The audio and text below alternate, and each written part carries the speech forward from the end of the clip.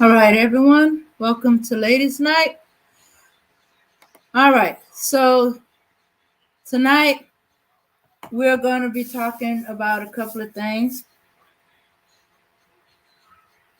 I but what I want to start off with, well, I know it's a little early to be thinking about Thanksgiving, but I'm eating healthier. I'm changing to eat healthier. So part of the eating healthy is I got not eating red meat. I'm not even eating poultry or chicken or turkey, especially the turkey.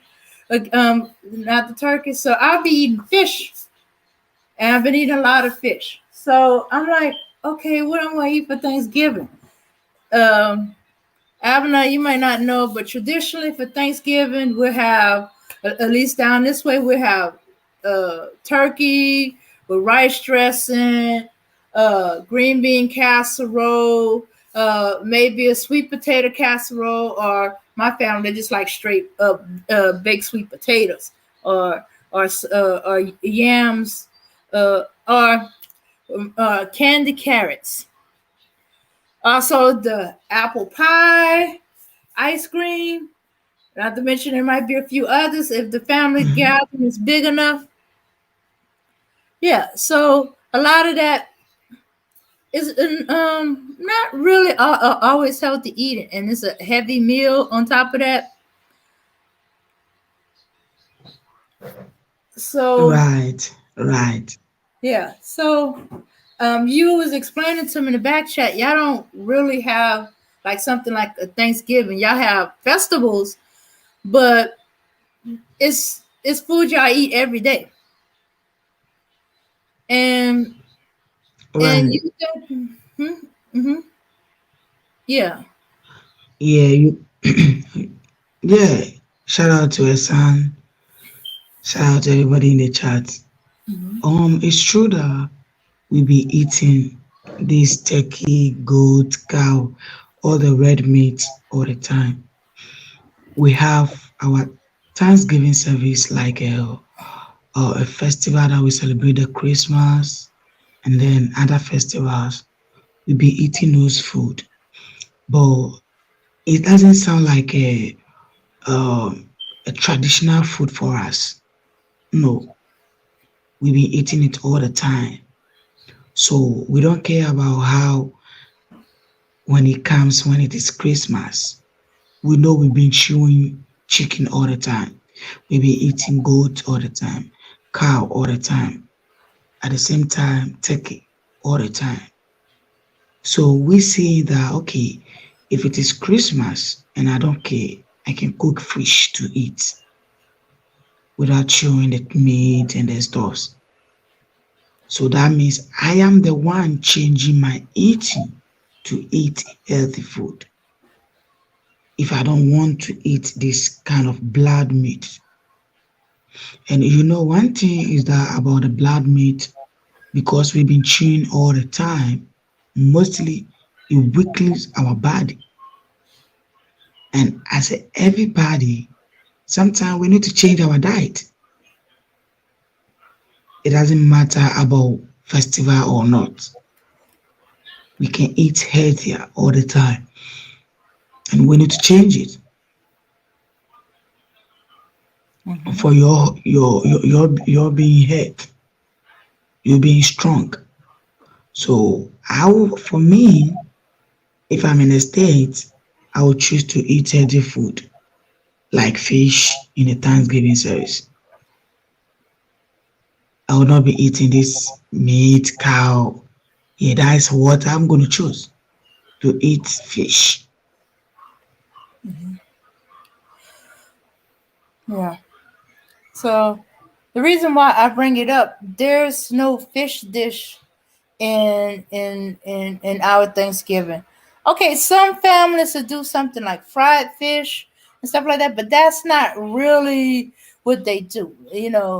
That's usually like a big family reunion type get together. Sometimes they'll have like a family reunion at the holidays, and it's gonna be a lot of family, and they might occasionally do and it's fried fish, fried catfish, or down here, crawfish boil, shrimp boil. But it's not really a thing they do it a lot of. So they usually get close to tradition. Pork roast, and then if you're like me, like right now it's me and my aunt, but I always cook a little bit extra in case family's coming over. And with COVID, we hadn't been able to get together a lot like that. The last time we just passed out a plates, a food, and we just ate at home, you know.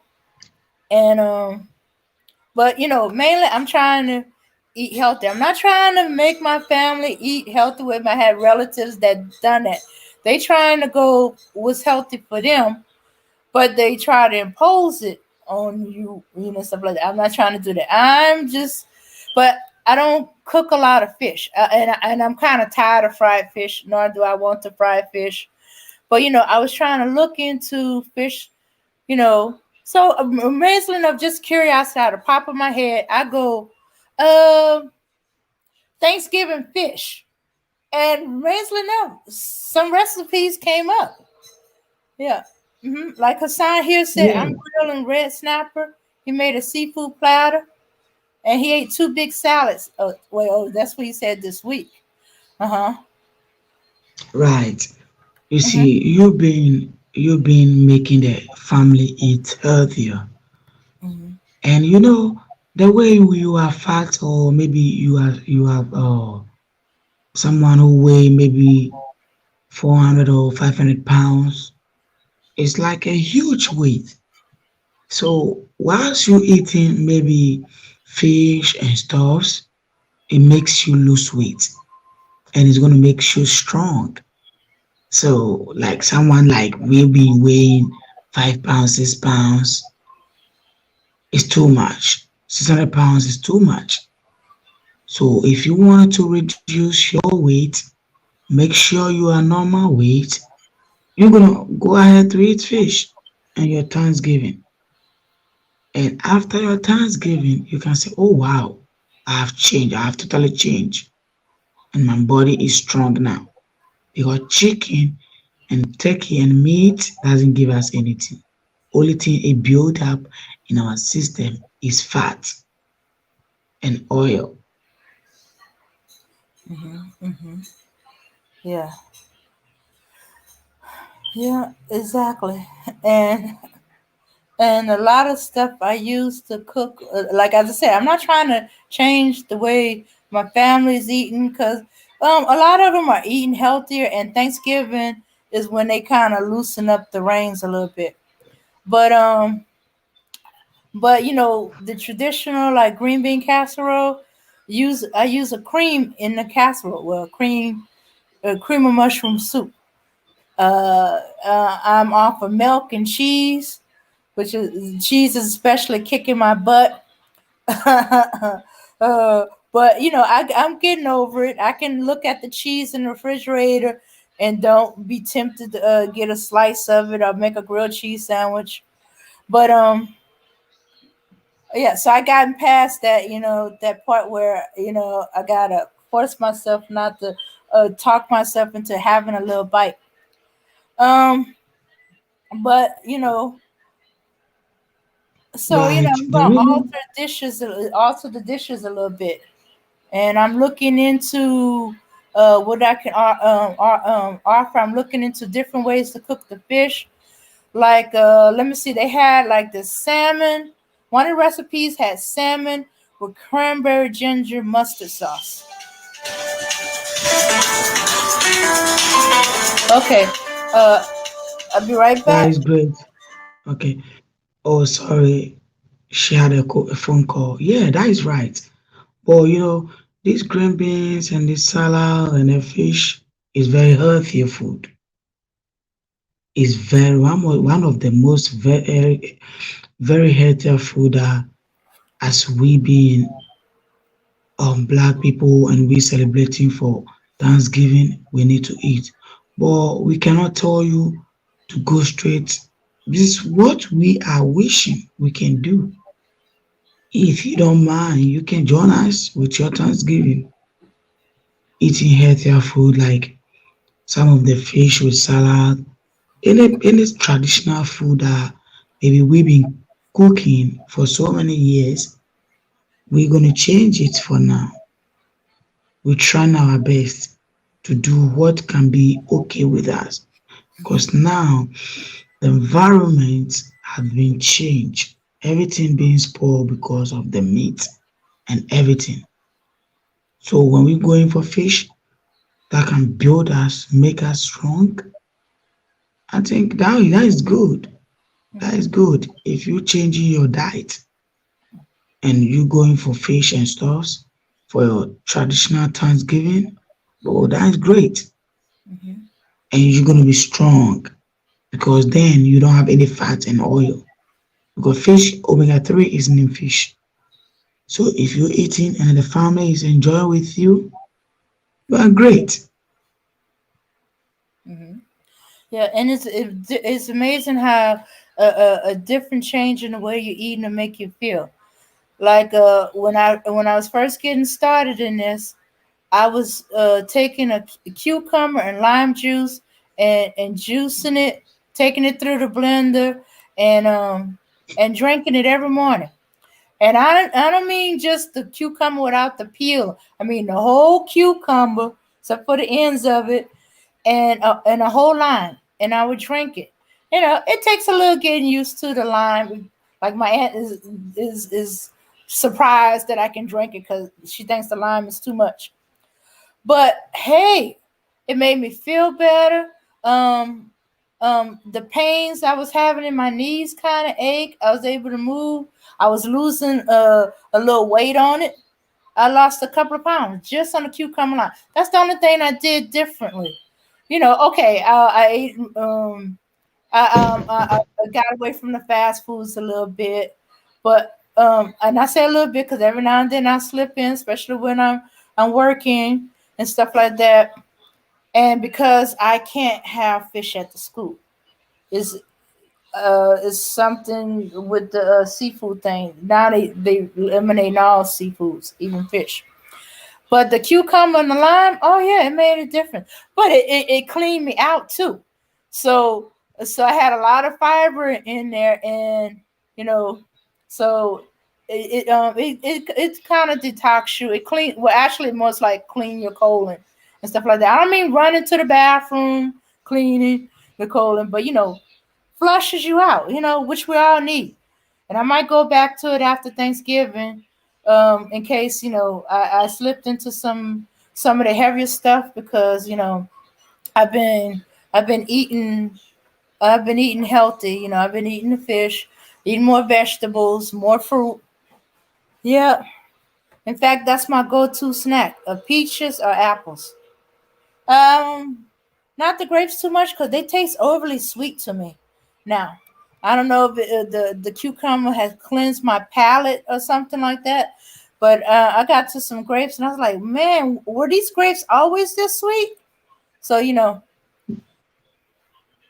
Right. hmm And you but see when yeah. and you Oh, I'm see sorry. when you start yeah, when you start with the cucumber and then the lime, look Hmm. at the great thing that it done in your body or it done in your system.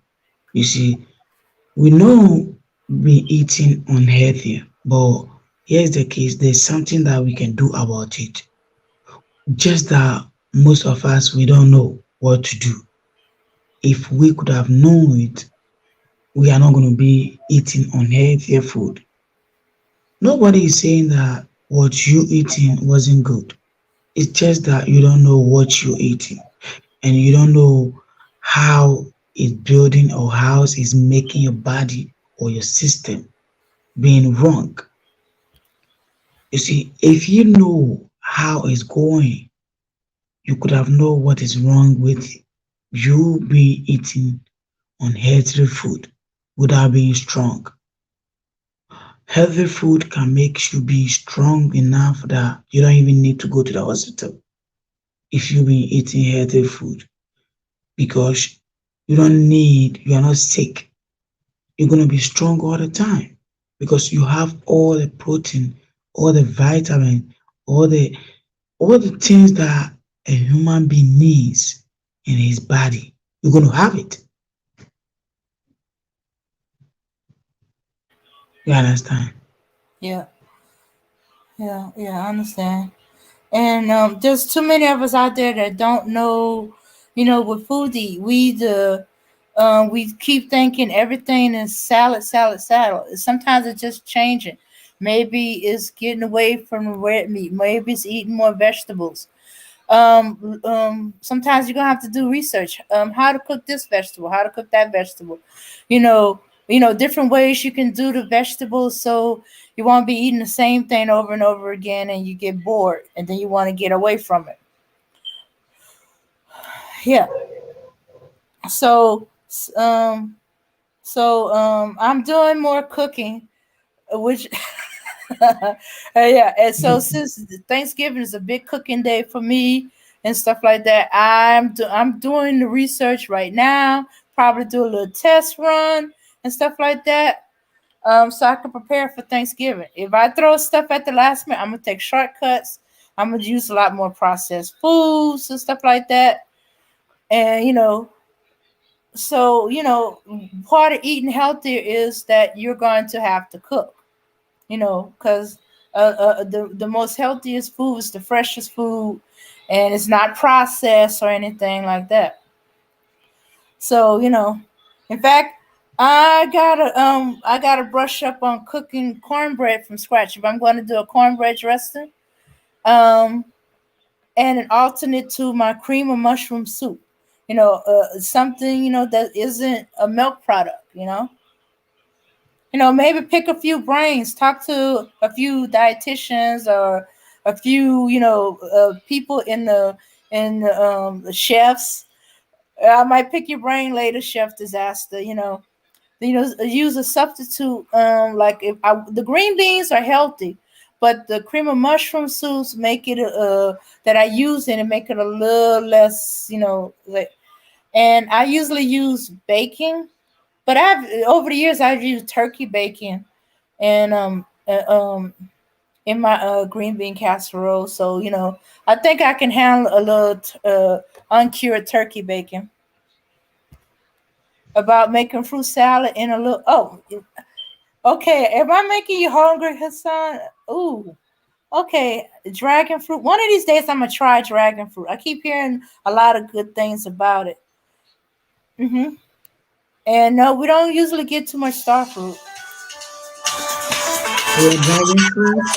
hmm Sorry, she have a phone call. Dragon fruit is very good fruit that everybody can have it and eat, especially banana. People that know that banana is one of the attractive medicine that when you eat banana, it takes away those pains. You see, all the fruits and all the healthy food that we have is kind of way to build our body. Just that we don't know. We don't know it. That is why we see it that, oh, okay, I'm not ready for the healthy food, or I don't believe in what I'm eating. But when you believe and you really, really combine the healthy food, the vegetables, the fruits, I tell you, you're going to be strong more than who you are now. And your body is going to be very, very strong. And if you are fat, you're going to lose more weight. Your weight, your fatness is going to burn and you're going to be strong. I tell you, people that they don't know, they should try and see. Just try. Don't be Yeah. afraid. Try some of the things and see for you to change your system, for you to change your body. uh Make sure, okay, what I'm doing, everything is moving on smooth. Combine the fruit, combine the vegetables. It's not every Okay. vegetables that you can eat every vegetable, but look at how you do your combination hmm and see what happens. Yeah. Yeah, and you'll be surprised at the combination. Not everything you have to give up. Like Abana, most people think with healthy that they have to have grill or broiled fish. But you have said that you can have stuff like fried fish and French fries, and that's a healthy combination. Could you tell us how that's a healthy combination? You know, because we don't Okay. associate that with health. Yeah, right. Okay, the reason why French fries and fish is being combination with and then it's very healthy food is that the fish is having omega 3, and then the French fries doesn't have it have its own nutrient that it produce. But here's the case that when you eat it with the fish omega 3 take away the fatness or the oil in the French fries, and then it boosts the French fries to work how it's supposed to work in your body, and it to make you strong. It boosts your energy. People doesn't know too much about it.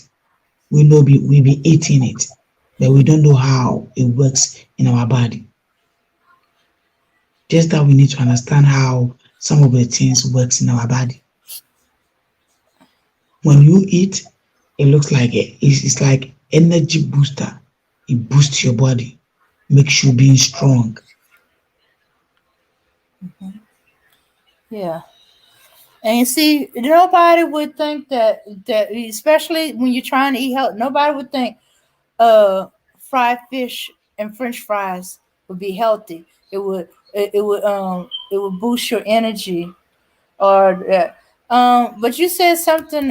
Is the oil in the fish um um uh helps Yeah, your body or utilize the French fries better.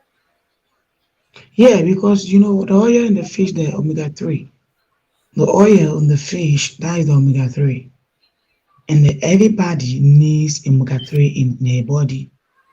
That makes you strong.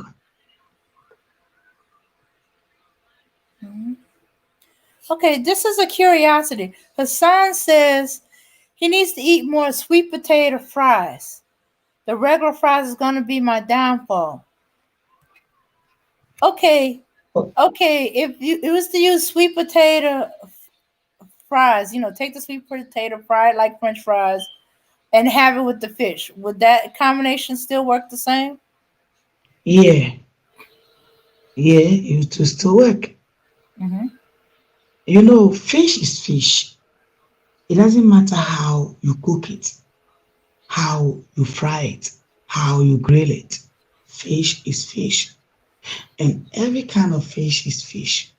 It helps you when it's building. It doesn't matter how you cook it. It's not like meat or chicken.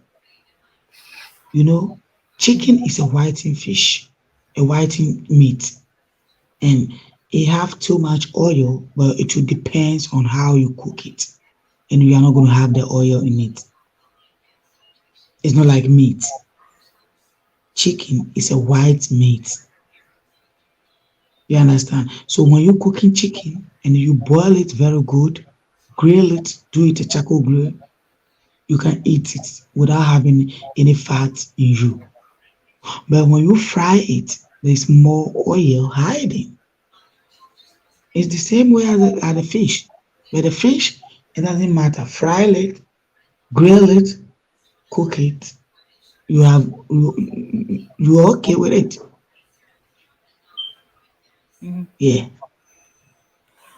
So the oil in the fish that's already in the fish is healthy. So no matter which form you eat it in, you getting a healthier oil. Right. Mm-hmm. Yes. The oil work, so you get it. Mm-hmm. Mm-hmm. Okay. All right. So so I'll be looking for a Thanksgiving fish recipe to try out. I saw some seafood stuffing recipes. I'm gonna have to be careful if it's shrimp. I do have a cousin that can't do that with her. But they got to be other seafood recipes. But that I got to get away from that cream of mushroom. Yeah, I even thought about having greens for Thanksgiving. You know, not that's not something we normally do, but hey, who say we well no, we do sometimes we do have a little mustard green, but that depends on which relative's house we're going to. Let's see. All right, Hassan says, I grill my chicken or bake it. Hardly do I ever fried chicken. If I do eat fried chicken, would be Popeyes or New York Crown chicken. Uh, all right, just Hmm. I say take off the skin off the fried chicken. Don't eat the skin, and it'll probably be healthier. Right, Hmm. right. Yeah. Because the skin is the one which is having the fat and oil. When you take it, you're gonna have only the meat. Hmm.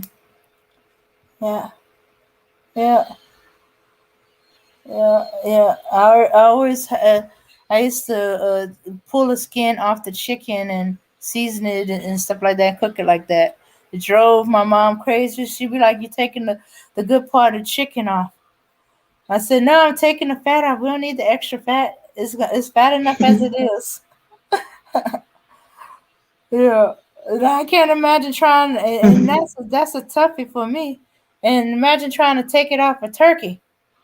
And I was taking it off for chicken pieces, so that made it easier. Have a place to cut. I mean, yank off the skin. No, I don't think my relatives appreciate a skinless Thanksgiving turkey.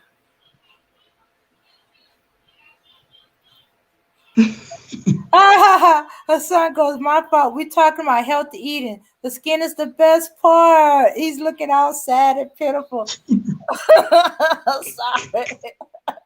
sorry, son. If you gonna eat fried chicken and eat it healthy, you gonna have to take the skin off. Yeah, unless you can Yeah, persuade, he always enjoy the skin. unless you can persuade them to take the skin off before they batter it and stick it in the grease. Okay, now we got everybody talking about chicken. I think Yeah, that chicken's is the on most everybody's mind.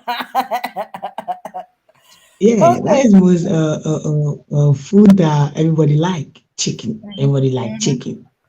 Yeah. Yeah, Yeah, it's not black people just like black people are the ones like chicken. Everybody likes chicken. I don't know yeah. how that stereotype it came across. All right, so Thanksgiving I will be having fish. I might be fixing turkey or pork roast depending on which relatives coming to town and whose house we're gonna be at. They always requested me to do a pork roast, but I'm gonna have to find a small one though, cause knowing them, if they do like they did last year, the leftovers they sent to us, so we had like half a pork roast. Hmm. Okay, some of these Oh joints, wow. halala, the HALAH again. Halalatus. Yeah, some type of, I think it's similar to kosher. It's some type of a special diet, like kosher is to Jewish. Hmm. Hmm. Oh yeah. Yeah, that's why I said I want to pick chef's brain. If he had to do a dressing without the cream of mushroom soup, what was he do? But I'm thinking of the traditional cornbread dressing. Mm-hmm. Yeah. Sometimes you don't even need a dressing. Sometimes you can go to the raw way, the local way, don't have any dress on it. Yeah. Mm, Or, yeah. or something to substitute the cream of mushroom soup in my green bean casserole in case they request that of me. Yeah. So I'm either doing the if we get the family get together, I'm either doing the pork roast, the green bean casserole, or the cornbread dressing or rice dressing, depending on whose house we at. If it's my house, it's gonna be cornbread dressing. If it's somebody else's house, it could be that or rice dressing. Hmm. I know you're saying, hey, Yeah. you don't have to have the dressing. Uh, That's part of it. That's part of the tradition. That's just I don't go that traditional. We don't do the traditional stuff it into the turkey while it's cooking. Now you ain't gonna get us the down here to do that. Our dressing is outside the turkey, off to the side as a side dish. We'll stuff it in there. In fact, a lot of my relatives they don't trust it. They do not trust the dressing that's shoved into the bird while it's cooking. I don't know. I think a bunch of them had a bad episode before I was a kid, and so hey, I was taught that way. We ate that way. I just can't see it. Not to mention, I might want to nibble on a little bit while I'm tasting it. But yeah. So yeah, I gotta find a substitute for my cream of mushroom soup that I use in my green bean casserole. I'm sorry, I'm just gonna have to use the uncured turkey bacon like I did a couple of years ago. Oh,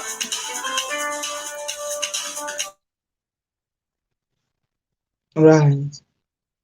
I don't know what is going on, but see, I really like your Thanksgiving, how you do, how you cook with the family, make the family sit down and gather, and then you have fun. You chill with the family, make sure everybody's happy, smiling. I love it. That's a uh huh. great thing that everybody needs to do with a family. So if it has been a long time that you haven't seen a family, with this Thanksgiving, you're gonna meet everybody and shake hand again, smiling together, eating together. It's gonna be a fun. Hmm. Oh yeah, yeah, yeah. I think we all missed that, because we was being careful. A couple of them been exposed. We had some, and we had to keep away. Some of them had babies and stuff like that. You know, um, and so so yeah, it'd be good. I think we gonna try to come together. For that, especially since most of us are vaccinated. You know, and survived being exposed to COVID or caught COVID and survived it. You know, so we like okay, we are not gonna let this stop us. You know, we're gonna have a little get together and stuff like that. Hmm. Yeah. Right, because Hmm. with this COVID issue, it has make every family being scattered without meeting the whole entire family. Everybody is afraid about himself getting a COVID or giving it to a family or giving it to someone. Hmm. So now the vaccination that they said they have give people who vaccinated, I think we can meet together and have fun Hmm. because it has been a long time.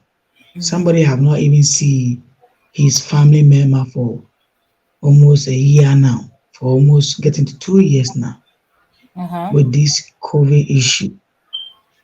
Yeah, so I wish that way is going to happen. It's going to be a fine thing, and people are going to enjoy it.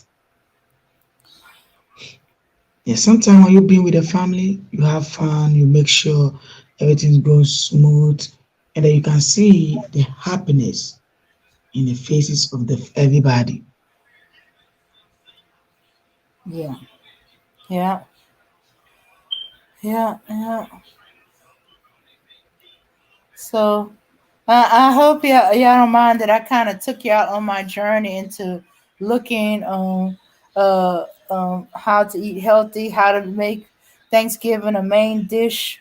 You know, try to find alternate ways of cooking traditional dishes or traditional in the family. So you can accommodate both wants. You know, And I'm probably gonna be hitting my local fish market to get a whole fish. Um, you know, we've been having fillets for so long. I hardly had to deal with a whole fish anymore.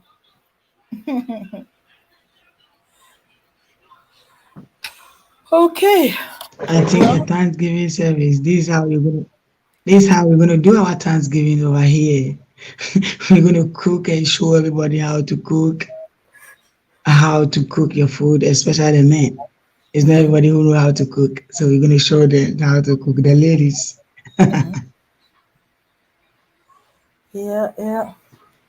Although I've been to some family get together where the men cook for Thanksgiving. They do a sauce pecan. Still can't have it. Yeah, because it's all mainly different meats in there.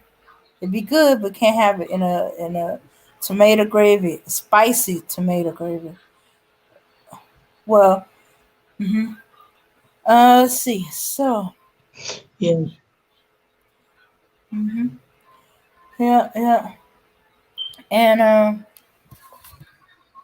wait a minute. Let me send my email in the chat. Chef Dal, sir, I need a substitute for cream of mushroom for my green bean casserole. Okay, so I'm gonna put my email down. Email it to me. Email it to me. Okay, I know I'm being a little goofy, but hey, while I got a chef in front of me, I might as well pick his brain. Okay, all right. So y'all been on to our next topic. Okay, y'all been hearing on the news uh about Polight, brother Polight, and that there's been more charges put on him. Oop. Or should we say there's been accurate charges put on him. He had a court hearing to see about to see about upping his bond. Okay, trying to get in there. But before I get into that, I got to I got to cover my bases. All right, because fair use. This channel may contain content authorized for use by its owner. However, however, according to Section 107 of the Copyright Act of the United States, the fair use of copyrighted work for purposes such as criticism, comments, news reporting, teaching, scholarship, or research is not infringement of copyright.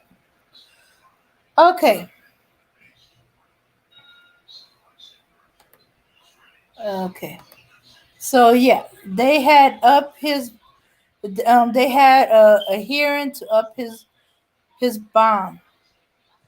Let me see. Yeah, yeah. They his current bond status been up from 10,000 each to um where his total bond is 46K.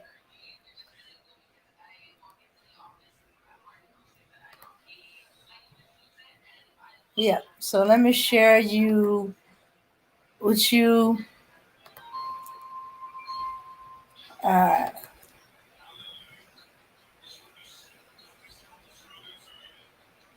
all right. yeah, I see being coming with the sharing. Okay, we Okay. have to be okay. Yeah. Yeah. So this is his case information. Yeah, he's gonna have his hearing at on December 3rd at 9 a.m. Yeah, his charges is okay. He got like definitely four felon and one misdemeanor. There's a couple of them. He got two extra felons that there's no action on them just yet. I guess they be going to court over those. Okay, L and L molestation, of a child 12 to 16 felon. He has two of those. L&L conduct child under 16 felon. You got that one. L&L exhibition under 16 by someone older than 18 felon.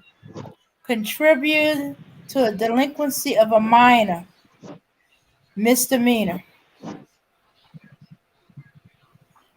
Yeah, and the no action at this time is I engaged. understand that you have some documents and some court, and you have a court hearing video. Mm. Okay. Yes. Yeah, that would help, so we can show the people some receipts. Shout out to everybody. Shout out to Ladies Night. This is the Black Night. I'm on tonight, hanging out with the ladies for a little bit. I'm just up here for this particular topic because y'all know I hate this dude, and I hate what he did, and I hate the niggas that follow him and trying to defend him. So I couldn't stay away from this topic. So that's what I'm here for, just to be on this topic alone and add in what I need to add in. Shout out to my brother Hassan Burton, who's acting on the behalf of the Black Knight tonight. I'm supposed to be out sick, y'all. I'm recovering from an illness, so I'm going to be down for a while, but I couldn't stay away tonight. I had to come in here and weigh in on this topic. Shout out to my chat general, truth is, all the ladies in the E Nation. The Black Knight will be back next month with a full recovery, 100% healthy. Like I said, I'm supposed to be down tonight, but I couldn't stay away from this topic. So let's get on with it. Mm-hmm. All right. So this is the case information. All right. So his name, of course, the court case number, the judge, the defense attorney, and the hearing that they scheduled for December 3rd at 9 a.m. Yeah, okay. That's not right. Let's not get into all of that. What is he charged with? Oh, his charges. Let's cut right to the chase. Okay. His charges is L&L molestation, child 12 to 16. Okay, so he's charged with molestation. Now, what's getting me is just here, right? You have too many black men out there right now talking about she seduced him. You guys need to stop. Y'all know what y'all sound like saying that? Y'all sound like men who want to rape girls. Y'all sound like rapists yourselves. A 14-year-old seduced a grown-ass man that she led him into a hotel and tricked him into molesting her. Where they do that at? Shoot. And then you got a piece of shit named Deacon Charles Anthony that's going to say some shit like, well, it all depends on what you call a child. See, that's the dude that has the mind of a rapist. When you hear men talk like that, when they don't want to identify children as children, especially when it comes to girls, those are the men that have the mind of a rapist. Those are the men who are most likely will end up raping a girl or raping a woman. And this piece of shit also said, well, if a grown man, walks into a room with a naked 14-year-old girl, he can understand why he would step outside himself. Again, that's the mind of a rapist. For a man to even say some shit like that tells you that he has the mind of a rapist. Mm-hmm. Go ahead. Right. Okay. Well, he has 2 charges of that one. Also for conduct. Hold on one second. Let me tell you what this little piece of shit nigga's trying to do. Mm-hmm. He's trying to use the system legally to support his sexual perversion. He's trying to find loopholes in the system to support his sexual perversion. That's how insane these people are. That's how sick these people are. That they study the law and look for loopholes that they can throw on their victim to make their victim seem like they're the ones who are at fault. So he tried to get after this little girl who's a victim to try to bully her and to not testifying against him. He's also trying to use the law to justify his sexual perversion by saying she was old enough to consent. She came on to him. This is a sick man. Mm-hmm. See how twisted these people are? And you wonder why I rail on these dudes the way I do. You wonder why I don't have no sympathy for Nagas. You wonder why I sound like I hate Nagas. Well, I do. Especially when they do shit like this, and you got so many Nagas coming out and supporting this piece of shit. Come on, black men. We got to do better than this, man. We can't sit up here and be embarrassed like this. We're supposed to be men of integrity and honor. We have to speak out against this, man. We can't sit up here and be embarrassed by this piece of shit and make people think that we're all like this or we condone this type of shit. Come on, man. Y'all got to start speaking up and speaking out. Again, Dane. Mm-hmm. Okay. He had 2 charges of that one. Okay, he got L&L conduct with a child under 16. What is L&L? Is that lewd and lascivious behavior? Lewd and lascivious. Yeah, lewd and lascivious behavior. Mm-hmm. Okay. So basically, he's over there with a young child that he's teaching. He's pretending is a grown woman. So he's touching her in a way that he would touch a grown woman sexually. Lewd and lascivious behavior. Mm-hmm. Yeah. Okay. Also lewd and lascivious exhibition to a child under 16 by someone over 18. It's very evil. So I'm telling you, man, black men, y'all gotta start coming out. Mm-hmm. They're painting the image of a black man as a pedophile and a rapist. And guys like this are helping. It's because of guys like this that the black man's image is taking such an awful hit. And y'all got to start speaking out. Y'all got to start speaking out against it. Don't believe, listen, stop acting like you can't do nothing. Speak out. Whenever you on a panel, speak out against it. Speak out against it in real life. Let people hear how you feel about this shit. Don't just remain quiet. You got a chance to get on somebody's panel, come up here on a panel and say something about this shit. Let the world know that you don't agree with this shit. And you don't support this shit, nor do you condone it. Mm-hmm. Remaining silent is going to be a guilt by association thing. They're going to lump us all into one area.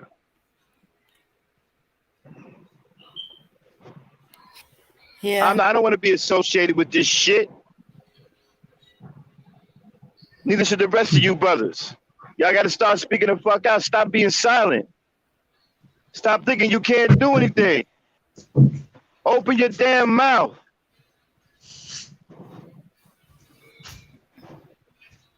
Go ahead, Dane. Mm-hmm. Yeah, I agree with you on that, Max. Gotta speak up everywhere we hear it. Especially when they talking in them little coded language, like it depends on if she would you consider a child, or or they put these scenarios of the okay. All right, the next felon. I mean, oh no, I'm hearing you. I'm here. I'm agreeing with you. Okay, yeah, and they try to imply that uh, a naked child is gonna make him lose control, or that she Yeah, entrapping him. think You're a about that. grown Think about freaking that for a second. man. A piece of shit. Yo, make sure you take his wrench down. I forgot to take it. Make sure Deacon Charles Anthony don't have any more wrenches on the Every Star Network. Okay, Okay. all right. Listen, everybody in the chat, Deacon Charles Anthony or Dirty Deacon, y'all see that nigga? That nigga has been classified as an absolute troll. Mhm. He's a troll now. Okay, he a piece of shit. Okay, he a troll. So you Mhm. see Deacon Charles Anthony, Dirty Deacon, that's that motherfucker. Okay, make sure you take his wrench, all his wrenches. I think he had more than one. Okay. Mhm. Y'all see that piece of shit in here? Okay, he fair game. Because he the one sitting there talking about some. Well, I can understand if a grown man walks into a room and see a naked 14-year-old girl, why he may step Hmm. outside himself. Nigga, what? Don't you step outside. Hmm. I can't see that. I can't see it. See, Mm-mm. that's the way Mm-mm. pedophiles think. That's the way perverts think. That's the way rapists think. A man in his right state of mind doesn't think that way. Nope. A grown ass man sees a child as a child. Yep.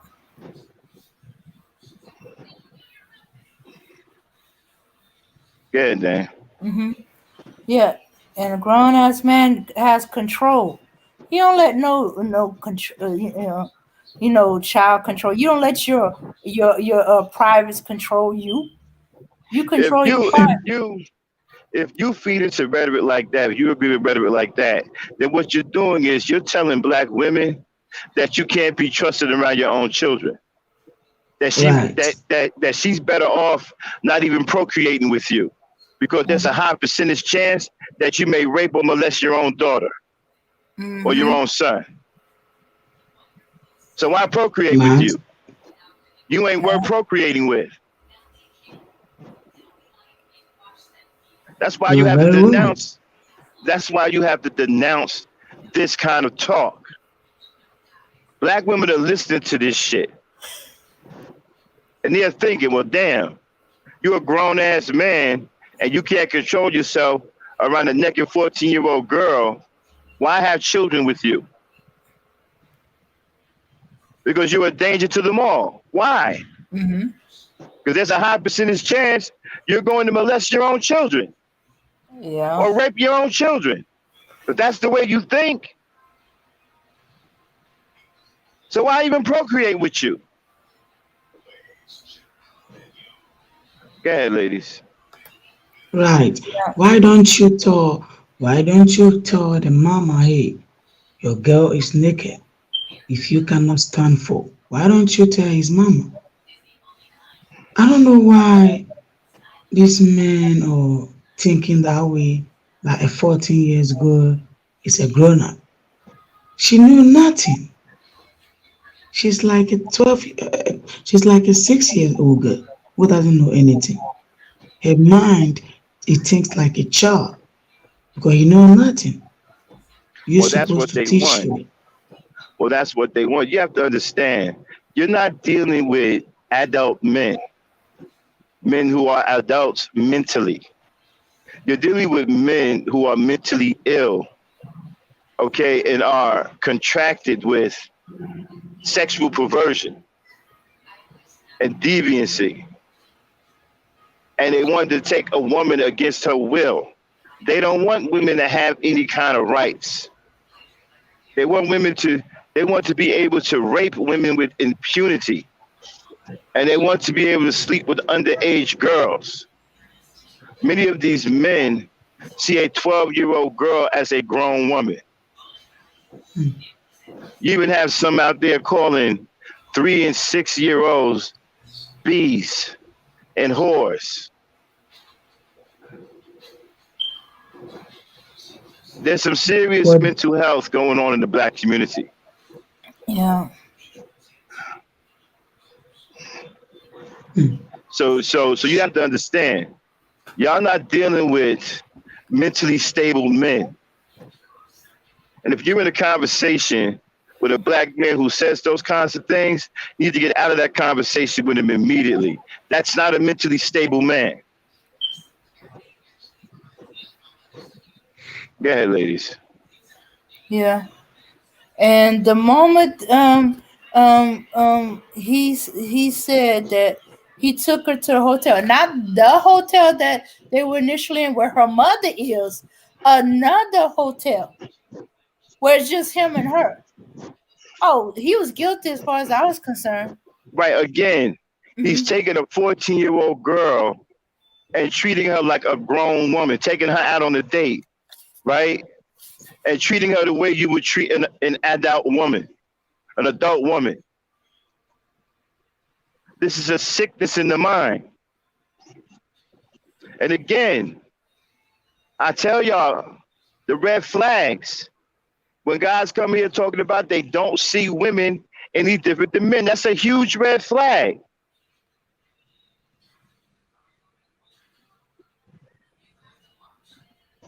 If a dude come in here and tell you that he don't treat women any different than he treat men, and don't treat men any different than he treat women, that is a serious red flag. Dude is mentally unhealthy. Not only is he mentally unhealthy, he's abusive and maybe a rapist. Hmm. Right. Okay? Y'all need to listen for things like that. You got guys around here talking about the woman isn't the prize. Then who is it? It's not the man. You ain't the fucking prize. The modern day black man ain't about shit. That's why y'all running around here trying to hold on to a past that you had nothing to do with. Keep talking about Egypt and Kemet and and shit like that. Talking about black people, we built the pyramid. We didn't do shit. There may have been black people who built the pyramids. You didn't build the goddamn pyramids. The modern day black man ain't responsible for shit. Anything that you have built, you built it for the white man. Even those HBCUs don't belong to you. Those were started by white people. Hmm. So the modern day black man hasn't done a damn thing. So how are you the prize? You don't have any works. You don't have nothing to show for yourself. You can't even feed yourself. Let's get to some real fucking talk. Niggas out there, they don't want to talk about this. The modern day black man today can't even feed himself. The modern day black man relies on everybody else to survive. The modern day black man is in a deadly position. Hmm. His life is controlled by other people. His place of employment is controlled by other people. His food is controlled by other people. His education is controlled by other people. His medical is controlled by other people. He depends completely on other people to survive. So the modern day black man ain't about shit. So where the fuck are you the prize at? If the black woman ain't the prize, who's the prize? You? What kind of prize is that? A fucking empty box with a bow on it? That's pretty much what you are. An empty fucking box, a big empty box with a bow on it. When you take the bow off and open the box up, ain't shit inside. You haven't done shit. And the thing about it is, you are the least productive of all black people who ever been on this earth. You are the least productive Negro, but yet you have the loudest voice. Where they do that at? You don't produce shit. You got nothing walking around here talking about something. You want submission and that you're the prize. How? How are you the prize? You haven't done a goddamn thing.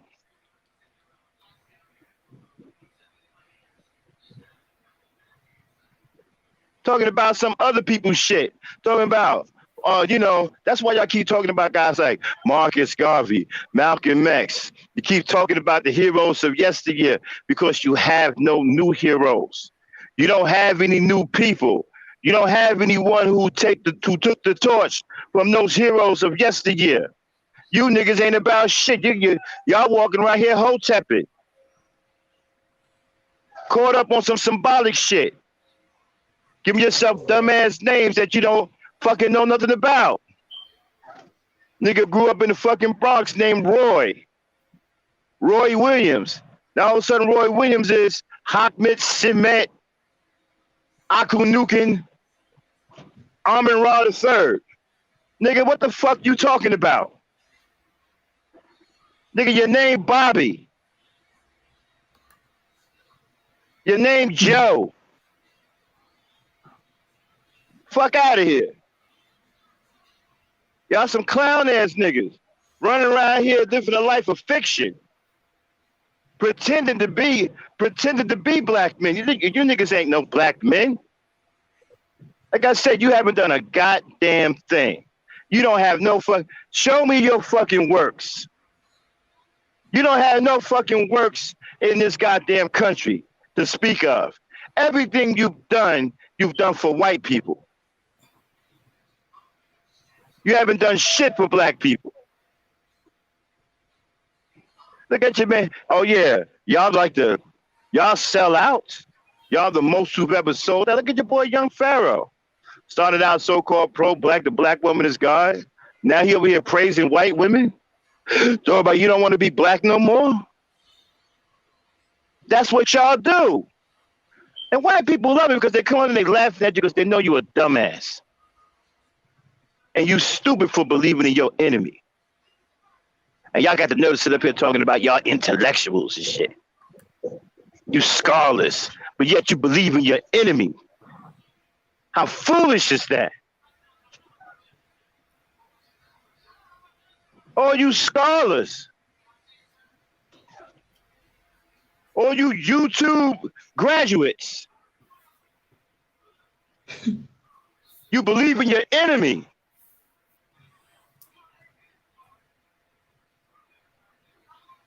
Go ahead, Dane.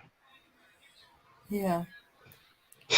So, a next charge is a misdemeanor contributing to a delinquency of a minor.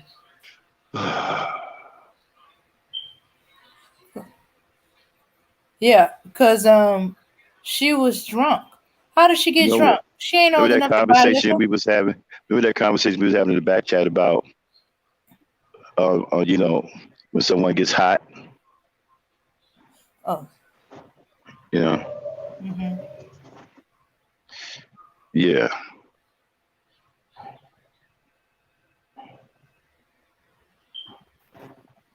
Okay.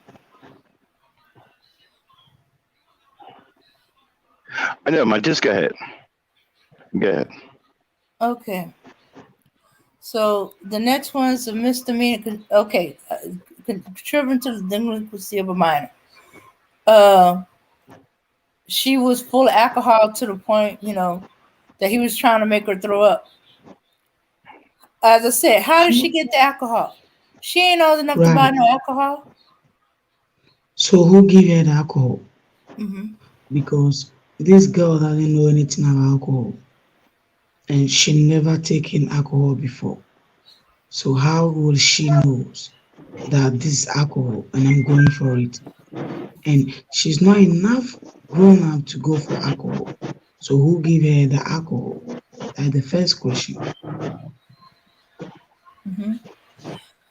You see, this man been thinking that I don't know how they think, I don't know how they see themselves, that if you are with your child or your girl, which is 14 years, will you give her alcohol to drink or alcohol to... I don't know what is wrong with them.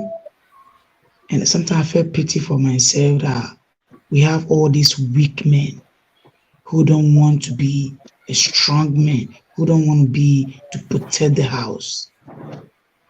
And they call themselves as a man. They don't need to call themselves a man. because I don't know what shows that you a man. Hmm. Yeah. Also, yeah.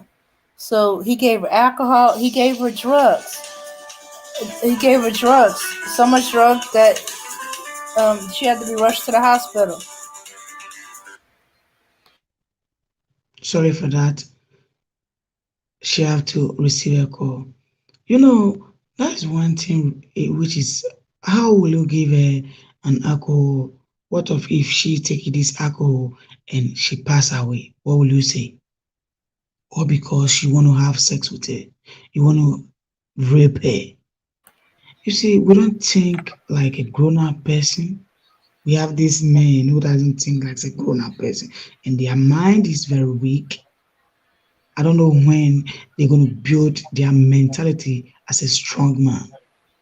See, every strong man protects his wife and his children. Every strong man makes sure he will be around his children to save them. So I don't know why all these men don't want to protect because you are weak enough, because you don't know what you're doing. You know, why will you do that? This is an evil. We don't need to build such a environment with such a evil men like that. We can. We have all these evil men who don't want to build, who don't want to protect black women and black children. They are rather killing them. Which environment are we now? And why are we seeing all those things happening to us? Men have to stand as a man. We cannot be weak enough like this. Why? What do you see? What do you see actually in this girl makes you feel something for her? 14 years girl? What does you see in her touches you that hey, I can do something with her? Can't you be ashamed of yourself, of you holding a little girl in your hand?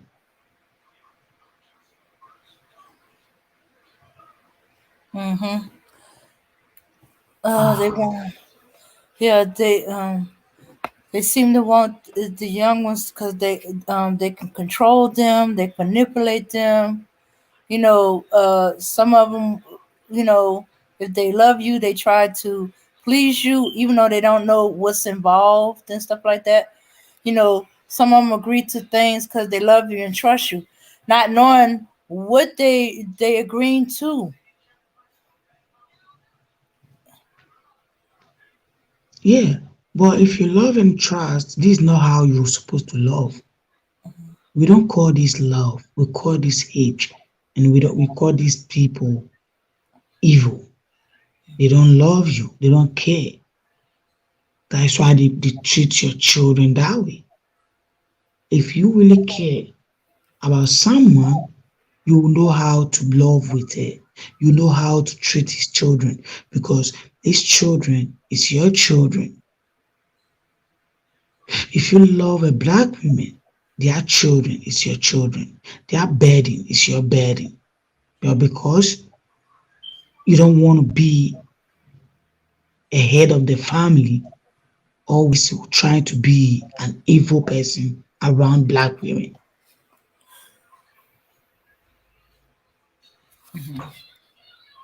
Yeah, yeah. They never seem to see that what they doing is evil,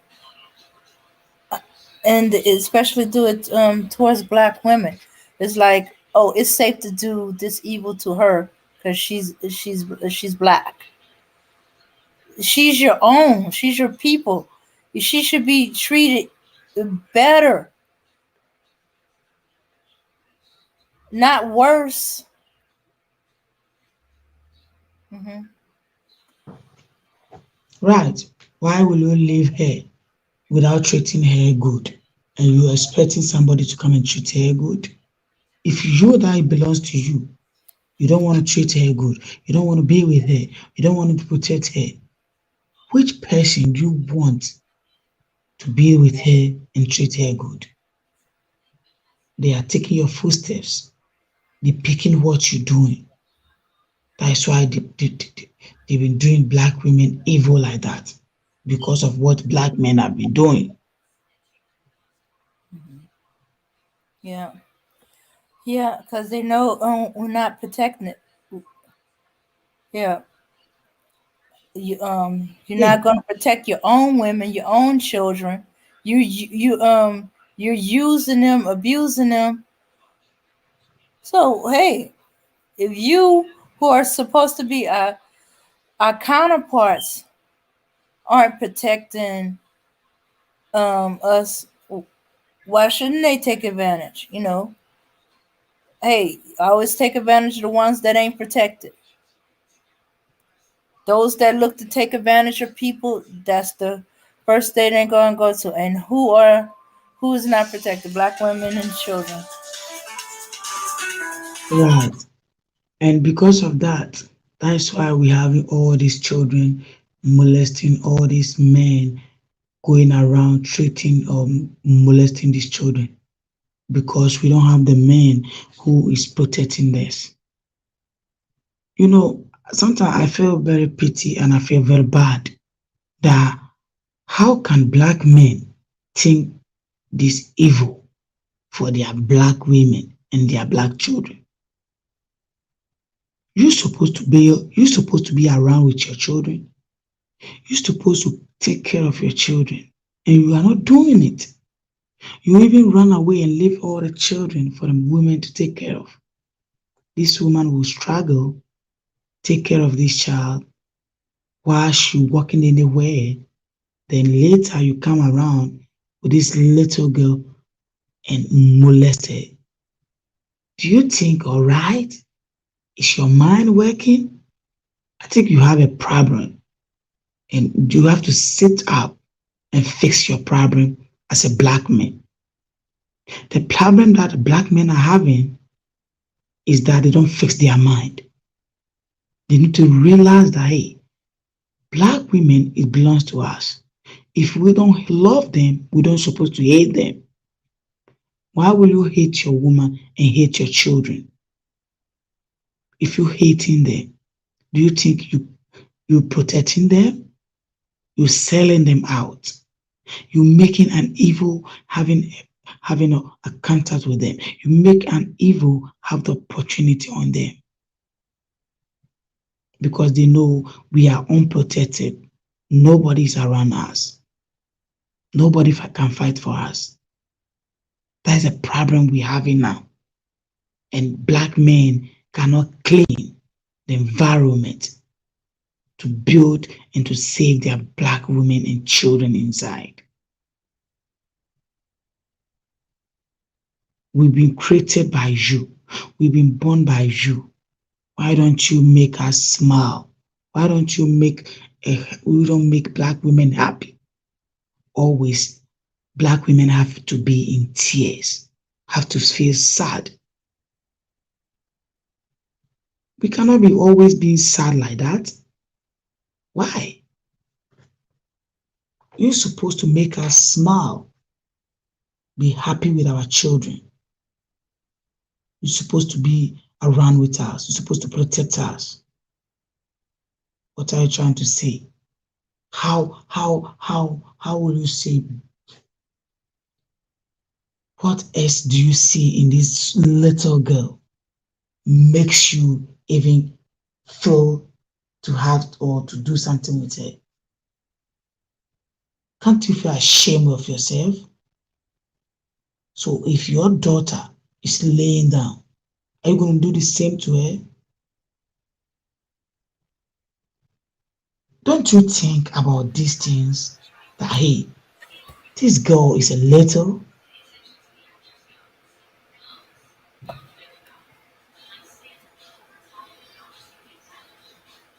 We are very tired of these weakly black men who don't want to protect us, who are evil in our society, in our communities.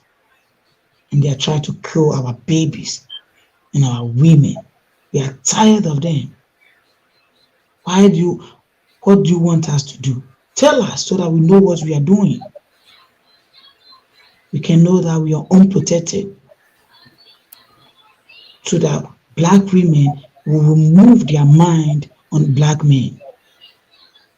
We are tired of our children being dying. Yeah, are abused, are attacked. Yeah, I agree with you, Abinat. We're getting tired of that. We're getting tired of that. And then, and then, which makes it to me just as bad, if not worse. Defending the attacker, making excuses for them, trying to give them a pass, trying to make it out that it's the child's fault or the woman's fault instead of the man. Okay, well, all right. So we're going to look a little bit at the court hearing. All right, fair use. Okay, here we go.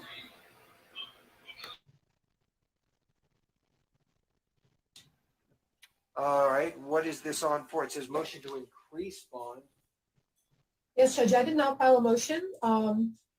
So what happened in this case, Your Honor, is that this is a media case. He was arrested for punishable by life crimes. He should have been held no bond. However, this is one of those charges where the Let me know in the chat if y'all comes can in hear at the me. very end of the charge, and I think the clerk's office made an error, allowed him to bond out prior to seeing a bond appearance or prior to going to bond hearing. Somehow I think he was given standard bond of $21,000, $10,000 on count 1 and count 2, and then $1,000 on count 3, Judge. My issue, Judge, is that there's no stay away order on the case yet. That's why, Your Honor, Okay, right. asked the defendant to be present. I also am very concerned that the defendant has been essentially terrorizing the victim. I mean, the victim's 14 years old, and there's been a lot of Since the arrest. Since the arrest, Judge, he's been very communicative on. He's been very vocal on social media. There's been videos of the victim drugged by this defendant leaked online. Your Honor, on this case, we do have DNA showing that the defendant's sperm was on the victim's clothing. Your Honor, may I ask why any of this is appropriate considering no motion has been filed? Yeah, that's the thing. I don't like being ambushed with all of this. This is nor do I, Your Honor. This is entirely inappropriate. If in fact the state was seeking a motion for pretrial detention, they should have done it. I mean.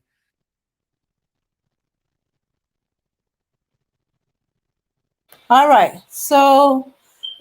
Okay, so on that part, they there because he has had contact, or he's been trying to have contact with the girl and the family since he's been arrested.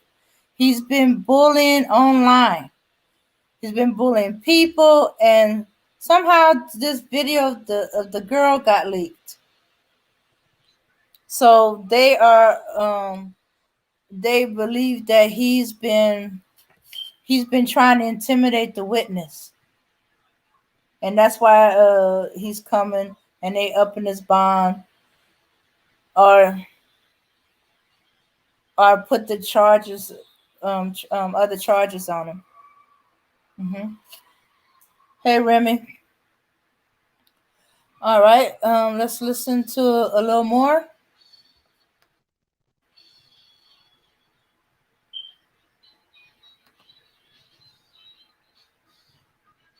Now, as far as the stay away order is concerned, I can certainly do that, but I just can't go ahead with allegations from the state without giving notice to the defense. I mean, certainly I would hear it, but I can't do this in a vacuum like this. So the only thing that I know that this was reset for, which was advised to me the last time, is that the stay away order was not properly presented, and I'm ready and able to do that at this time. Judge, you are the first appearance, Judge, regarding the information that was called, Judge. He was charged with a total of 6 counts, Judge. and they're different. They're all different from the charges except for Again, one. Your Honor, excuse me, I have to interrupt. This is entirely. Mr. Terrace, hold on. Let her finish. Just let her finish. I'll allow you to make your argument. Go ahead. Thank you, Your Honor. He has been charged with 6 counts. One of them is the same, but there's 5 additional counts, Your Honor. So Your Honor does have to set bond on those counts. And then the stay aware has to be set. I will be filing a motion to increase bond. And I understand that Your Honor does not want to be ambushed. I will file that at a later time, but I did want to put the court on notice that with regards to the other bond amounts that may be set, Judge. All So right. if you do, we definitely have to address bond. Okay. Now, do you have a response, Mr. Terrace, and then I will deal with the information. Yes, Your Honor. We don't. There's no motion pending before the court. The state, no one, our side certainly did not ask for a schedule bond. That was something that the state of Florida decided to place on this case. Those charges were higher charges, and they were downfall. It doesn't matter that there was more charges that were listed on the information. These are downfile charges. Mr. Nowak is out on constitutional bond. There's no motion pending before this court, and there's no need for Ms. Garcia to just ambush us with additional information that she feels the court and the media in her speak should hear. So we are entirely prepared to address the motion that's before us. Not another word needs to be said regarding a motion that's not pending before this court. We do and are prepared to address the no contact situation today. Okay. Now. Okay. So they didn't do the no contact bond before this time. It could be that, with everything that was going on with the child, no thought of was, our common sense would say stay away from the child and her mother. But apparently he got ideas of his own. And now they doing the stay away bond. And his lawyer is saying that they put information out there just for the public that's not before the court right now. It's the stay away bond. So what do you think about that, Abner? Everybody else with no common sense, you stay away from the people that got charges against you. But nope. He has been in contact with the child or her mother since the arrest. I don't know what they're doing, and I don't know what they're planning. That if they said he should get away from the child and the mother, why is he still having a contact with them? That means the rules and the regulation is not working.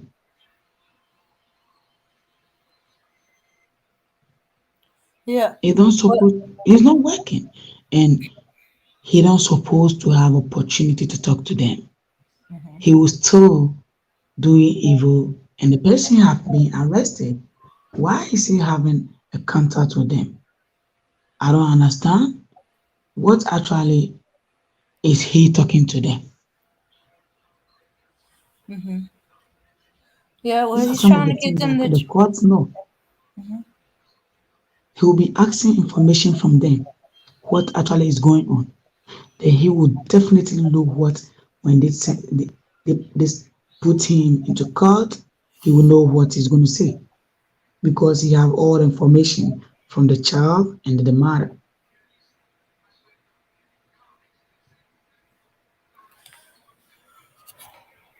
Yeah. You're right.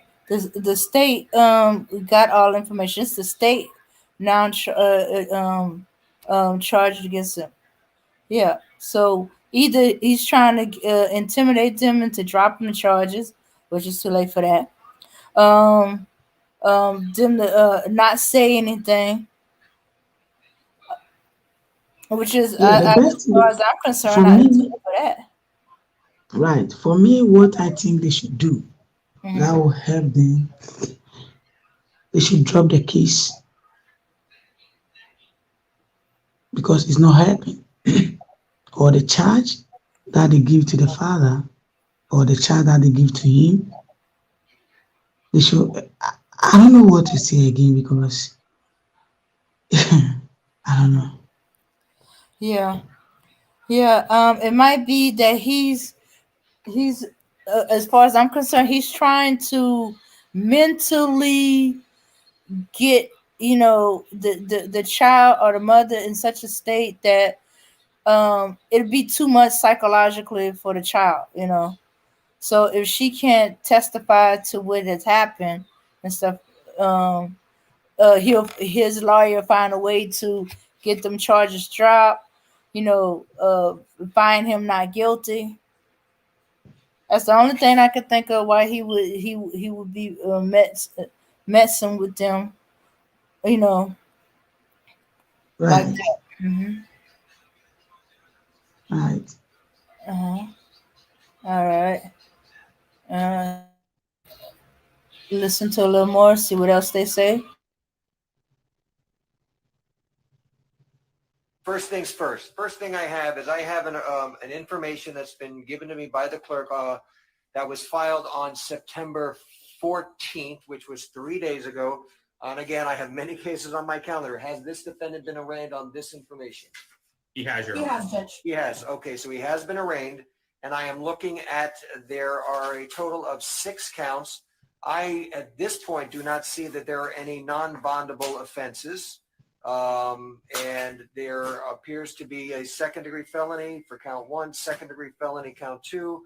3 is also second-degree, 4 second-degree, 5 is a first-degree misdemeanor, and 6 is a third-degree felony. So have all of the bonds been addressed at the time of the arraignment? No, Judge. No, Your Honor. Okay, well, that's what we need to do as far as that is concerned. And I will, what was he out on previously? Let's just start with that. He was out on count 1 and count 2 for $10,000 each. And then count 3 on the information was a misdemeanor, so that was $1,000. So right now he has a total of $21,000 bond. Okay, so 1 and 2. So what was added in the information? So the counts 1 through 4 are all second-degree felonies. Those were not on the information on the Were not originally charged? Correct.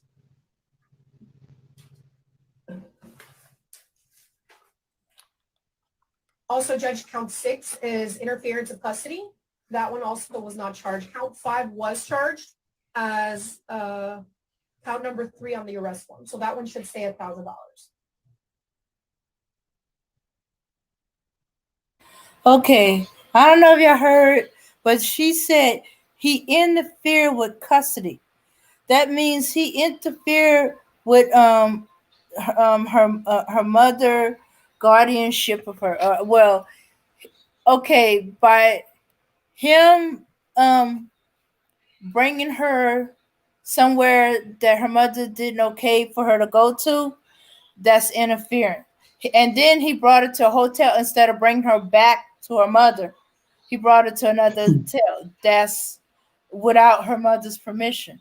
That's interfering with the the parents' rights. So that's an additional charge. You know, interfering with the custodial parents' rights. The rights to know where my child is, take her exactly where I said to take her, and nowhere else.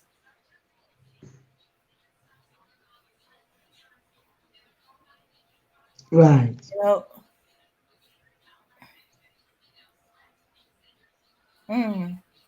Okay.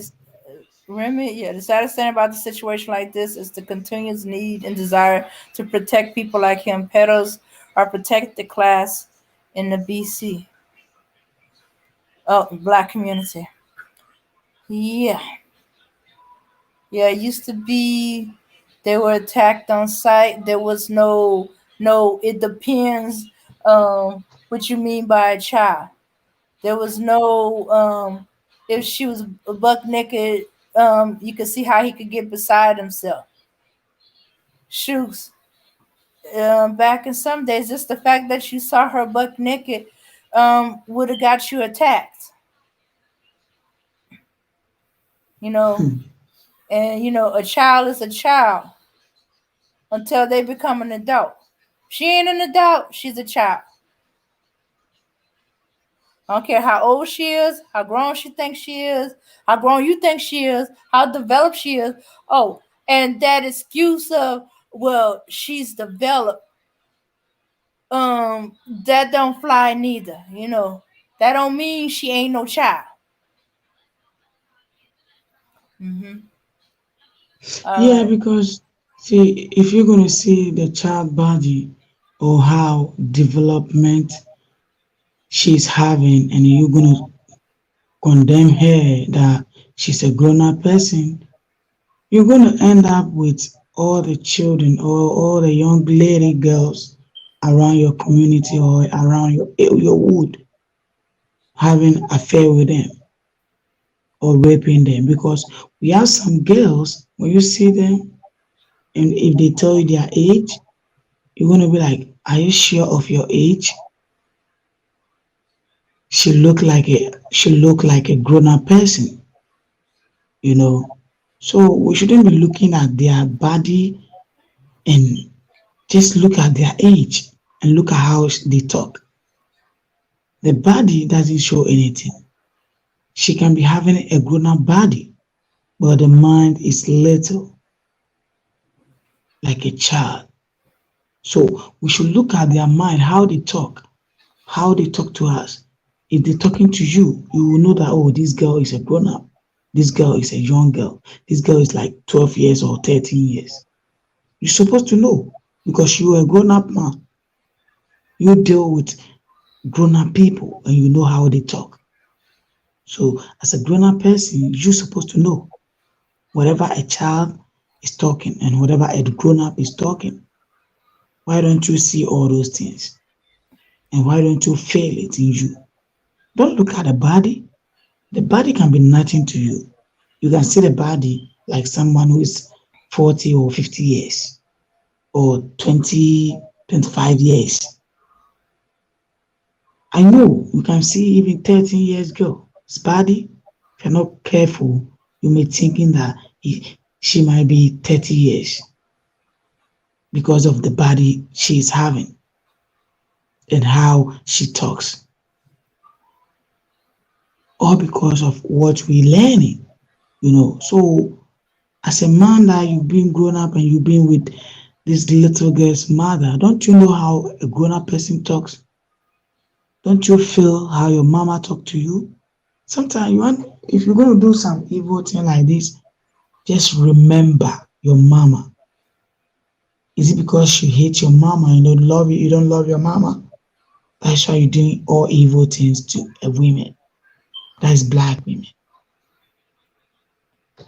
Mm-hmm. Yeah. And he has no excuse.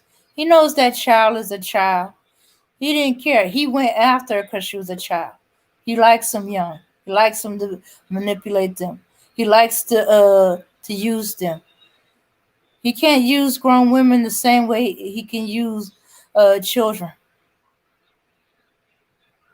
Now, the only reason why he's saying she's a woman is either to mess with her head or to try to excuse what he did, try to get out that or imply that he didn't know she was a child. You know that child is a child. You You wanted know, to mess with the child. Hmm. Yeah. yeah, he knows. He definitely know that this girl is a child. Hmm. Just that he did not care whatever he want to do, because when he takes, these men that they been doing that thing, they can go and stand in front of a grown-up woman because they know their lies and how they talk. They're not going to find a grown-up woman who is going to be with them. That's why they try to go to the young ladies girl, because they know nothing and they can lie to them and they will accept them. But that's the kind of culture that we are developing. It's an underculture, right? And you have these black factions who are a haven for these perverts. So the black factions serve as two things: a haven for the grown perverts and a breeding ground for the young ones to be. Because these perverts, they have women in those sectors, believe it or not, which I really don't understand why a black woman in her right mind would be involved in any of these factions. But they have women over there that they procreate with, that they can nurture young pedophiles and young rapists. So it's also a haven and the breeding ground. And I, for one, think that black people need to stop talking like we're nice. It's time to not be nice. Mm-hmm. You can't always be benevolent. I understand that at the core of who we are, we may be a benevolent people, but it's time not to be nice. Forget about all of this trying to explain why he should see that that's the mind of a child. You a grown ass fucking man. I don't want to hear shit at all. I'm not taking no time out to explain nothing. I'm not trying to explain to you, well, that's the child. That's the child. She may have a grown woman body. I'm not doing none of that. Mm-hmm. You a grown ass man. And when you step out of line like that, you need to be dealt with. And I believe that crimes against women and children should be some of the most vicious punishment. The most awful. Rape and child molestation should carry the most awful punishments. Mm-hmm. Seriously, the punishment should be the most awful as a serious deterrent. You understand what I'm saying? Yeah. So, this dude, see, these laws were made for white men because most white men are pedophiles. There's a lot of white men who are pedophiles and deviants and shit like that. So these laws were made for them to circumvent and get out of trouble. Now that the black man done jumped in here and done became a fucking pedophile and a rapist, and he done fell by the wayside, he done lost his way and became a demon as well. Now these laws are benefiting him. And you know what? And to be able to sit up there and be confident and cocky about you're going to be acquitted after you done did this to a 14-year-old girl, expressing no remorse for this 14-year-old girl, expressing no care at all for this 14-year-old girl, what you put her through. You don't care about the fact that you've traumatized her, that you've taken away her innocence. You've screwed her mind up, possibly for the rest of her life. You've tainted her. You've interfered with the development of her natural life. You threw something into her natural development that wasn't supposed to be there. So now you have altered her life. And you showed no remorse. You showed no compassion. And you showed no concern or regard. So when it comes down to the punishment, why should the punishment reflect? Why shouldn't the punishment reflect the same fucking thing? No compassion, no regard, no remorse. You feel me? Yeah, exactly. Exactly, Black Knight. There's with no you. remorse in him. There's there's no mission of guilt, no reflection of the harm he caused, the damage he done. I don't think he cared. I think deep down inside that he's proud of it.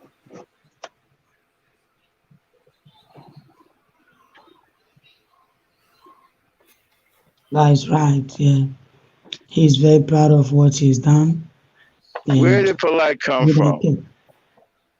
Who created Polight?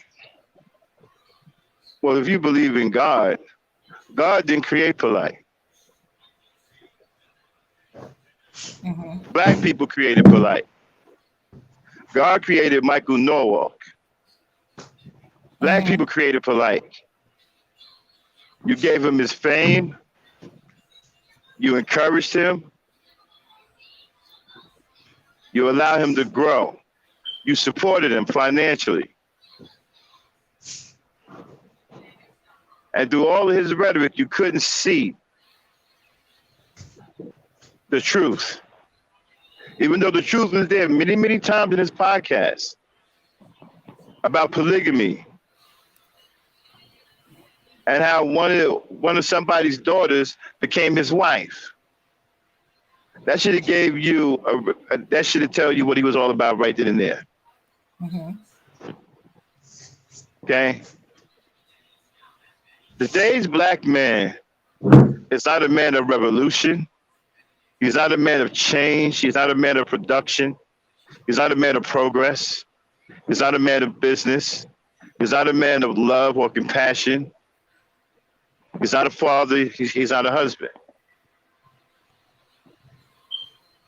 Most black men today are sexual perverts. They are men of sex. Sex first. The hell with everything else. Sex first. By all means necessary. Even if it means that they have to rape the woman or molest a child. That's what today's black man represent.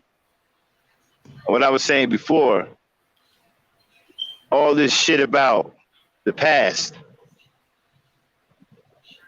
to cover up the fact that you've contributed nothing to modern day's time.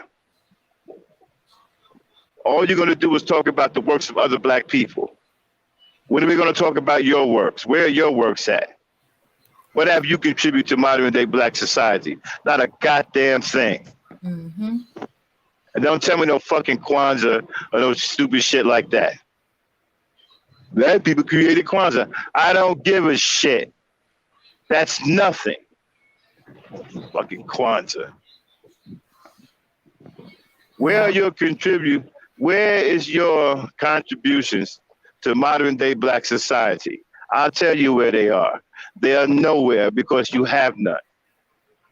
You've done nothing in modern day black society, but you've leaned on everyone else who have left their works behind. That's all you do. You're nothing but a sellout and a mouthpiece. And you're worthless and you're irresponsible. This is why you're running around here with a very immature like mind, talking about some pumping and dumping. You guys aren't ready to be fathers. You're unfit to be fathers. I think the black woman needs to be saving herself from you. Fuck all this save yourself black man. We need to save the black women from you niggas who ain't worth two niggas to rub together. That's what we need to be saving. Mm-hmm. The black woman needs to be saved from you and not procreate with you. That's who needs to be saved. Go ahead, y'all. Yeah, you're right, Black Knight. Yeah, the black man has become the stereotype that these white people have been feeding about black men for years. It's a sellout. Mm-hmm. Oh, he's a terrible sellout too. I'm talking about no holds barred. I mean, you got Larry Elder coming out talking about slave masters deserve reparations. Man, are you kidding me? What kind of coonery? What kind of super cooning, mega cooning is that? Who has the fucking guts to say some shit like that? If a black man comes out and says some shit like that in public, that tells you the state of black people right then and there. So I guarantee you in the 60s, In the 70s, he would have never said no shit like that. He'd have been scared to death to say some shit like that in the 70s and the 60s. He'd have got his ass, he wouldn't have been able to come outside. He'd have got his ass whooped. Or worse. No, he involved to a level of coonery we ain't ever seen. And you got young, right? And you got young Pharaoh, who you guys thought was a god, turned out to be nothing but a coon, a sellout. Sold out to white people. Sold out, had all of these Jews on his show. Ended up getting his channel canceled. Now he out here with white women. How you go from the black woman as God to white women?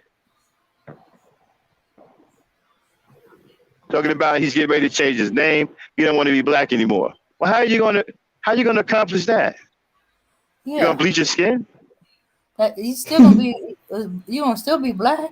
Gonna be a bleached black man. But you're still gonna be black. So the next time we see you, we're gonna see a bleached version of you with fucking dreadlocks. What the fuck? He don't want to be black anymore. Why not? I love being black. I don't want to be nothing other than black. But you see, my mind is not corrupted. See, when your mind is corrupted, you say shit like, I don't want to be black anymore. Because you're caught up in all of the hype. You're caught up in all of the propaganda. You're caught up in the mental corruption. And you get a little money. See, white people play you niggas like tricks. They give you a little money. When you start making noise, right? They can tell when you're weak. They know who to approach and who not to approach. Okay? They knew young Pharaoh was weak the whole goddamn time. It was just a matter of time before they got to him. Before he said something that got on their nerves. And you know what they did? They flashed some money at him and he lost his fucking mind. No mental strength, no mental constitution, no nothing. Just lost his fucking mind. Turned into a trick. Sold his people out. Played himself. Sold out the black woman, the one that he used to say was God. Go ahead, y'all. Wow. That is weak. At least took a while for elders to evolve into this. But all you got to do is flash some money, and you were paid for it, Negro. Yeah. That's what they did. Say that word. They gave him some money, some serious donations, brought him a house out there in white country. Now he walking around talking about ain't nobody bothering him. Cops ain't bothering him. You know, nigga, do you think that's for real or do you think that's by design? Okay? And he think that he achieved all of them. He think black people gave him that money. No, white people gave him that money. You see, let me tell you something. When you are anti-black, you can become rich. White people will drop money on you like it ain't shit. Money don't mean shit to white people because they print their own money. When you print your own money, it's not as valuable to you as it is to other people. Money don't mean shit to white people. They print their own money. They ain't got no problem giving you a couple of $1 million. That don't mean shit to them. It means everything to you because you're mentally struggling. So they drop $5-6 million on you. You think you done fucking turn into some kind of messiah. They don't see you as that. They see you as a turncoat with a price. So whenever they want to shut one of these niggas down, they throw money at them. And the thing about it is, all y'all make the same mistake. You come out and you become hungry and desperate about your projects and what you're trying to do. Rather than going about your projects and letting things happen gradually and let people rock with you as they see you grow, let them work with you. You come out talking about you need money. You need money. You need money. We need money. We need money. Yes, you need money. But talking about it every fucking time is just going to make you a fucking target to white folks. Because they're gonna fuck around and answer your call. They're gonna come swooping in, hey man, you need money, right? All right, check this out. What we need you to do is we want you to curb your message a little bit. We're gonna give you your money for your little project. We don't give a shit about your project. It ain't gonna go nowhere any old way because your people are fucked up. But if you want to waste your time, go right on ahead. Here's what we need you to do. We're gonna drop 10 mil on you, right? So you can get your project up and running with no fucking problem. You ain't gotta pay us back, but we do want something from you. We want you to curb your message. We want you to start saying all white people ain't bad. We want you to start saying, hey, it's not about race.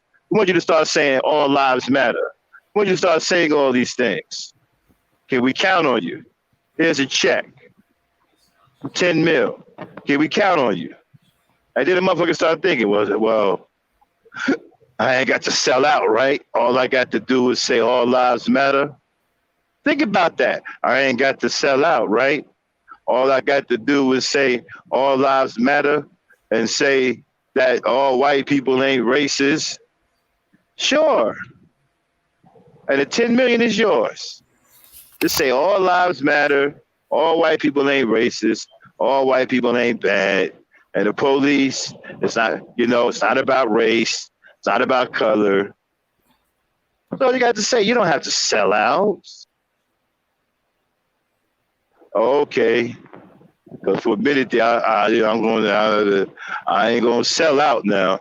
Oh, you're not selling out. They take that fucking 10 mil. Next thing you know, the nigga talking about, well, people, I know I've been saying some things and shit about white people, but, I had a revelation. I was dreaming one night, and the spirit came to me and said, race has no color. It's just an evil thing. It ain't a black or a white thing. Now the nigga done changed, you see? That spirit that came to him was that $10 million check. That's what the spirit was. That's how they get these motherfuckers. That's how they got Young Pharaoh. But they didn't give him $10 million. But they came to him and they paid him to shut the fuck up. Change his goddamn tune. Yeah. And he wondered why General said he don't fuck with him no more. Shout out to Cyrus Who said it. Cyrus Who said he's a real black man. Okay? They don't fuck with Young Pharaoh no more. They're like, what's wrong with you? Nigga, you a sellout. What do you mean what's wrong with somebody? You're a sellout. And on top of that, you're a bad Muay Thai. I don't even know why he practiced Muay Thai. Okay? He couldn't get in the ring with no real Muay Thai fighter. He'd get hurt. I'm telling you that right now. I spent a lot of time in Thailand. I done seen real Muay Thai fighters. Okay? They will break that little nigga shit. He don't belong in no ring with no real Muay Thai fighter. Okay? And then, and so black people created Brother Polight. Black people created Young Pharaoh. Black people created Sinetta. Y'all creating these creeps. Simply because y'all symbolic and you don't have a pot to piss in or will throw it out. And the black man today ain't worth shit. So there's no strength there. So you're looking for this false sense of security, right? You're looking for anything to believe in. Even if it's to a detriment of yourself and everybody else black. And these pieces of shit, they know that. And they exploit that. And then you start supporting them. And next thing you know, this is who they are. They're monsters.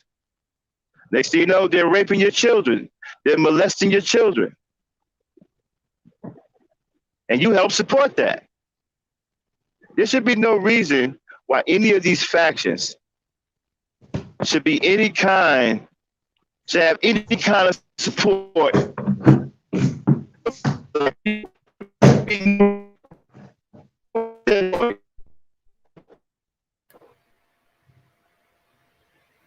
Excuse me?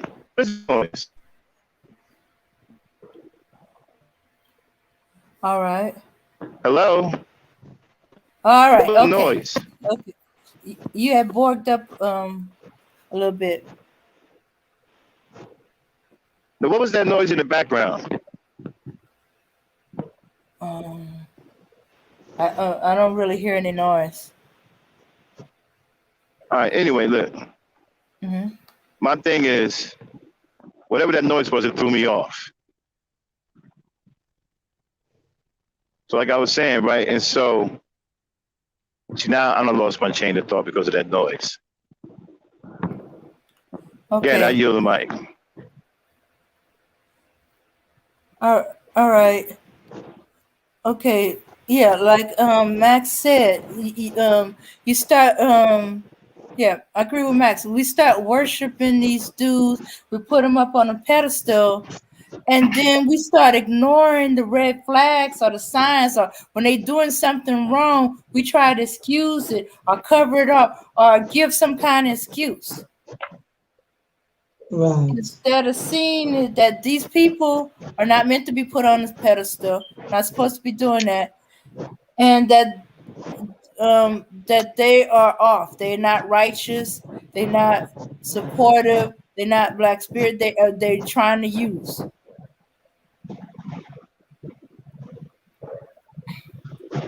But no. That's why now the conscious community is becoming a breeding ground, and the Hebrew Israelites becoming a breeding ground for these deviants. Because when y'all see the deviant behavior, or y'all hear something suspect, or see something suspect, y'all don't get on top of it and stop it. No, y'all try to make excuses. Y'all try to play it off, or you try to make it the victim's fault. Oh no, she tempted him. She's a child. How's she gonna tempt him by being a child? Oh no. She's a hoe. She wanted it. No. Y'all ignore all them flags. Y'all ignore when people are telling you he's doing things. He did something. He touched me. Y'all ignore when they start making noise, because now you embolden them, and now they start making noise of how rape is okay according to the Bible, or making excuses because uh she's developed Yeah, hold on early. 1 second. Mm-mm. Yeah, what the hell? I heard about I'm sorry, you borked up, Max? Okay, Max, you borked up. I couldn't make out what you're saying. Yeah. Yeah, you're borking.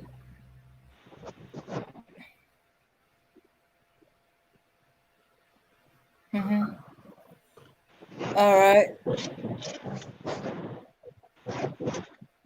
Okay. Am I boying now? Y'all clear. I was saying, who said that? I keep hearing about that. Who said that the Bible says rape is okay? Who said that? It's the Hebrew Israelites saying it? Who's saying it? I don't know if they Hebrew Israelite or conscious community. They had some kind of debate or something or another. It was mentioned that there was a debate over whether the Bible says rape is okay. Mm-hmm. They're trying to use something And we in need to some track things. down. Mm-hmm. No. Oh, I'm sorry, Max. You Max, bored again. you still bargaining. We can hear you or you're breaking up.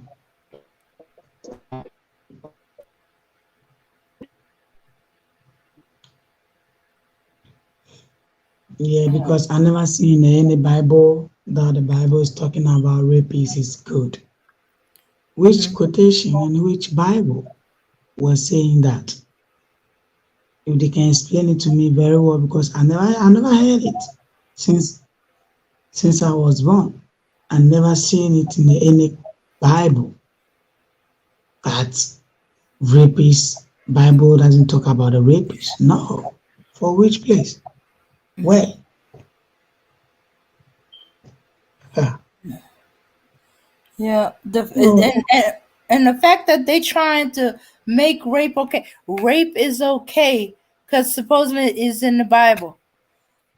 Or they taking something out of context and making it okay. The fact that they want to make it okay is a huge freaking flag with neon sign flashing.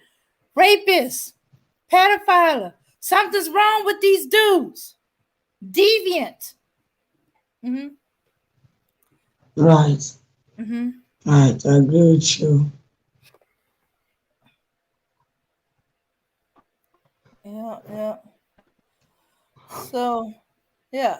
The fact that they want to bring the age difference. They either want to make it lower or higher, or they trying to make excuses. As soon as she has a cycle, she's a woman. No, that means she's capable of having children. That means her fertility, but that don't mean she's a woman. She's still a child developing into a woman. Okay, that should be a freaking flag to you.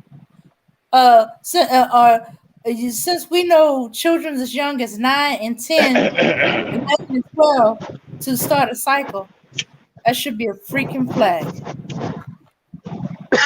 Excuse me. Y'all hear me? Hey, you back? Mm-hmm. Can hear you now. Yeah. So we we got to do our own research on that. We need to get to the bottom of that. Uh-huh. Okay. Do a little Go ahead. research and oh yeah. Oh, and the fact that they're Yeah. trying to make excuses on why it's acceptable to sleep with children. Oh, because she's developed like a grown woman. Wait a minute. What? Uh-huh. Yeah, we gotta. Yeah. Yeah, we definitely gonna. It's gonna be a problem. Uh-huh. Yeah.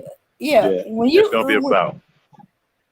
you hear groups of men trying to use the development of the body as a excuse to say she's a woman, she's grown enough to make these decisions. She's grown enough to make a decision about whether to have sex or not.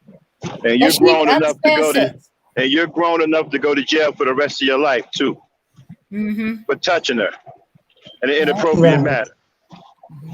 You're grown enough to get somebody's foot square up your ass. You're grown enough to get a steel-toe boot put up in your rectum so far that the steel toe is kicking you in the chin. You're grown enough for that too. Uh-huh. Mm-hmm. That's what we're talking about. But no, they hide in these communities that seem to think like them, walk like them, accept that. So they ignoring these few chicken flags. Look, black women, you are the key to everything. There wouldn't even be any of these factions if it wasn't for you. You have got to stop following these degenerate dudes.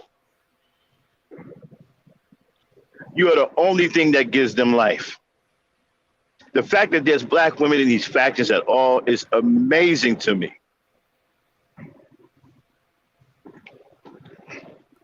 Mm-hmm. Please, black women, do not get involved in any of these factions. Stay away from these dudes. And encourage the women who are there, encourage them to get away from these monsters.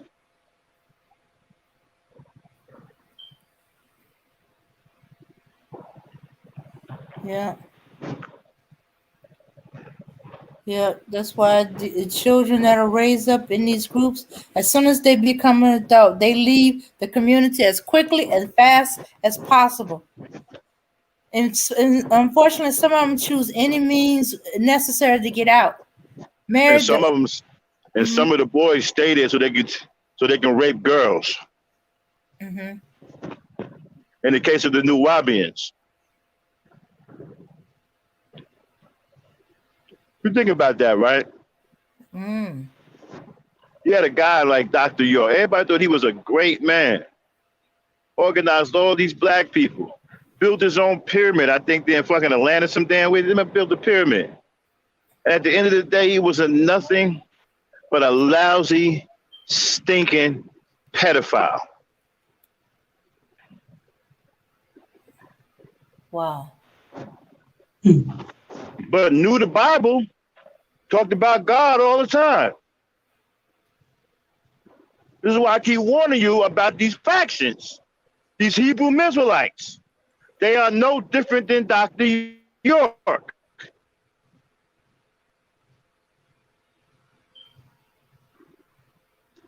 This man, people will tell you, when they speak about Dr. York before he got arrested, they will tell you that he was the Messiah, that he was the second coming of Jesus.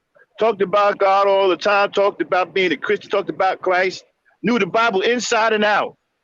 With the scripture that he didn't know. But at the end of the day, he wasn't a holy man. He wasn't a man of God. He wasn't a spiritual man. He was a man of the devil. He was a lousy, stinking pedophile. That's horrible.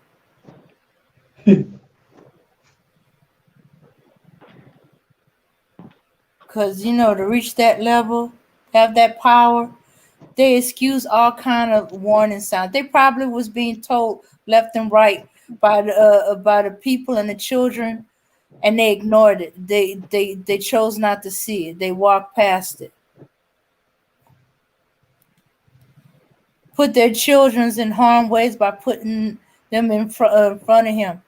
Probably encouraged it, you know, for some weird reason or another.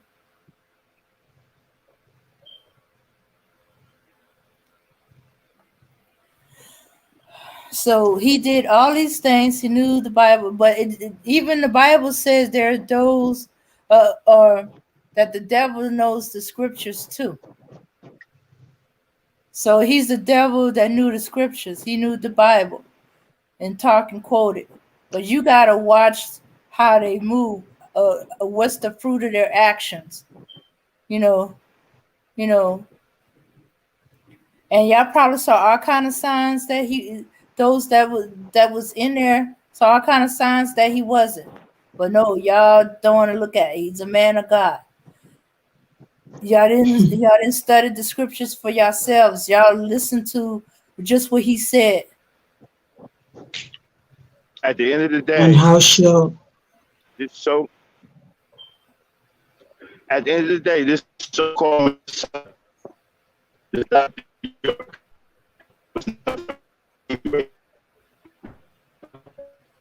the little girls, rape the little girls. That's what he was at the end of the day. That's why he's in jail now. And that's who Brother Polight idolized. Brother Polight called Dr. York his father and said even though he's in jail for being a pedophile, he still supports him and still follows him. Well, how's that working out? Like father, like son, right? Mm-hmm. Yeah. Yeah. So now gonna be looking at side eye at who he fathered, who he mentored, who been believing in his bull, who been drinking his Kool-Aid. Well, he mentored that crazy ass nigga Meta World Peace. Okay, that name don't sound familiar to me. He's a basketball player. Lamar Odom, or whatever the fuck his name. Some crazy ass nigga that couldn't get his mind right. Oh.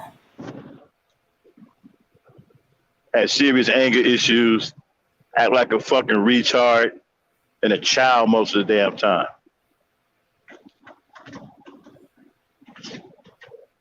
Okay. Well, that answers that question right there.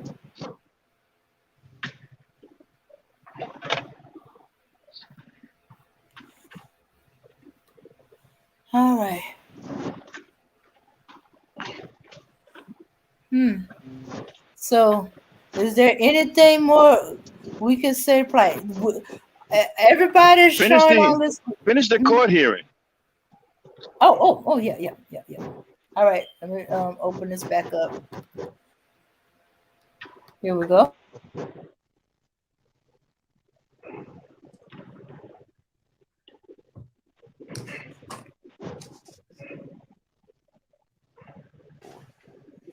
So then what was the original 10,000? If you're saying that 1 through 4 was not charged and then 6 was not charged, then what was the original charges where he got the two $10,000 and then $1,000? So the original charges was count 1 was engaging in sexual activity with a child and familiar custodial authority. That was actually a PBL, but that charge, when it's input into the arrest form, it looks like an F1. So on that count, he was given 10,000. Then on count 2, it's sexual battery of a victim 12 to 17 years of age. That's an F1. That was another $10,000 bond. And then count 3 is count 5 on the information. Okay. All right. So as it relates to the new information, the court is going to, on count 1, the defendant will be given a bond of $10,000. On count 2, the defendant will be given a bond of $10,000. On count 3, the defendant will be given a bond of $10,000. Hey man, what is the background noise? 4, the defendant will be given a bond of $10,000. On count 5, that will be a $1,000. And count 6 will be $5,000 bond. Does corrections have that? All right, Colognes have that as well? Yeah, I have it. Okay. So he is going to need to post those additional amounts. If it was $21,000 originally, it's now going to be $46,000 additional bond.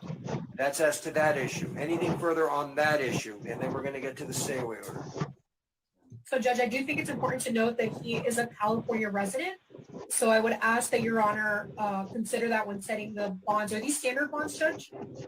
I do not know what is considered a standard bond on these, but these are the bonds that the court's going to do. Okay. So, no, Judge, I'll be filing a motion to increase bond due to the facts of the case. The other, in addition to the bond, Judge, it's just a stay away order. I think that we need to address there. Understood. All right. Anything further from the defense as to the bonds for right now? Your Honor, I don't see that the state has laid any grounds for why the bond amount should be increased. Well, we're not there yet. We're not there yet. There's no discussion right now. That's not what's before the court. The court just is setting bonds on the new counts. These counts are down filed. I just want to make that clear from the record, even though there's more of them. Understood. So but we would object to the entire bond not increasing, considering these are down filed charges. Your objection is noted.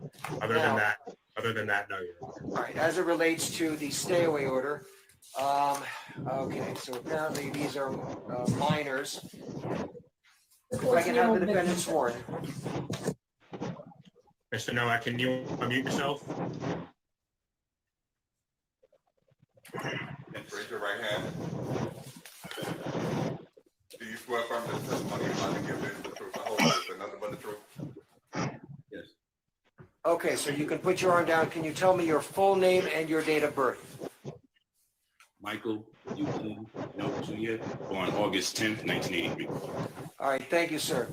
All right, so you are currently charged under case F21 14438 with several counts involving a minor victim. And the minor victim is identified as T like Thomas, S like Sam. Do you know who that is? Yes. All right. Sir, you are ordered that you can have no contact with TS. And when I say no contact, that means no direct contact or indirect contact. Indirect contact includes You cannot communicate with this individual via social media. You cannot call. You cannot text. You cannot reach out to this individual or in some way attempt to communicate through a third person. Do you understand that, sir? Yes, I do. All right. Now, I will just advise you and admonish you. This means what it says. I do not know whether or not you were given any type of a stay-away order, but as of right now, this stay-away order is in effect in that if you violate any terms of this stay-away order, that may be grounds for your bond status, your pretrial release status to be revoked, and you will be immediately taken into custody. Do you understand that, sir? Yes, I do. Okay. Anything further on that issue from the state? No, Your Honor. Anything further from that issue from the defense? No, Your Honor. All right, that is all that the court has before me. Are we done? Ms. Garcia?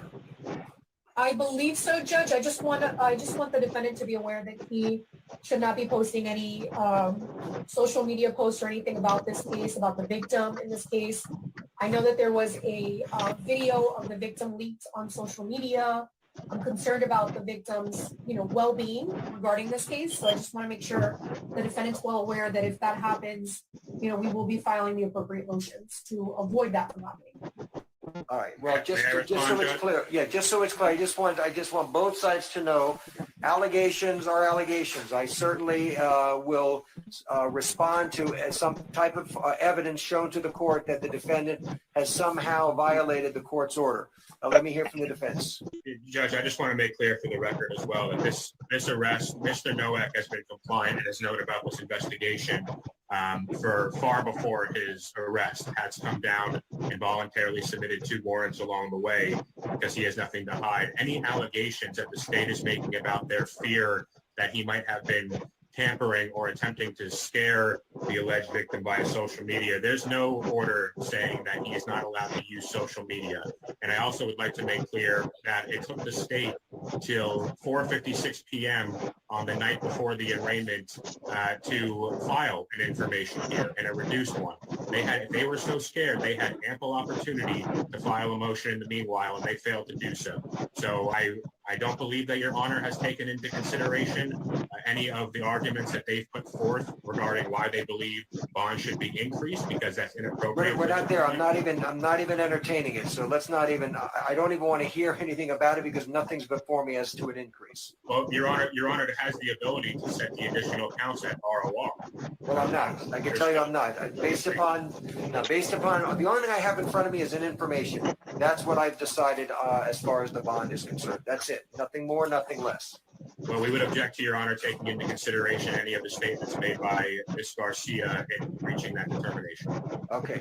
Now, however, I do need to just advise Mr. Nowak, based upon some of the arguments. I don't know what is out there that has been posted, but I will advise Mr. Nowak that if in fact there is evidence shown to the court that you have somehow been responsible for submitting some type of social media involving this victim, you may have a First Amendment right, but it is limited. And if the state can show that this was done with some type of intent to either harass or intimidate a witness, that's serious. So just keep that in mind. You certainly have a First Amendment right, but if you do something that in somehow is intended to intimidate this witness, then the court will listen to what the allegations are and what evidence the state has presented.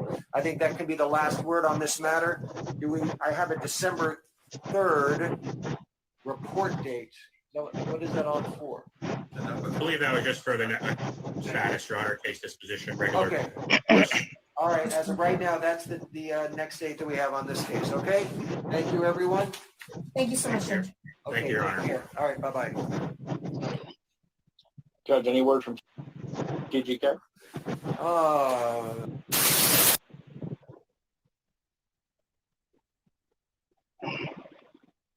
Okay. All right. That's it on the court case. Yeah. So they was there to just set some kind of stay away bond. I mean, that's crazy. Mm-hmm. that they actually had to go and set some kind of law to keep him away from this 14-year-old girl. Mm-hmm. I mean, this Yeah. dude is just begging to get a bullet put in his ass. See, you know why? See, this stuff happens because the nigga today won't protect the black woman. I'm gonna tell you right now, back in my day, this nigga wouldn't do nothing like that. He'd be too afraid to, because the black woman was protected back then. A motherfucker would take your head off if you mess around with his sister, or his mother, or his auntie, or his daughter. You couldn't stalk nobody's child. They would kill you. But today's nigga is such a coward and so non-protective that a grown-ass man can stalk a 14-year-old girl and bully her. This is a grown man. That is a child. And there is no man coming to her defense. It's unreal, man. You guys are an embarrassment. You niggas today are an embarrassment.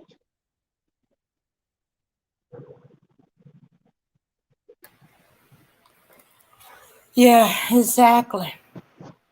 Yeah. Shooks. Hey, Remy. Hi, Remy. Hey, everybody. Hey, Remy, how are you? Um, I was doing good until I heard this stuff, but I'm you know, it's triggering. and no men are stepping up to protect this little girl. You let this punk bully this little girl and stalk this little girl to the point where they got to go to the goddamn court and get some kind of, I mean, a white man has to come in and protect her?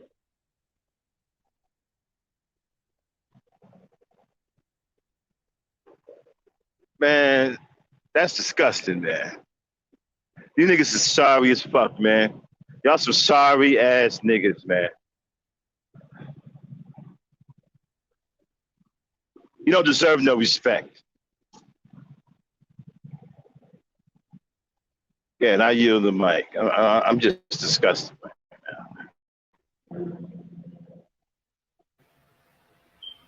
Yep, that's what you're right, Max. That's what we have degenerated to. You know,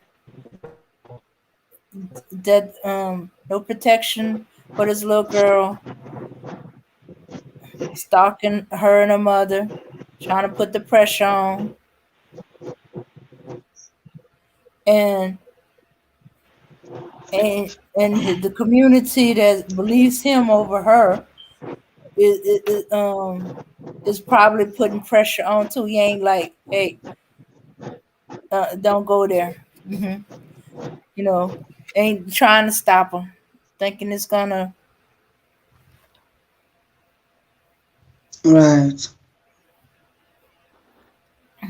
Yeah, but No, this is what the community has, gone to. And I tell people this a lot is that nobody, and I mean nobody, and I'm not saying that it's right, but if a man like him or any man who feels like they can violate children, their behavior is going to be based on how the community is going to respond. Period. So if we know that we got a group of black men who's going around making sure that nobody is violating children, yeah, I'm not going to touch that child because I don't want to get hurt or I don't want to die. That's just the way it is. Even though and mentally he's still a pedo, but at the end of the day, he knows not to go that far because he knows what's coming to him around the corner. Now you have today where they're so comfortable that I'm pretty sure a lot of them even talk to each other about violating children. A lot of men know. A lot of men know a man who is currently violating a child, who has done it in the past, who even thinks about violating children, who has a sexual attraction to children. A lot of men know a man like that, but would never speak up or would never say anything because, oh, that's my brother, that's my uncle. There's more loyalty amongst men than there are for their own women and children. I was just on Facebook, and this woman was raped by her brother at the age of 5. And I think her brother at the time was 13. And it's so horrific to hear her story about how her own father, the man who's responsible for 50% of her DNA, her own father, l- l- literally made fun of the situation, telling her, well, don't be one of them girls who get pregnant by their family members. Joked about it, blamed her for everything that happened to her.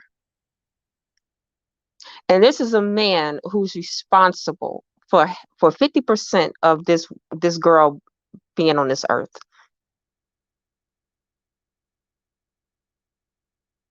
It goes that deep sometimes. And it's funny because a lot of people don't want to believe that even a father, a man who gave life, who's responsible, not gave life, but is responsible for that girl's life, would even fathom to have that kind of mindset about his own child. But he did. And I don't know if he felt like, oh, because this is my nephew or whatever, but it speaks to this mindset of having this undying loyalty for men no matter what. And I'm not saying that men should not have it, but to the point where you have another man violating your own, it just makes you question everything if somebody can stoop so low. It was a very horrific situation. And then just imagine a lot of these girls, they have to face their abuser every single day. This person is showing up at family reunions. They're showing up at all type of events where they're constantly being reminded, this person is my abuser. However, I can't confront them because everybody is going to make me to be the predator or the person who is responsible for what happened to me. And then they make that other person the victim. And this is what we do a lot in this community. And what I'm so sick and tired of is that a lot of people don't want to talk about this. R. Kelly is a great example. This man has been violating children for 30 years. 30. No, this, and it's not like he lives in LA and Hollywood where he's not accessible. This man roams in the city of Chicago all the time. He's always in the middle of everything. Very touchable, but no man has ever tried it because either they agree with him, either they're fascinated by him for some reason. Who knows? But it speaks to this constant mentality, this constant mindset. Just like a lot of the women who has accused him, I'm not saying that we know what really happened. A lot of these women had fathers. I'm sorry, but a lot of people, they want to be like, oh, well, the mother is her fault. Okay, hello, but the father is in the picture. So explain how you have a whole father, a whole man in the picture, but yet some grown ass man still thought that he had the right to violate his child. Because again, it's the mentality. It's knowing that I can do what I want with black women and black girls and I can get away with it. And nobody, not even their own damn father, is going to do anything about it. Me personally, I am beyond disgusted in how our community operates and how we choose to address these situations.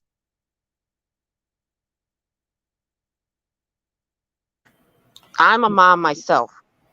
And because of the way that a lot of our people think, my children does not spend time in the community, not because I hate Black people, but only because I'm trying to protect them, because I know what can possibly happen. And if this is not the person that violated your child, you have facilitators of the abusers too that surround them. And they know what's happening to your kid. But do you think that a lot of people give a damn? No, they don't. And then it also comes down to there are Black women who are facilitators of sexual abuse as well. So we can't leave them out either. This is it's too much. It is way too much. And for them to have to literally tell this man, the white people, and see, this is another thing I don't like about us is that we constantly get mad at the white man. Oh, the white man, he's trying to come after the Black man. Okay, but excuse me, but we have a whole community of Black men that is existing around here. No, none of y'all are doing anything about it. So now your enemy has to do something about the problem. I think that is your fault, that he has to come in your community and police it himself. And it should not have to be that way. But don't get mad at him for doing what you failed to do every single day. And I'm not saying that they're doing it to protect us. But what I will say is that what choice do we have in these situations when it's Black women is getting murdered every single day, and then at the same time our children are being violated? So who do we turn to when we're in this situation? We're supposed to turn to the very men in our community, but the issue is that yeah, we can't do that because there is a refusal of protection. So again, survival. The survivalist thing to do is to go to outside sources to get these things done.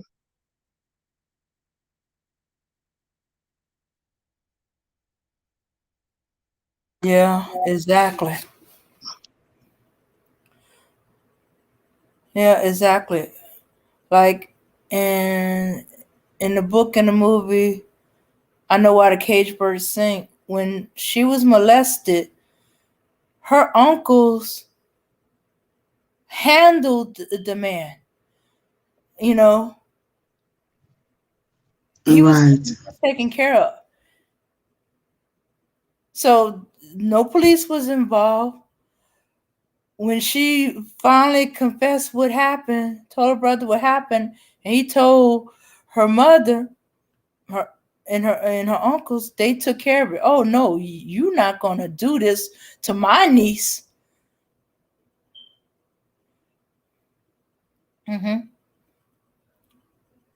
And what's so crazy about this case is that Mm-hmm.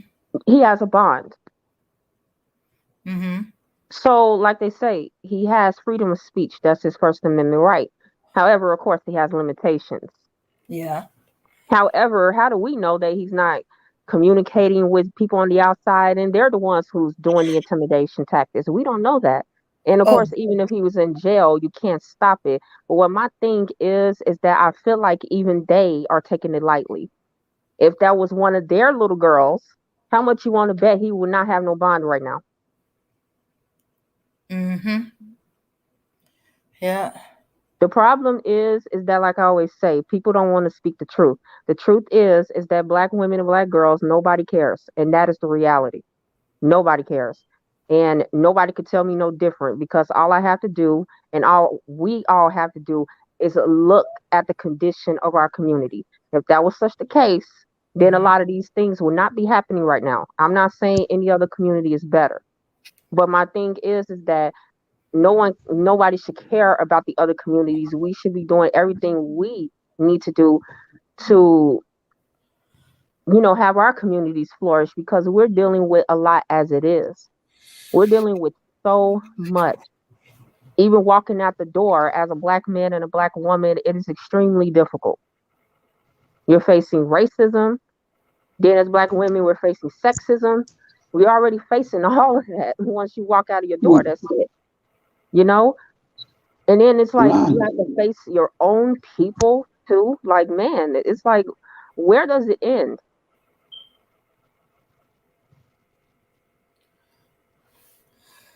Hmm.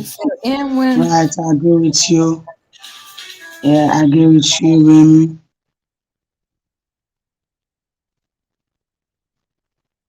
Right, because if we can be around men and our men cannot be around us and they can protect us, what's it saying? Yeah, I agree with you.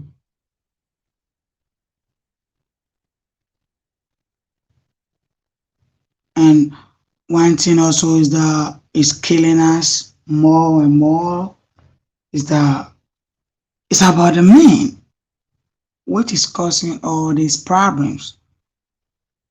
And they just want to throw up on the women that, oh, okay, that is the women, that is their fault, is it them they doing this, that is a problem. If the men will understand and they will fix themselves very well, we couldn't be having these problems, our men having sex with our children, raping them, you know, because we don't know what they're doing and they don't care about us too. Only thing they do is that what they can do to us, nasty thing that they can do, make us feel bad. That's the only thing they've been doing. They don't care.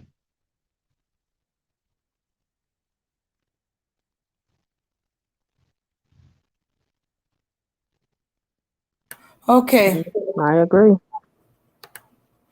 all right, right now I got a game changer article um and this happened 10 years ago, and this is how it was in the 70s. All right, now it's gonna be graphic. I'm gonna read it to y'all, and here it is. All right. Dad execute his 15-year-old son for touching his sister.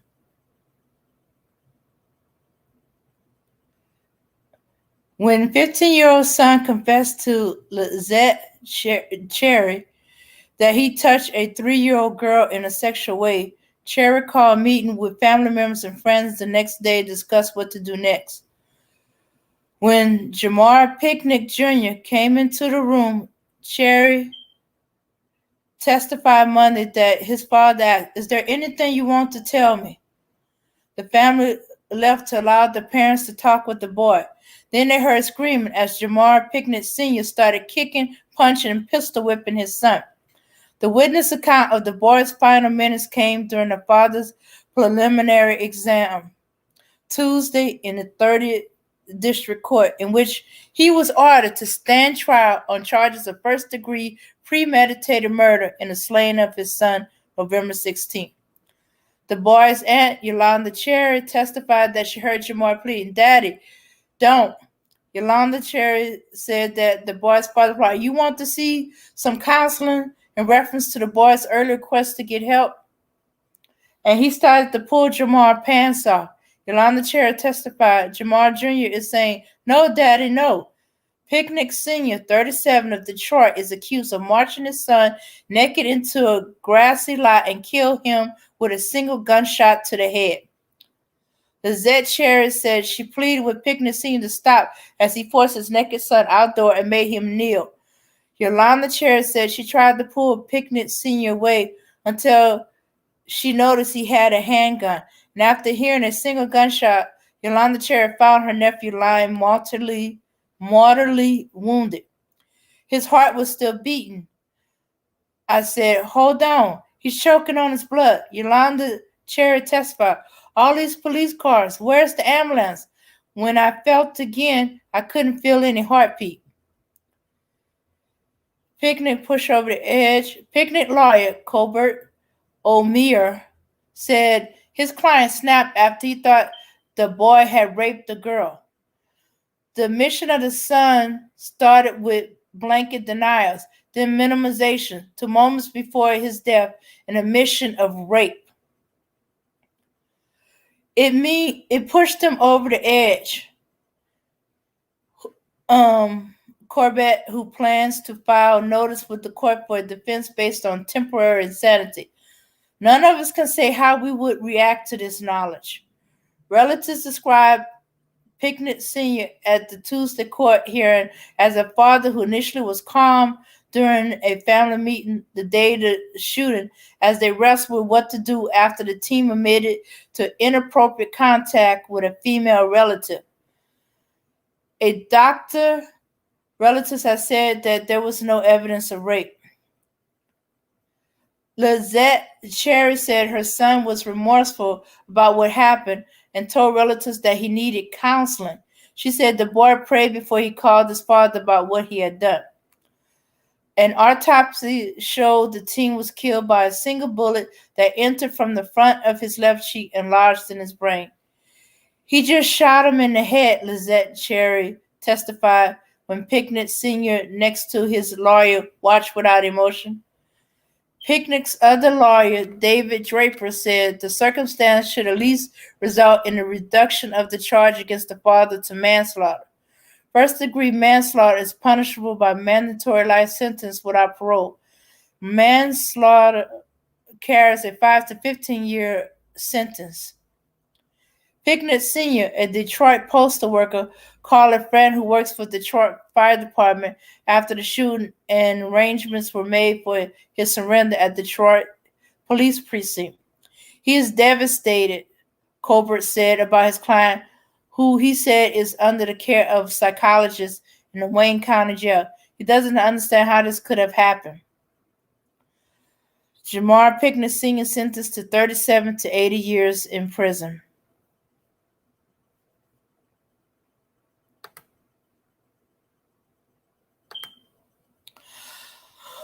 So, everybody in the chat, what do you think? What would you have done?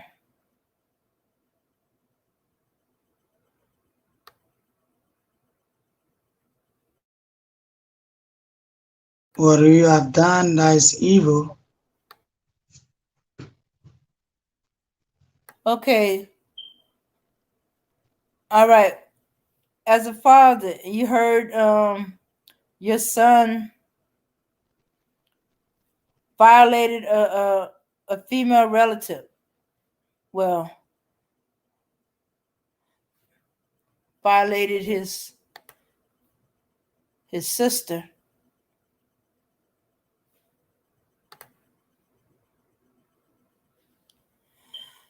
Okay, son, you cannot kill my own child, just saying. Okay.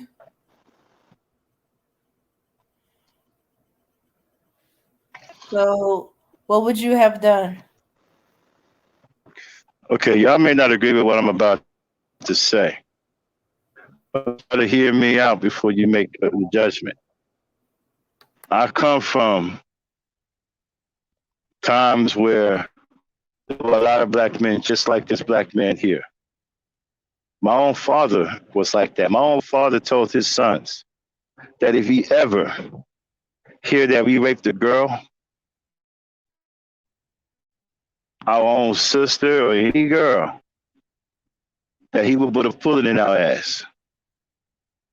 He said we wouldn't have to worry about no police because he would come out there and lay us down himself. A lot of black men believed in that back then. See, this is how you protect your community. When you're able to do something as ruthless as take the life of your own son for molesting or raping his sister, this is a message loud and clear throughout the community. It is resounding and it permeates throughout the community that this type of thing has a zero tolerance and it will be met with a severe answer. See, this deters guys like Michael Nowak. See, if Michael Nowak grew up in my time, he would have never had the balls to do what he did today. let alone stalk a young girl. You couldn't stalk nobody's daughter back then. You would get smoked.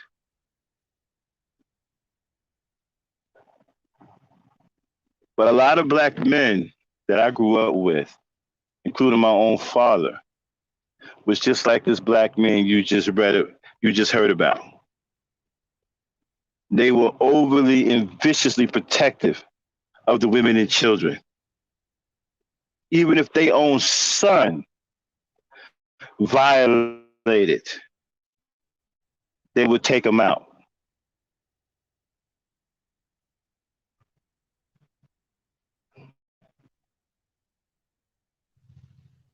Right. Do we have any That of that shows today? that. No, no. And you know why? Let me tell you the reasons why fathers was like that. Because a boy can grow to be a monster. Okay? He can grow into a terrible man that could be overpowering and very terrifying to women and children, and they won't be able to do nothing against him. You understand? So what do? You had men who were brave enough and strong enough and powerful enough to take the monster down, to put the monster down and protect the community. See, the men that I grew up with did not allow monsters to roam free in the community. These were tough, hard men who were willing to give you an answer. They weren't afraid to answer. Whether it be with a fist, a foot, or a bullet, they would answer. And that answer would be heard. This is what made men fearful of being around people's children. You can say he was this and that because he took the life of his own son. You can say all of these things. But what do you feel? You're a father, you raising your boys right. And you come home one day and find out that your boy had molested his own 3-year-old his 3-year-old daughter. That's a monster in the making. That's a serial rapist in the making. You 15 and you touch a 3-year-old little girl sexually? See, back then, they didn't handle things with therapy.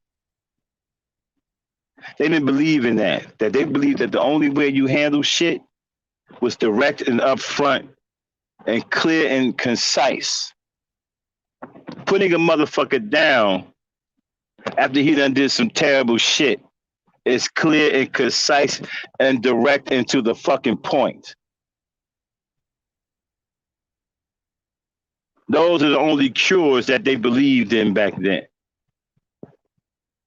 So if a motherfucker was a pedophile, you see a motherfucker get laid down for being a pedophile, oh, all of a sudden he's cured. They didn't believe in sending nobody to no fucking doctor. They believed in sending them to the fucking morgue. You see, because back then, that's how you protect your women and children. You had to be willing to put a motherfucker down. People had to know that you were serious about protecting your women and children, and you were willing to take life in the process of that protection. You niggas don't have the guts to do none of that today. That's why the woman is unprotected today. That's why men don't fear doing anything to her. See, back then, foreign men, people feared the black woman because of what the black man would do back then. See, black men put their hands on white folks and Asian folks back then. They didn't even want to be around black women because they didn't want no black men coming around. There was a reputation. Our women were protected.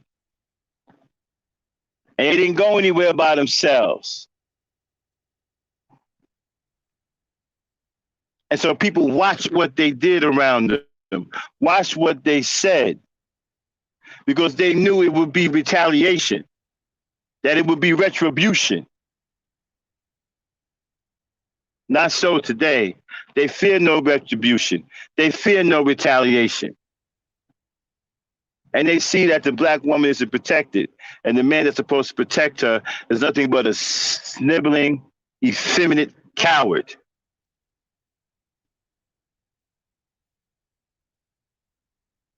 And it's so bad, even he's stalking and bullying his own women and children.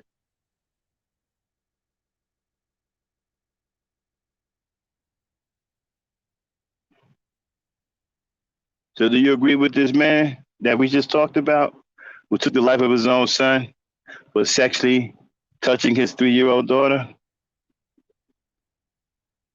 I know a lot of men who would. A lot of men from the old school. They would say, hell yeah. And since I'm from that time, what do you think I would say? I yield the mic. I believe you say hell yeah. You know, ladies, I know it's hard to take, but you're seeing as a little boy. Okay, he's 15 years old. He touched a 3-year-old in a sexual way. That's a baby.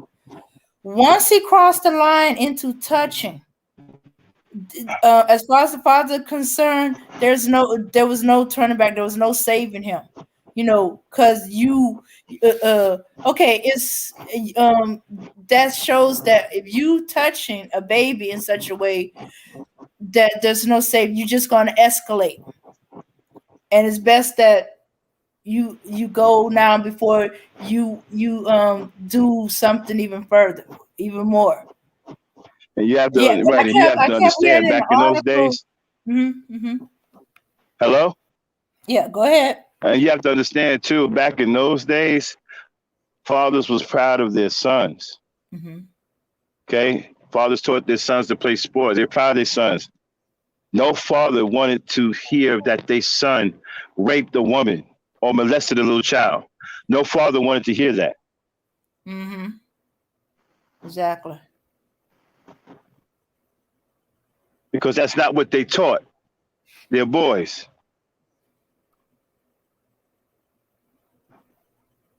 So back then, if you came and you had a father and you went out, you raped a girl, most likely he would kill you when you got back home. Because you dishonored yourself, you dishonored his name. And as far as he's concerned, you're a monster.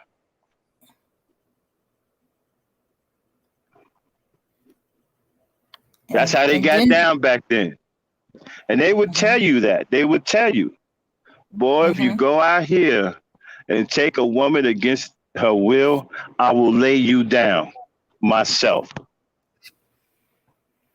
And they meant that shit. All me and all 4 of my brothers, it was 5 of us, got that same speech from my pops. If you go out here and you molest a child or you take a woman against her will, I will find you and I will lay you down myself.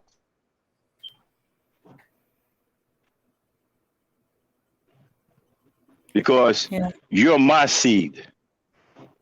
And I will not allow one of my seeds to spoil everything around it. I will take care of you myself. That's the way fathers were back then. That's the way this father is. You can tell he came from them old school teachings.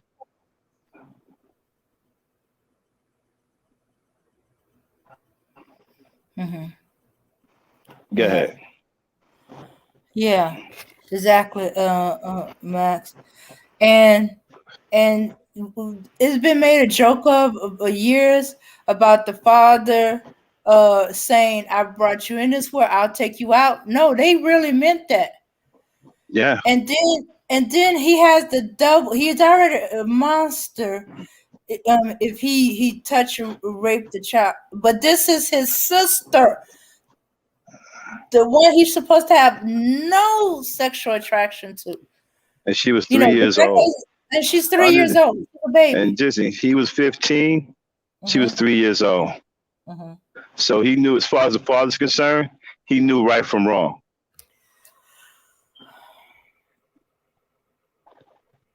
See, them old school pops, them old school fathers, they ain't want to hear all that psych shit. As far as they were concerned, you either strong or weak. And if you was weak, you better not have been deviant type weak, like a sexual pervert. You couldn't be that kind of weak, or the father might end up taking you out. Now, you can be a punk. Okay, that's fine. He can teach you how to fight. But you can't be a weak pervert. They didn't play that. They took that shit seriously. That was their name. They cared about their name and how people saw their name and how their name was well respected. Having a son that's out there molesting and raping girls will tarnish the name. These men did not play that shit back then. And they were viciously overprotective of the women and children. And I can't state this enough because I think you guys don't really get it when I say back then, when I was growing up, the black woman couldn't go anywhere by herself. So you guys probably poo-poo that because you can't picture it. See, today, she has no protection, so you can't even imagine that. But she was so heavily protected back then, she couldn't go nowhere without a male entourage. My sisters couldn't even walk to the store by themselves without male chaperones. That's how protective fathers were of their daughters. And let you not escort your sister to the store. Your pops will whoop your ass. Boy, why don't you go up there with your sister? You'll get your ass whooped.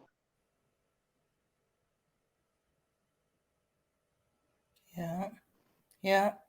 You was there to be the protection. They were viciously protective of their daughters. Yeah. And I know that's hard for you guys to see today. When I say this stuff, it probably goes in one ear and out the other. You probably think I'm crazy. You probably can't picture that because the Negro today is so fucking weak and such a piss poor human being. You can't even fathom what I'm saying. You can't even allow your mind to go there. But there used to be such a time where the black woman was so protected that there was nowhere she can go where she would be alone. There was always family members with her, preferably males, strong males, the strongest males in the family, either the father, the oldest son, the uncle. There was always a strong male with her to protect her. And the women, they fell right in line with that. They knew that they were coveted. Mm-hmm. They knew that they were loved beyond belief, and they had no problem with that kind of protection. They loved it. They enjoyed it. They felt safe.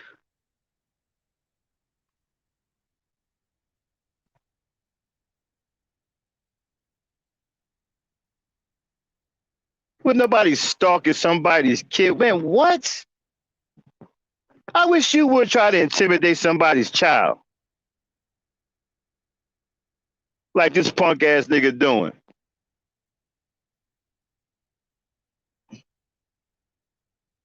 Boy, it'll be over for you real quick.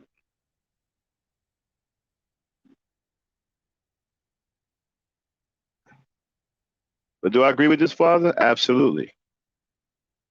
I had a father just like him. A lot of my friends had fathers just like him. We grew up around a bunch of black men just like him. that if you cross the line like that, the Father will lay you down himself. I yield the mic. Yeah, exactly, Max. The strong fathers would be like that. And Mika Rim, I know that it's hard, and y'all keep thinking, well, he was probably molested too. Fathers would not have cared back then, you know, that he was probably molested. They wouldn't have liked it, but they wouldn't accept that as an excuse. You know, they wouldn't use that as a way of him not getting retribution for what he's done to his sister. You know, yeah.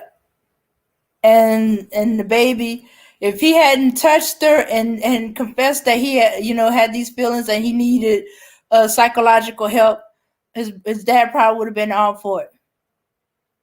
You know, probably wouldn't leave him alone with the sister. You know, probably, you know, try to encourage him. Keep his distance, but he wouldn't have killed him. But I think once he crossed that line, nothing about he probably was molested would have been, because you don't let these feelings control you. You know, just because you have them don't mean you have to act on them as far as they were concerned. Once you act on it, there's no coming back for you. That means you're gone. There's no saving you. Because if you don't have the strength to refrain from acting on them feelings, then you can't be helped.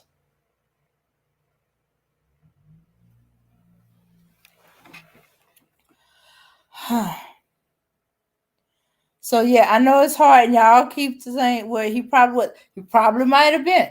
But as far as the father's concerned, if you was to say that to him, or his son was to mention, no. Once his son crossed the line to touching his sister, it was not going. If he had just said, I've been having these feelings for my sister. No, I haven't touched her. I need some help. I need some help. You know, that would have saved him. But once he did that, no, there have been no saving him. Right, bro. You don't need to be having some feeling for your real sister. Why will you have some feeling for that? If she's your blood. Yeah, that's why in his father's eye, he's a monster. You know, it's bad enough as a baby. You one type of monster as a baby. You a whole nother type of monster when it's your own family, your own blood, your sister. The person you're supposed to be protecting, you're molesting. So you know there was no redeeming him in the father's eyes. There was nothing he could have said, you know, that would have saved him. Nothing. Yeah, and when Max mentioned his name, the name of the father is Jamar Picnic Sr. So the son is Jamar Picnic Jr. That's his name.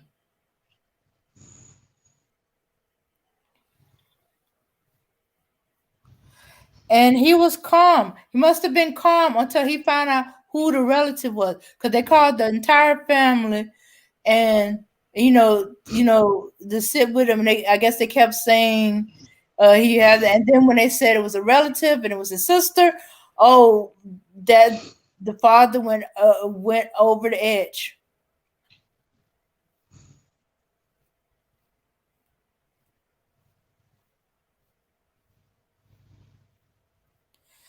Okay. All right. So, all right. I think we covered everything in that area.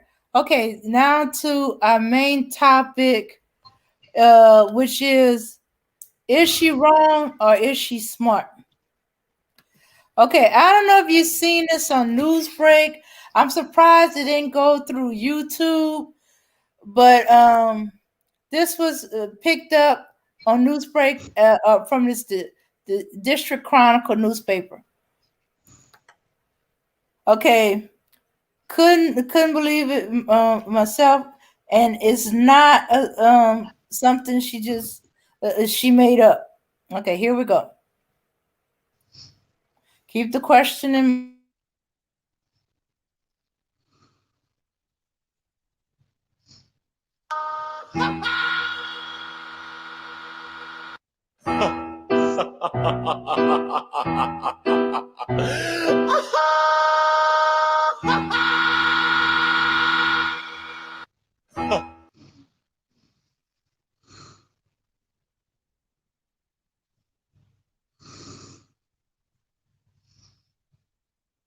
Okay, in case y'all didn't get that.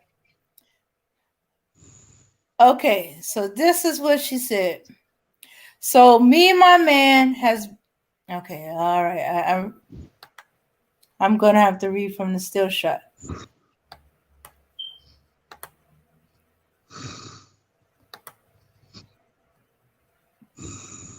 So she said, me and my man have been living at this place for a year now. He pays the rent and all major bills.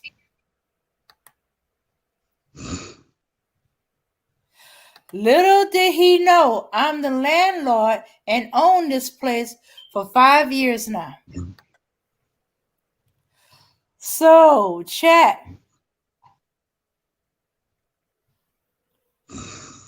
What do you think of this? Is she wrong or is she being smart?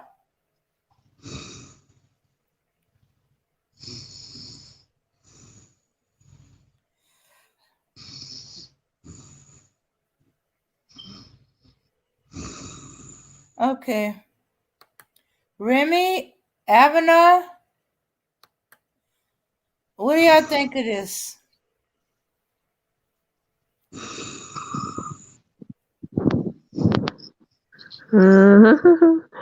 Um, oh boy. I don't know. I mean,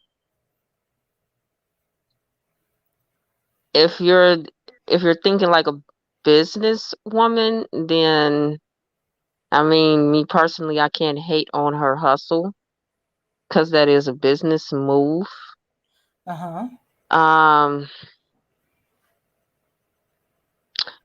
I mean, however, I mean, I don't know. I really don't know because I'll just say this, me personally, I don't think myself personally I would be able to do something like that, if that makes sense. Okay. So it's kind of like hard for me to say if she is right or wrong. So I don't know. I mean, I will say that, I mean, I don't know, I don't think she mentioned that is her husband. So, No. some people think like that on the lines that, like, if you're not married, then technically you're like free to, make any move that you want to make. If, it's just a boyfriend or somebody she's dating. I mean, however, she does live with him. But some people do take on that mindset. So I really don't know. What about you, Ed? Okay. All right. Okay.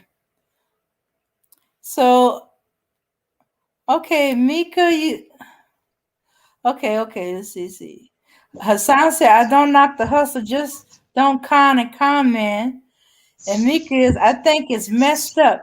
If he don't know she's the owner, nothing wrong with him paying rent, though. Right. Okay. If you don't know that, okay, this is what I also want to say. If you don't know that she's the owner, there's no problem with paying rent. But here is a case that the woman did not explain it to you that I'm the landlord and she's taking money from you all because she wants you to pay the rent. Okay, fine. Why don't you explain it to me and tell me, hey man, I get a house, but maybe I never finished paying the house. So I want you to help me finish paying the house so that the house will be me and you, our own. You dating, so definitely it's gonna be a husband and wife or a relationship which is gonna be a marriage. So you have to also explain it to her, explain it to him, let him understand. If he cannot be with you, let him go. Than rather hiding it from him and then later you come in. If he heard it that you're a landlord, he's gonna piss off because he's not gonna marry you again. If I were to be the man, it doesn't sound well. It doesn't sound that well to me that the lady love him. I don't know that he love him. If he loves him, he's not gonna do such a thing to him. Or stand about love. He don't love him. That's why he's doing that. That's why in the first place he did not tell he, she did not tell him. Yeah. Once he discovered that the house is renting or I understand that in certain times a lot of people was thinking, oh, that's a smart move. She don't have to tell him that's her boyfriend, her man, not her husband. But hey, if she's thinking of a long-term relationship with him, what's going to happen when she tells him, oh, by the way, the house we've been renting, I actually own it. And Okay, the rent you've been paying has been going to my mortgage. right. So what if the man said, okay, now you said I should pay the rent. Okay, let us move from this apartment, go to new apartment, and they will be paying over there. What will the lady say? Because then we're going to leave your house, and then the house will be there. You understand? So if you're doing the thing, you have to make sure you follow the steps. How you doing it? Is it good? I know that she was thinking that maybe when she paid or she did not, she told him maybe the guy is going to take advantage of that and then maybe he's going to do bad things to her. I understand, but that's not how she's supposed to treat or she's supposed to do. I'd call it evil and someone who doesn't care about his love, who don't care about who he's being boyfriend with, who doesn't think about him. That's how I would say. Mm-hmm. Okay. Yeah, I think she could have told him that that's her house and that that his rent is going to a mortgage, or she could to her house.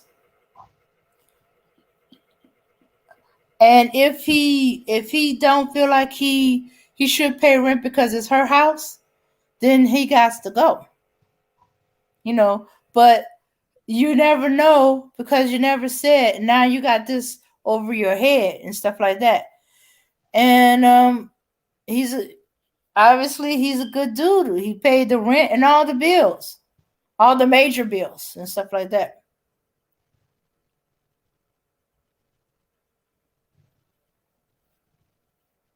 But you see, the community that we have, an environment that a bunch of us grew up in, black men use women. She probably didn't tell him because she figured he was gonna think he don't have to pay the rent or halfway pay the rent or uh, you know um not be on time, or he could take a sweet time with it, you know, not understanding about the mortgage. So there's a lot of back and forth. Some women were like, that was a smart move, girl. Yeah. And others were like, nah, you should have told him. Then you would have knew where he's at. If he was a F boy, then you kick him to the curb. You break up with him and stuff like that. And what dudes expect not to pay rent? There was a bunch of dudes, because a lot of them were like bad good riddance, but there was a couple of them. Apparently, they are landlords. There's a couple of them that were like, well, no, you know, they didn't agree with the move, but they understood why, and couldn't understand why the people didn't understand that she's not pocketing the money. She got landlords have bills, you know. There's the mortgage, there's the Right. utility, there's the maintenance, and stuff like that. So they But didn't still, knock her too much for it, but they think she should have told them. right. But they understood why That's she the didn't. right thing. That's the right thing she could have done. Tell Mm-hmm. him that, hey, I own the house, but this is what you're going to do. I'm going to take money from you to be paying the bills. Mm-hmm. He's a guy. He's going to go with that. Even with the rent, he's paying. How much if you tell him that, hey, I own the house, but some of the things you are going to do it, or you're going to give me money for maybe a renovation of the house. I tell you, this guy could have done it. Is that it's just that I think what the girl is playing is a mindset that she was playing. She was thinking that she's very smart, but she wasn't. Because if I were to be the guy now you have teach me a different mindset. You Mm-hmm. have given me a different kind of mindset that okay, I'm with you. You don't trust me. You don't believe what you being with. Do you think I'm just any guy with you without you loving me with your true heart? Because if you are dating a guy, that means you're dating a person to you see that okay, he is your certification how you can be with him or how he can be with you and then it turns to marriage. That's why you're dating. So each and everyone do not need to hide any truth from each and everyone. Like the guy don't need to hide any truth from you, the lady. And the lady also don't need to hide any truth from the guy. You have to bring your ideas, what is behind you, what you have planned for. That's why you're building a relationship. But if now you're the lady hiding something from the guy, actually if the guy found out now, what do you think he's going to do with you? He will not trust you, one. He will not believe you, two. He will not even have the kind life or the kind love that he was having to you. He will not have it for you again. He's not going to trust you with anything you do. Even if he marries you, he's not going to trust you. Now you have earned his trust. He don't believe you again. You see, so the lady did not do it well, and this bad woman, and I would say that why will you do that? The way he treated the guy was wrong. Told him, he's your man. Hey man, I get a house, but maybe I haven't finished paying it. Let us finish paying the house so that it will be me and you. I know what the lady was thinking. I know he was thinking that okay, what if I tell him and then he don't want to give me any money or he take advantage of that and then he's take or if we broke up, he will still have a share in the house because he had his money in it. Right. But still the land or the house belongs to you and that is yours. If he have a share in it, he will still you will still be the landlord.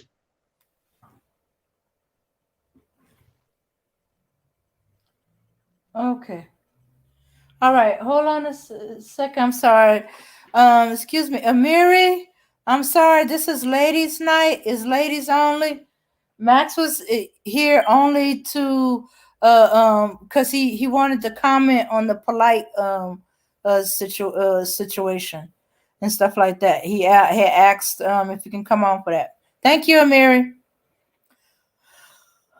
Yeah. Oh, okay. I'm sorry, Abner.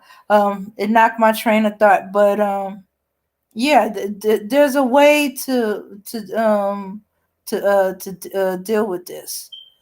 Well, I guess she got a little surprised um about some of the comments. So this happened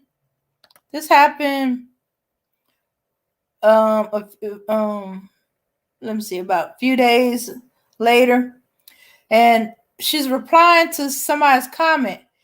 It's her shot, and she can't at least pay the bills. FOH, she's useless and sneaky. So here's her response to that.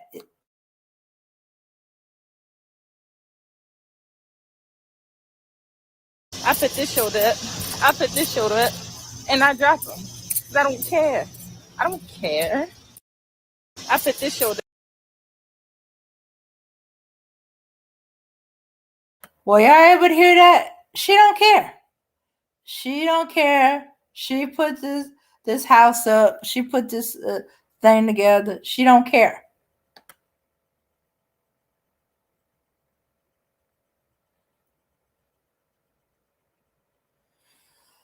Okay, I'm sorry. I just saw it. Sorry, let me see.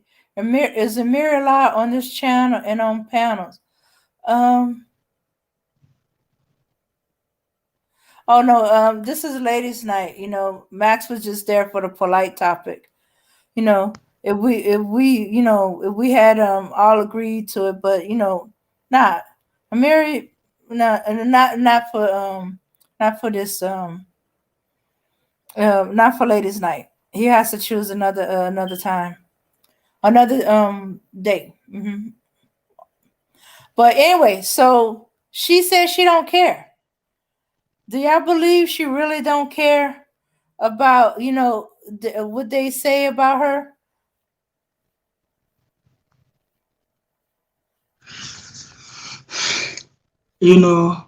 Right. It's like she don't care about what is going to happen and what people is going to say. I think she was doing that for famous, for people to know who she is. But doing that to your own man is very, very bad.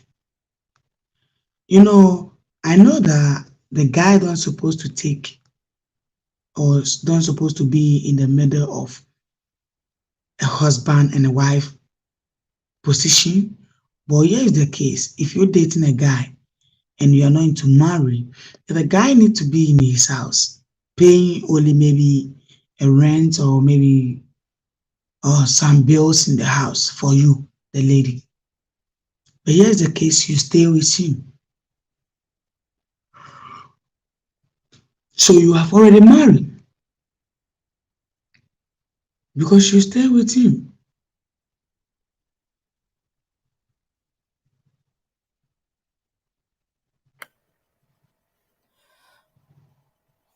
Okay.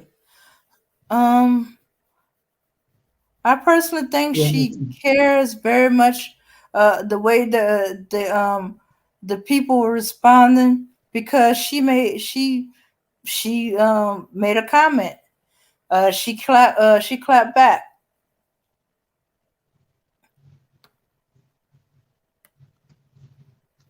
Right. Mm-hmm. Right. But I still have a problem with the girl because see what she was doing at that moment or what she was I put thinking. this shoulder up, and Yeah, I understand.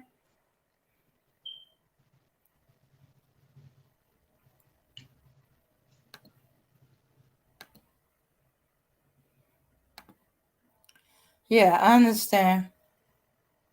Right. Yes. Mm-hmm. This is what she could have done it best, and then she wouldn't have been in this problem or this situation. See, if I were to be here, I'll go ahead and tell her, hey, man, I get in the house or I finished paying it. But to me and you, to make our money or to save money for other things, pay these things on the house. Let me also put my money in something else. Just go ahead straightforward and explain it to him.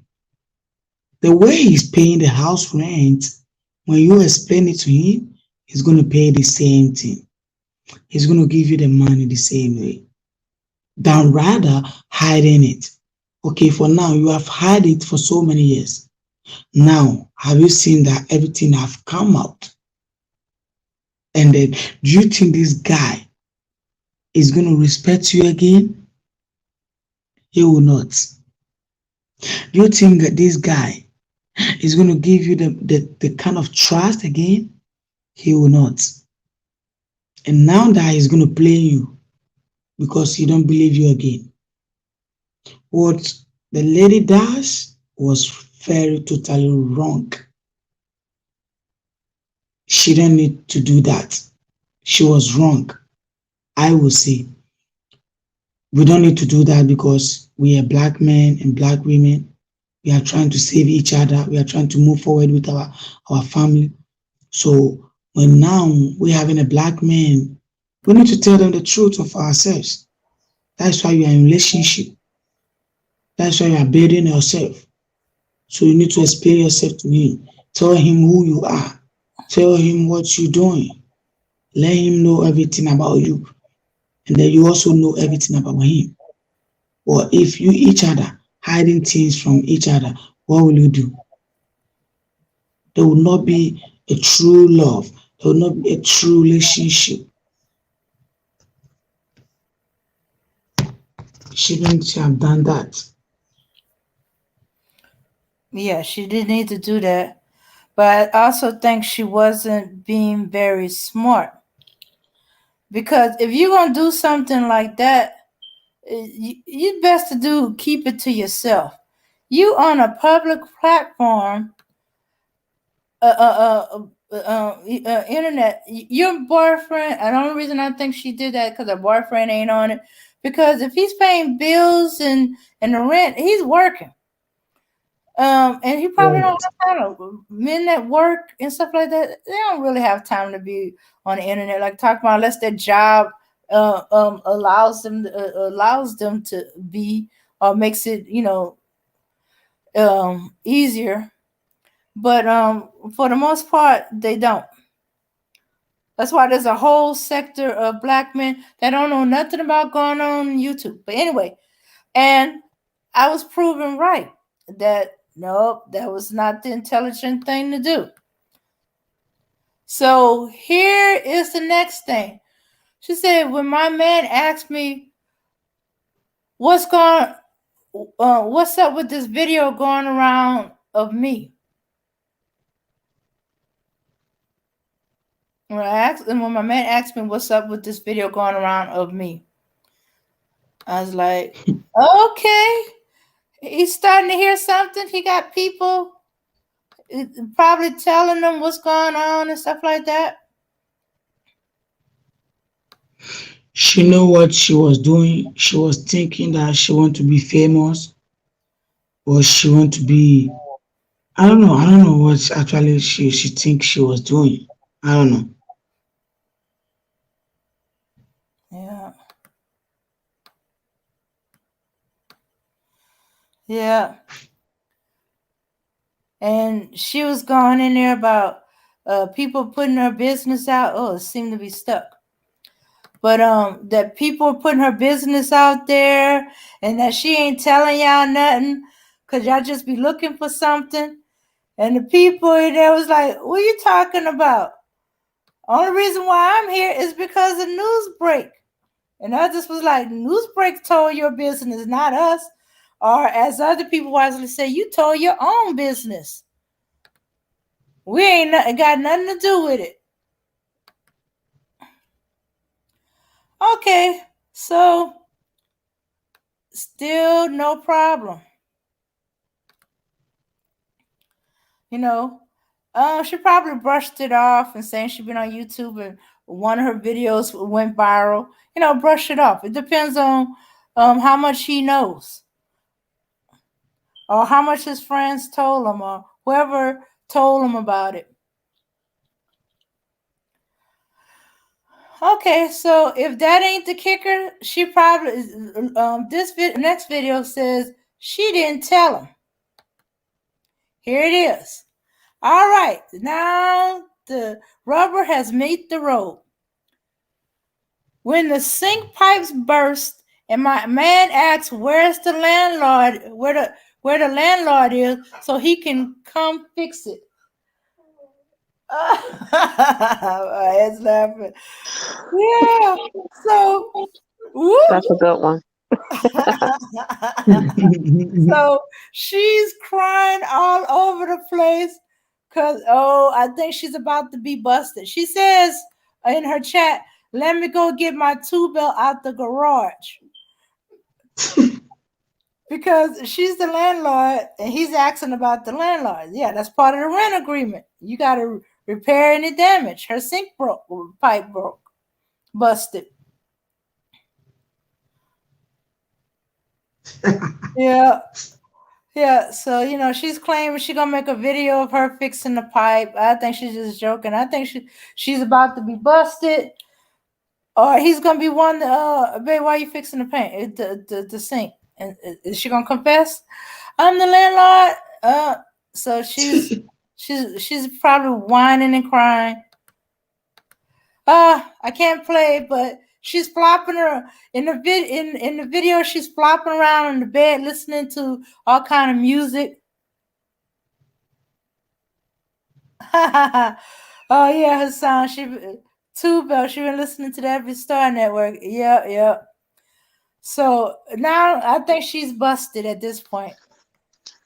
Well, she can always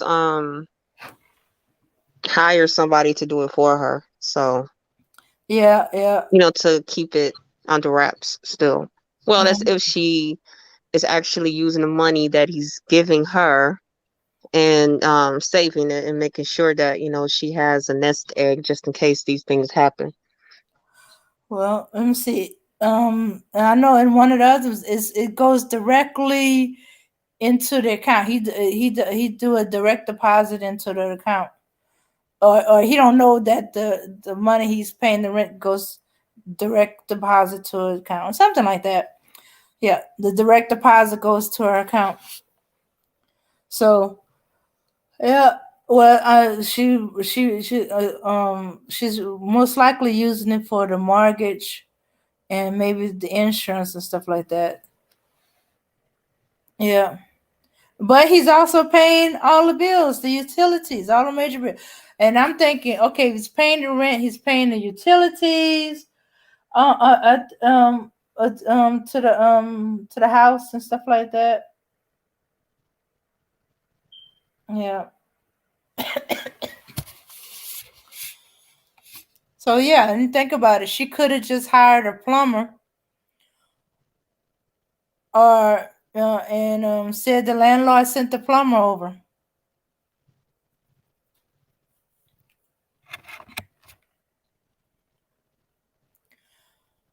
But the way she's flopping around is like she got caught. But I guess she wouldn't be joking around. She's not worried because she's joking around saying, let me go get my tool belt out the garage.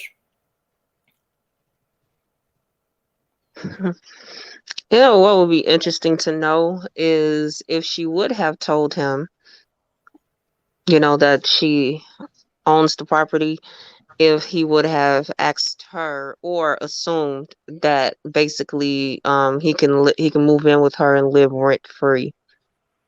Right. That would be some interesting to know, because a lot of people, unfortunately, and again, I'm not saying I agree with her methods. It's just that a lot of people, if they know that they can take advantage of a situation, they absolutely will. And I'm also not saying that that's what he would have done, but I'm just saying it would be interesting to know. Yeah. And that goes back to what I was saying earlier. You're never going to know. You're going to always wonder. And because you never done it, you ain't going to know. And and he has the right to be offended, you know. So you think I'm like these other dudes, and why were you with me, and stuff like that, or um. But yeah, it sure would be interesting. The question is, would she TikTok that too? You know, some people are, doing their whole lives on online, but I don't think she's that.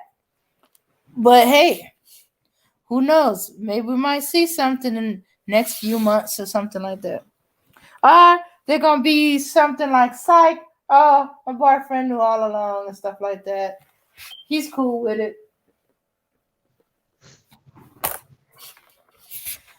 Yeah. This is very, very interesting because your wife get or your girlfriend out the house and you paying rent without you knowing that she's having a house. Wow. Yeah. But I mean, it is business. Mm-hmm. Because sometimes you have Yeah. to really think about it. Like, okay, fine. This situation is not something that we hear about a lot, but when it comes to relationships in general, of course, there's always a business side to everything. And the one thing that, notice about men is that they're not afraid to tell women what they want, and they're not afraid to have expectations, Mm-hmm. if that makes sense. So, Mm-hmm. or to have these type of arrangements. You know what I mean? So Mm-hmm. I don't know. I just feel like when it's time for women to conduct business in a relationship, that's when all the issues start. But some of these men be conducting business from Jump Street. Like literally the first day they meet a woman, they're automatically, well, if she wants me to do A, B, C, D, E, F, G, then she got to give up this, she got to do that.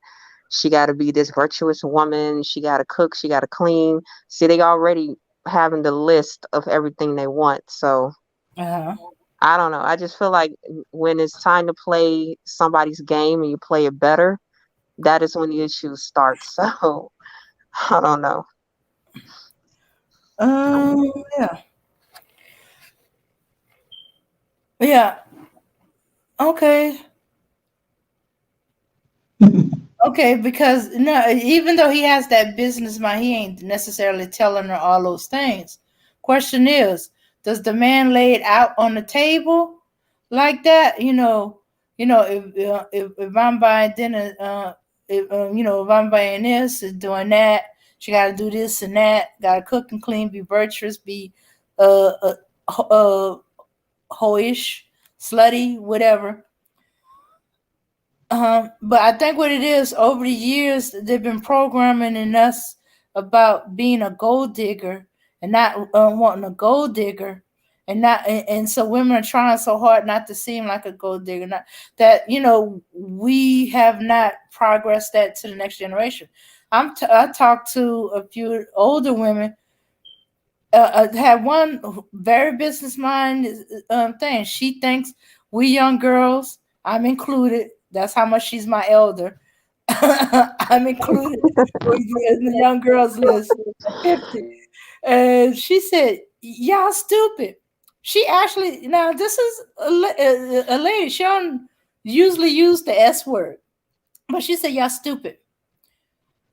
She said, I would not bother talking to, getting with, let alone living or giving any with a man who don't have his own business or at least a good job, a good steady job, and he's using that to get him a business and stuff like that. Like he got plans, to be his own businessman and stuff like that, to get his own business or whatever it is. And she said, and and don't bother with these young boys just getting out of high school or college. Once they working and making money, then they were talking to. And I'm listening to her, and I'm like, wow, but you know um I kind of remember something about that, but I never heard it that in my face before. you know, and stuff like that. She thinking, I know there was something about talking to boys our age, because when we was kids and stuff like that, and in high school and junior high, boyfriend. Does this boyfriend have a job? But it would seem like a joke, but no, this is serious. She's like, and I was like, what changed? What started changing? Where we went from her mindset of her generation. Now, each woman had their own idea. That's about, what a man, a business is. I know one lady, she she married a farmer because to her that was very important. That way, her children always eat. There will always be some food. That was her mindset. She looked at farmers. That was the men of interest to her. They were strong. They were loyal. They were hardworking. They were always providing and stuff like that. But and this woman here who's business, the men she were involved with, they were businessmen, on bars, hotels, restaurants. Mhm. Yeah, and he must have a job. As my aunt says, everybody, my aunt, uh, she's here listening into our ladies' night. Yeah, she's like, he got to have a job to be able to pay the bills. But somehow, over the years, twist our mind, and we so worried about being called a gold digger or being thought of as a gold digger that we're not gonna talk too much about how he make his money, what kind of money he has. Should we even be talking to him? Are we looking at as cold because a guy who's looking for a job or struggling at the moment, we're not talking to him and stuff like that. So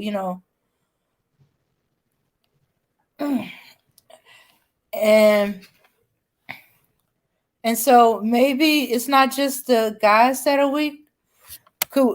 Are we weak as women too? Because as I said, the men ain't strong,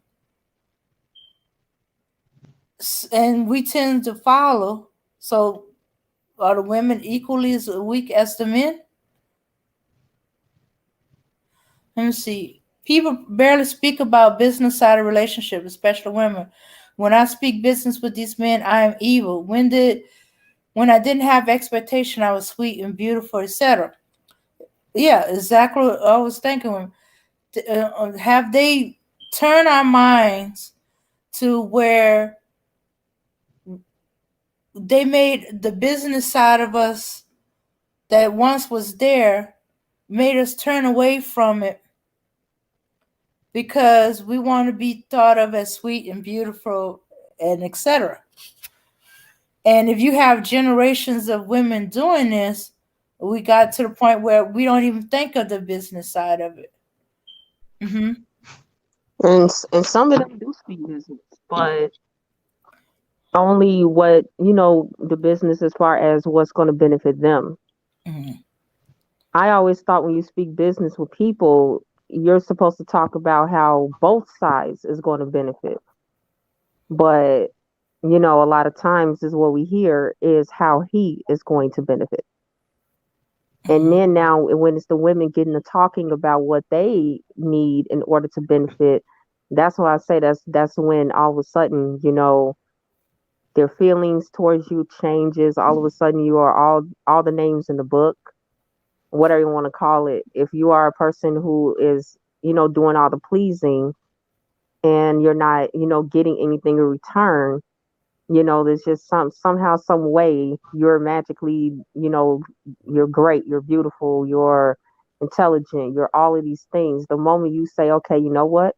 Now I want something out of the situation. I want to make demands. You're evil, you're a gold digger, you try to use me. Like I don't know. It's just funny how quick, people can so-called turn on you and change their their feelings towards you, or they probably never had it to begin with. Mm-hmm. So me personally, I think even in the very beginning, if you're defining your relationship as, okay, we are together, we're exclusive, I think that is one of the first conversations that needs to be had. Don't have it when you're like 2, 3 years in, because then now it's like almost too late.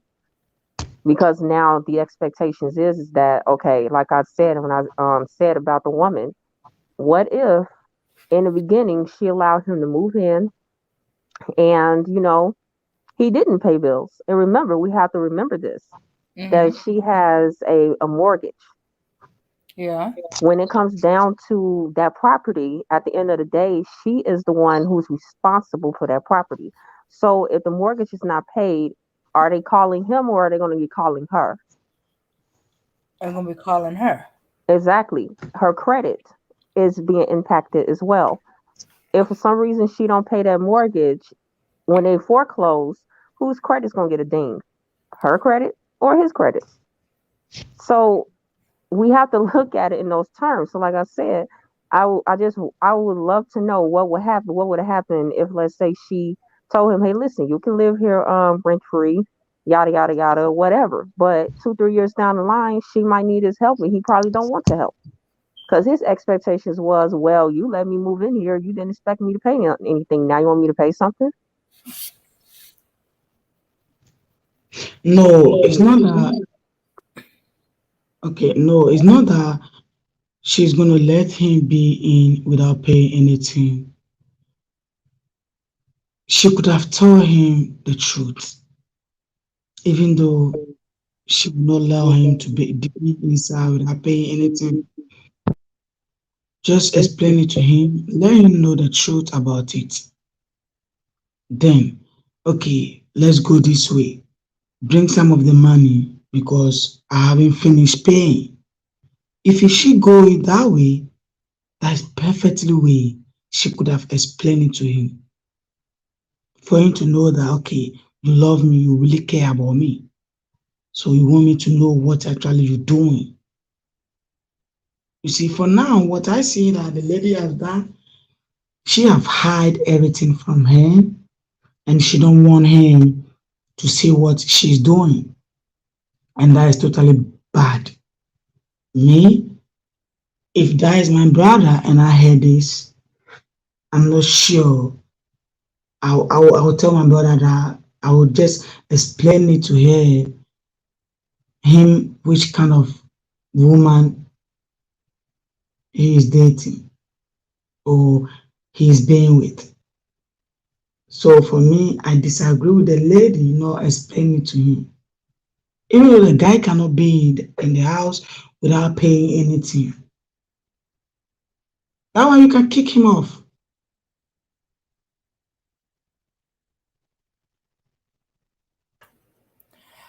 Yeah. How I she agree. started. How she started out. Is important. How she started the relationship. If she been upfront about, hey, I own this house, but I got a mortgage on it. Um, I'm gonna need you to help me pay this mortgage. Your rent goes to pay the mortgage. You know, no. Or as Mika said, I could have worked something. So we can work out something we could pay a little less, but I need you know, your help to pay the mortgage. Or hey, this is my house. I'm paying the mortgage. Your rent goes to the mortgage, and stuff like. Is that gonna weird out our relationship if you continue paying rent on the house, even though we are in a relationship and I'm moving in with you? Hmm. Right. Right. Her lying about it, absolutely wrong. Like, I'm not agreeing with, her lying Hmm. at all. But how many of these dudes do we know that lies about a lot of things when they're with women as well? So you like have to think about that too. Not saying it's right, but I'm just saying that that is usually the sentiment that's out here. A lot of them lie about how many children they possibly have.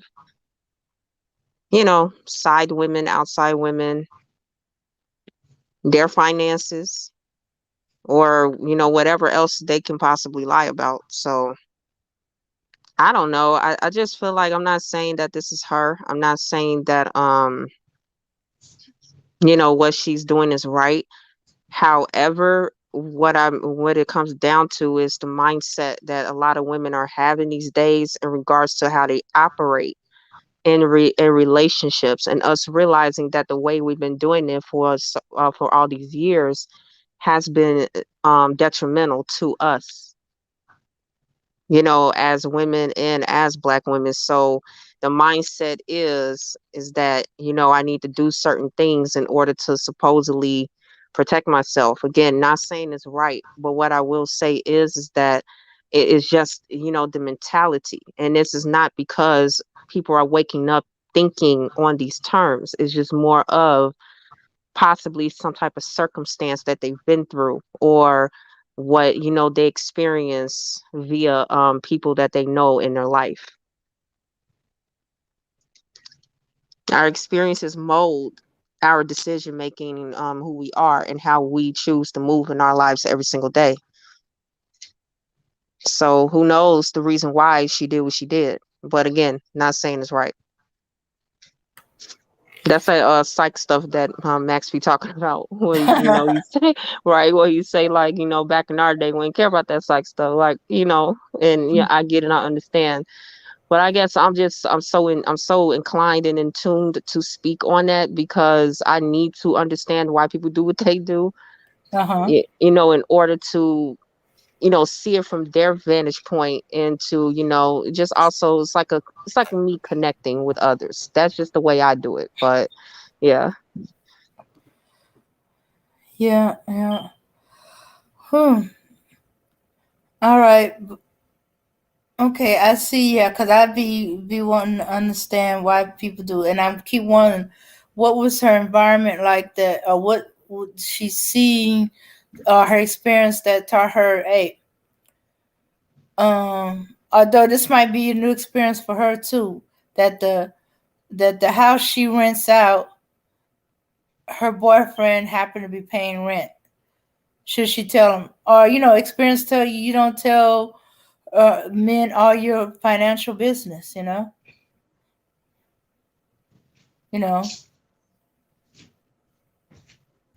Right, but nobody's saying that Mhm. she should tell the guy her problems or her financial business. Just that, let the guy know.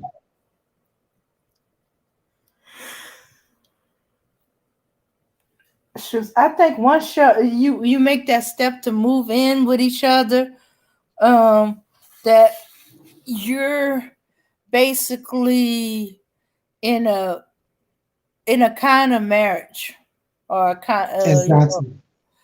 um and if you're gonna have to tell your, if you're in a kind of marriage, you should be telling your husband, this is the house and stuff like that I brought. It's one thing when you dating. No, you don't have to know all your business. Even if you discover while you're dating, and that the house he rents from is one you own. You don't have to. But once you cross over into moving in, you're forming a marriage contract. That's how common law marriages come out about. you know. And once that happens, then you have to say something. Say, babe, before we move in together, I need to let you know. I have a house. I've been renting it out, and I discover that you are the person as renting out the house that I have. But I'm still paying the mortgage on this house and stuff like that. Is this going to be a problem?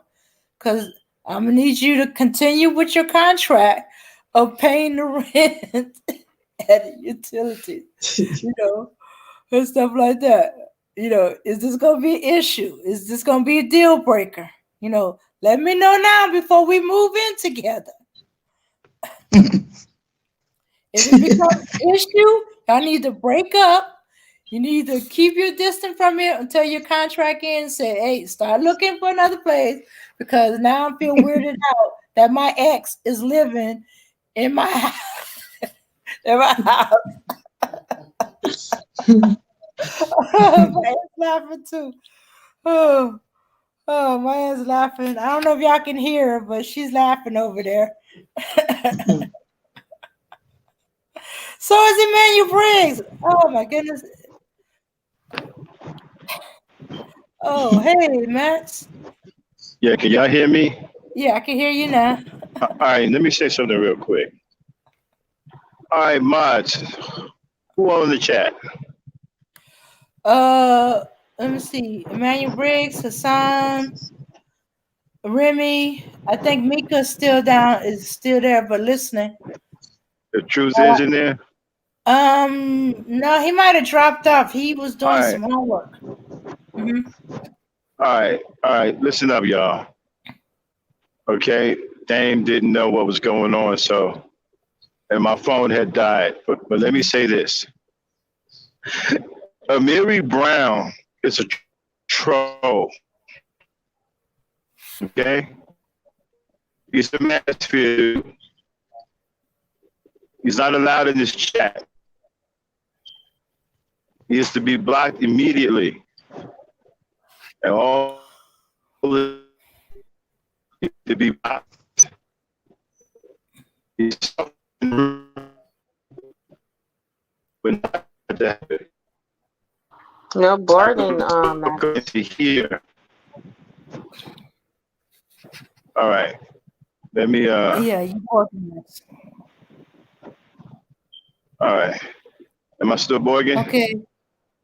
No, but Amiri didn't go into the chat. He went try to go directly up to the panel. I don't care. What did I tell you about that? Okay. We'll have a talk after this is over with. Okay? As of right now, Amiri Brown is an absolute troll. He's no longer allowed in this chat room. He is to be blocked immediately. All mods. Amiri Brown is to be blocked immediately on site. Any of his troll accounts need to be blocked. He's stalking Remy into here. We're not going to allow that to happen. We can't say that this is a haven for black women and we allow them to be stalked by pieces of shit like Amiri Brown. All right? So he is to be blocked immediately on site if you haven't blocked him already. Any subsequent troll account he come in with is to be blocked immediately. He is not allowed in this chat at all. Panels, chats, channel, period. All right? Everybody cool with that? Everybody understand where I'm coming from? Yes. Okay, ladies, y'all good. I just wanted to make that because I couldn't get that out when he was in here, and I wanted him blocked. Did anybody block him? Was he blocked? He can't be blocked from the chat, and he had already left from the panel. The only way to block from chat is if they themselves actually chat. And he could just look in the chat, or anybody, they could just click on the link to get on the panel. So that's going to be tricky. No. You can actually look up his name and block him that way too. But if he has multiple names, then that's going to be tricky. Right. And so we're going to look out for the names because he's got to get on the panel with a name. So if we come up on the panel, that name is going to be automatically blocked. We're going to put the name out in the chat, and that name is going to be blocked. Mm-hmm. Okay, y'all. Amiri Brown is a manosphere troll. Okay. And we're not going to allow him to stalk one of the black women in this channel that we swear to protect. We're not going to allow that to happen. We already had one sister traumatized. One is enough. One is too many. We're not going to have it happen to another one. So he is to be blocked immediately on site. And if he comes up on the panel, that name will be blocked. Okay. As soon as you see him on the panel, that name, whatever name, it is to be blocked. He is not welcome on this channel. All right, y'all. That's all I had to say. Thank you. Okay. I appreciate it. You're welcome. You're welcome. Thank you.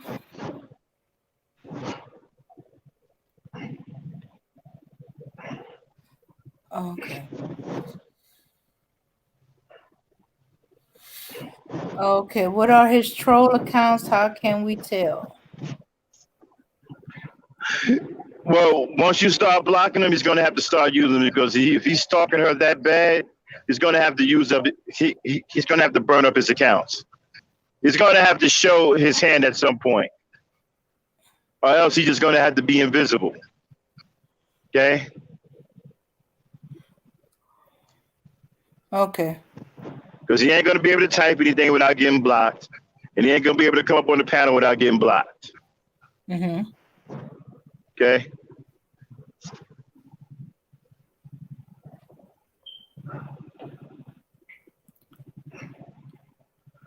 So if he's stalking her, he's going to have to come. He's going to have to show himself at some point.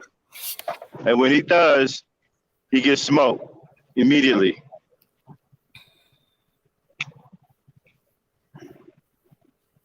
No more playing any games, y'all, with these trolls.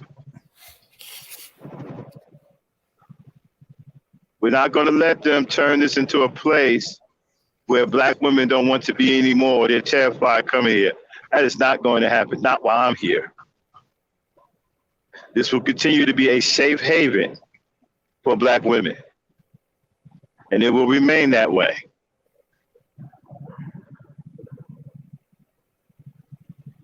Like I said, don't worry about his troll accounts. You know, he's a deviant. Eventually, he's going to have to say something to her. And when he does, he gets clipped. They're going to burn up another account. Every account he come in with gets clipped. I don't care if he creates 100 accounts. We're going to clip 100 accounts.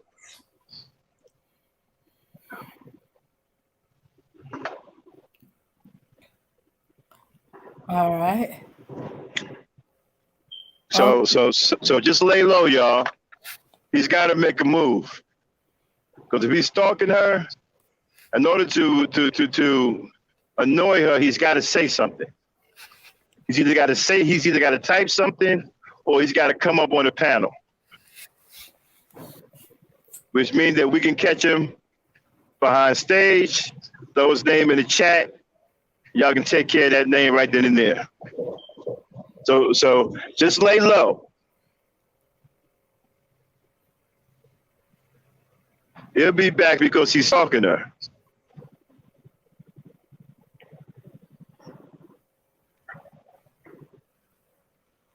And we'll be ready for him. So just hang tight and lay low. He's gotta, in order for him to actually stalk her or annoy her, he has to say something to her. And that's where his downfall is going to come. Because we're going to be waiting on that.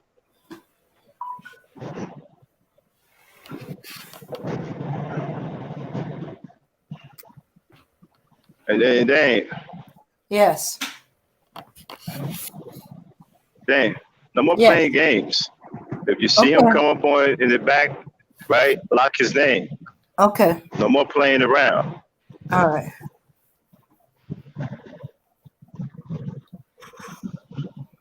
Okay. No problem. That's right. It's not just that he's not allowed on ladies' night. He ain't allowed on this channel, period.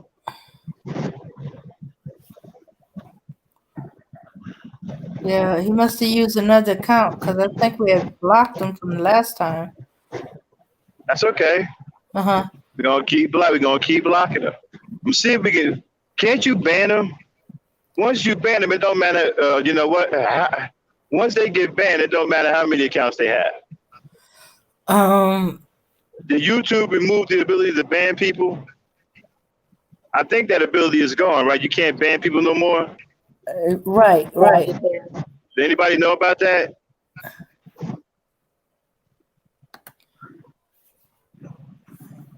You used to be able to ban people. See, if you ban them, it don't matter how many accounts you got. You ban them one time, it's over. He can make as many accounts as he wants. He's banned. Well,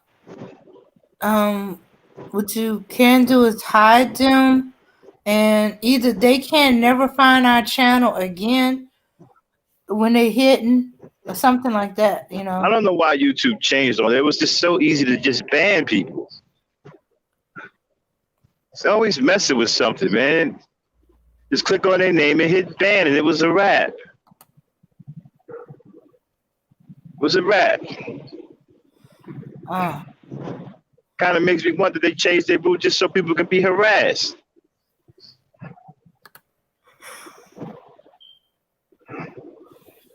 We got to figure out, what the ban thing is about. See if we can ban people again. Because if we can, we banning him. He getting banned. Yeah. He has multiple email accounts, so he may have a way to stay on social media. Like I said, if you ban him, it don't matter. He can have a 50,000. They all won't mean shit.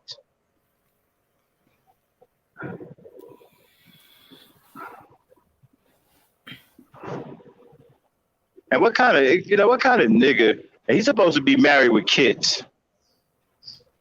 Y'all see what's wrong with these niggas? This man is married with kids, stalking a black woman who don't want to have nothing to do with him. He's married with kids. Amiri is a truck driver. Married with kids, stalking a black woman on YouTube. Wow. Yeah, he's married with kids and drives a truck. Y'all see how fucking mentally ill these niggas are? This man has kids. Yeah. Can't take rejection, can't take no, can't take I ain't interested. This man has a wife and kids. And he's on YouTube stalking another black woman.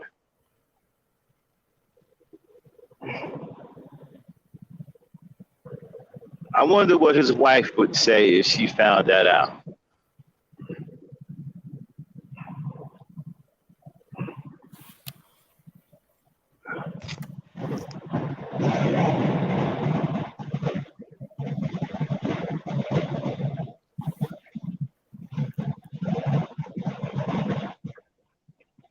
Everybody sleep? No. Okay. No, we're here. Just No.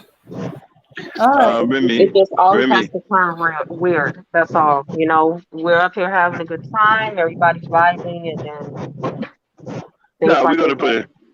Yeah, we're gonna put it into that. We're gonna put it into that. Did you know he was married, Remy, and had kids? Well, I'd rather not speak about that publicly. I mean, if y'all want to talk in private, Okay. then I'm willing to speak about it, but I don't want to speak about it publicly. Right. Okay. Nah, we're not gonna let them mess up this situation. You understand? We're going to retaliate. Man, we're gonna find out about that ban. We're gonna find out how to ban people again. I'm not playing anymore. Getting rid of people permanently.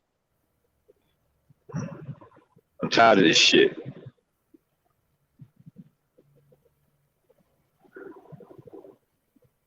Start dropping bans on people. And it's sad, man, how these dudes are that.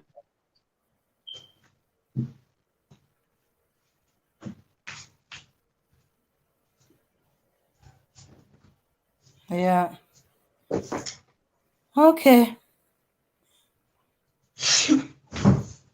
Uh, I didn't think it was possible to stalk on YouTube, but hey, nowadays, I guess I shouldn't be surprised anymore.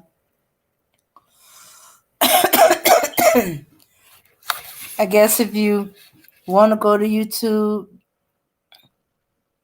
let me see. Kendall says, I don't think y'all should ban nobody. I think the brothers and sisters on the channel have more than enough intellectual fortitude to make these jokers want to ban themselves.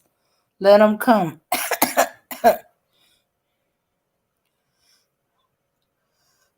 Okay.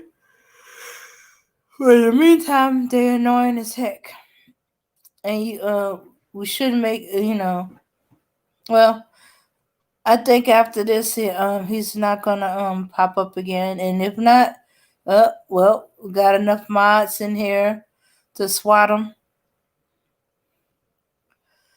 Yeah. Okay. Oh yeah. As I was saying, once y'all move in together, now you crossing the line and you're married. While y'all was courting, while y'all was dating, while y'all was in separate lodgings, no, you don't have to tell them nothing about it. Even you discover, but once you start living together, that got to change.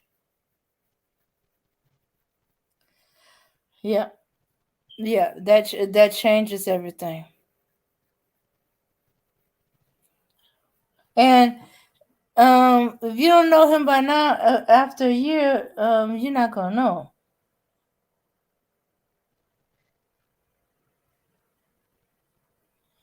Yeah, Emmanuel Briggs.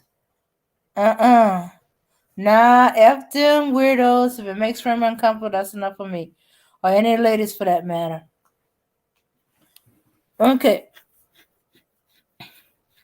So, what do you think of my what I was saying about, it's one thing when they were dating and they were living separately and stuff like that, but once um she made the decision to move in, she should have said something. Laid it out on the table. Haven't I? Yeah, damn.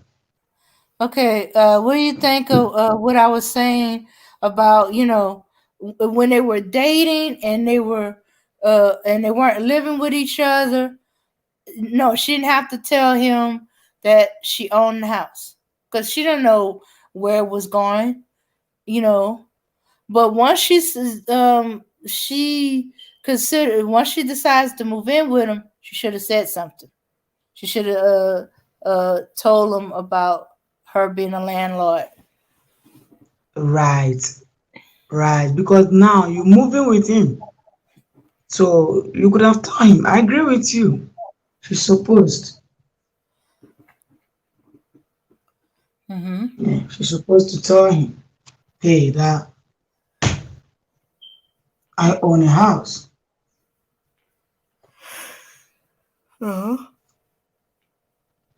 What about you, Remy? Do you agree or do you disagree?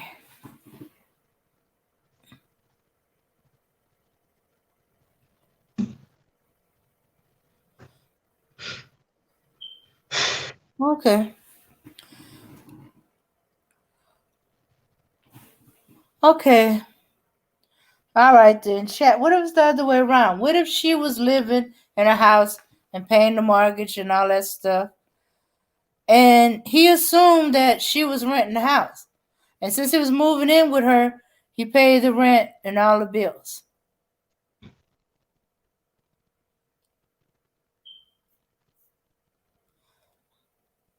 Yeah. Should she still have told him?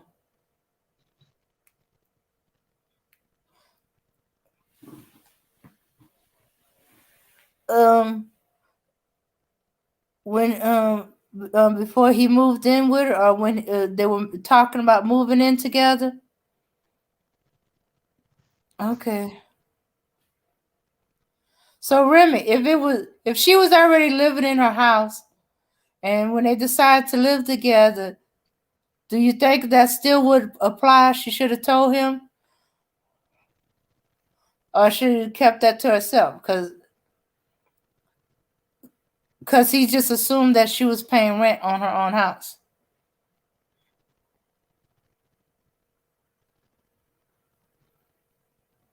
Haven't I? Assuming that she should tell him it's not by paying just a rent on the house, but she should tell him everything, make him knows. Then she explain to him, then tell him, okay, now you're gonna pay some of the house because we never finished paying. So the renting money that you used to renting, we're gonna use it to pay till we finish paying the house. That is cool. Okay. All right. All right. So with all these okay, down this way we have a community of men that's living with women, um, but they haven't been paying rent or anything, and they had no expectation to pay rent. Do you think that could be possibly why she might not have told him? If he's paying rent without her, if he's paying the rent because he believes she's renting the house, and she's afraid that's going to change up once he knows she owns the house. No, that is not gonna change him because if he's paying the rent with you, if you tell him, it's not gonna change him. Yeah, it's not gonna change him at all. I'm not sure. Oh, all right, yeah. My aunt just said that it don't matter. He's going to be paying rent to somebody, so it might as well be her. Okay. All right, sis, you answered that, Auntie Melba. Okay, do you think she should have told him right now? Her boyfriend that she's been living with for. Oh, you. Now, if they're gonna get serious, move in together, then she can. Oh yeah, well they living together right now, and he still, and she don't, and she hadn't told him. He don't know, and he's paying the rent and the utilities. Or this, she said the rent and all the major bills. Then when she tell him? Huh? She either tell him or don't tell him. Okay, okay, she either tell him or don't tell him. That's what you said. They've been living together all along. For maybe for at least a year. I don't know. She didn't say how long they've been living together, but they've been going with each other for a year, and now they living together. Well, they living together, but she never said how long they've been living together. Just that they've been, but it couldn't have been too long if they've been dating for a year. They've been going together for a year. So she either moved in with him or he moved in with her. But either way, it couldn't be no more than a year. If he moved in with her, she don't have to tell him. Mm-hmm. If she moved in with him, then she can tell him. Okay. So I don't know if y'all can hear any of that. My aunt said if he moved in with her, she don't have to tell him. But if she moved in with him, then she has to tell him. Yeah, because okay, this is how I think they did. If there is the lady who moved the guy in, because she could have told him that, okay, this is the house I want you to go and rent or to go and pay. You understand? Uh-huh. That is how the lady will say, okay, this is a house I want you to go and rent for us to stay over there. That one, the lady know what is going on, so she's supposed to tell him. But how will the guy knows that okay, I'm paying this rent, but I don't know the owner of the house? It's not going to be possible. You understand? Well, Definitely, he's going to know the landlord. not necessarily. Nowadays, state wise, they don't have to necessarily know who the landlord is. I know in the bigger city they have what they call these property property managers, and they'll manage people property, but you don't necessarily have to see the landlord. You might see the property manager, um, but you won't necessarily know your who your landlord is. I know that's a little weird. I live in a small town. We know who our landlords is.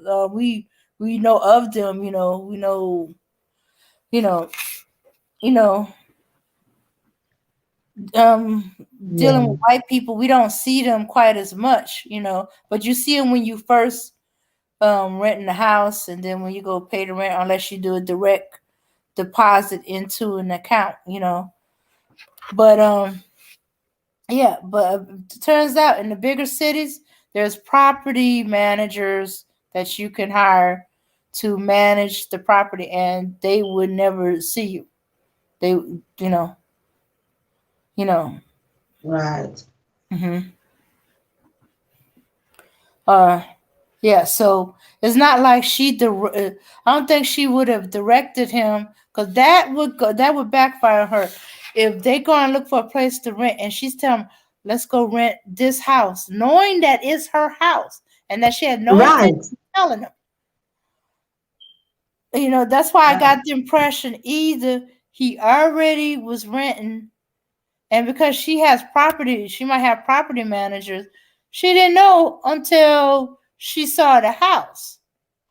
And then she didn't say anything because, hey, she didn't know how the relationship was going to go. Why tell somebody you might have just started dating that you own the house that they renting from?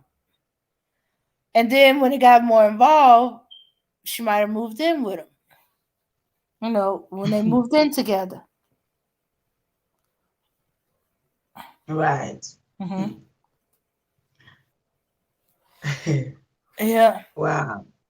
Uh huh. But wait a minute. Okay. No. Yeah. Wait. On that last one, when the pipe burst, he asked her, "Where's the landlord?" So it's possible Mhm. he moved in with her, and he's just paying the rent, and he's paying the rent and the utilities, because hey, it's my woman's house. I'm living with her. I'm gonna pay the rent. You know, and Right. so when the pipe bursts, and he's asking her, "Where's the landlord?" It fix the pipe.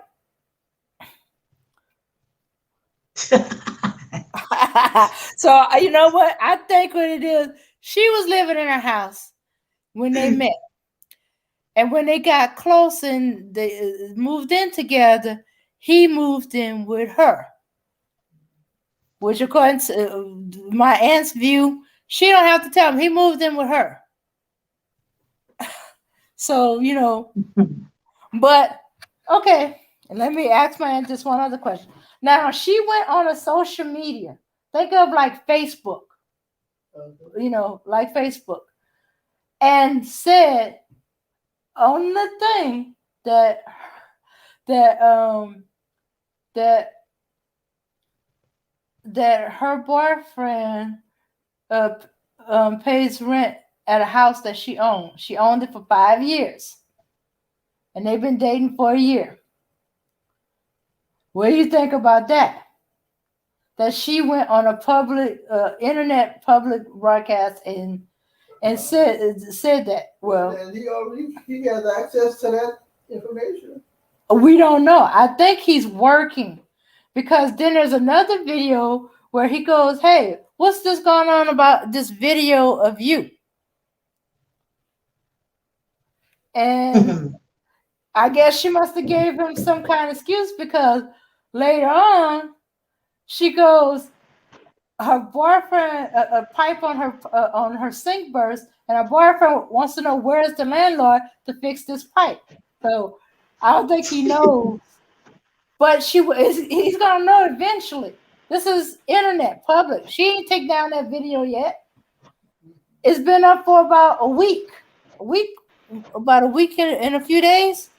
They ain't take them down yet. And then it went on the news. A news break. You know, they inform you of news. So it's in a e-newspaper. So hey, eventually it's gonna come Yeah, out. yeah, yeah. Hold on for a second, Dane. Uh-huh. Yeah, listen, sisters in here, to all of the sisters, right? Uh-huh. I want y'all to tune all of these trolls out, right? We got enough soldiers in here. We gonna deal with these threats once and for all. Okay, we're not gonna let them tear up this space, so y'all don't have to worry about that, right? Just don't pay them no mind. Don't let them get into your psyche. Myself, Hassan, Briggs, Kendall, Truth, trust me, we will permanently handle this situation. This will not continue to happen. All right? We're going to take care of it. So just relax. Continue to rest in your femininity in here. Continue to be yourselves. All right? And here you have maximum protection. There are men protecting this house. And we will deal with these trolls once and for all. That I guarantee you.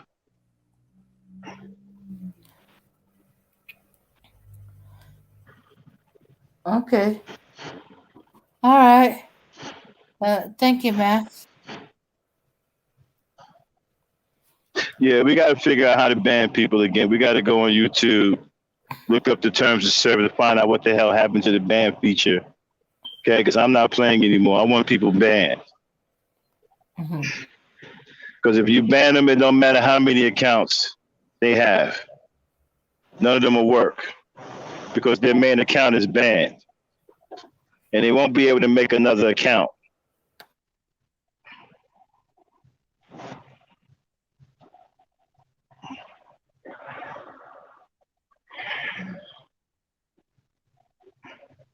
So, sisters, I don't want y'all to let it get to you. Okay? Don't let it get to you.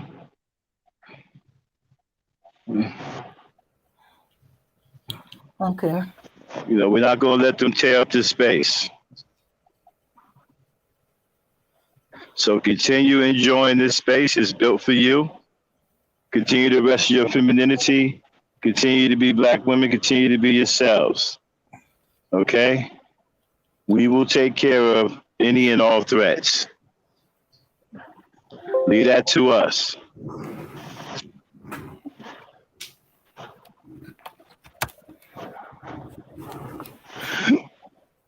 All right. Okay.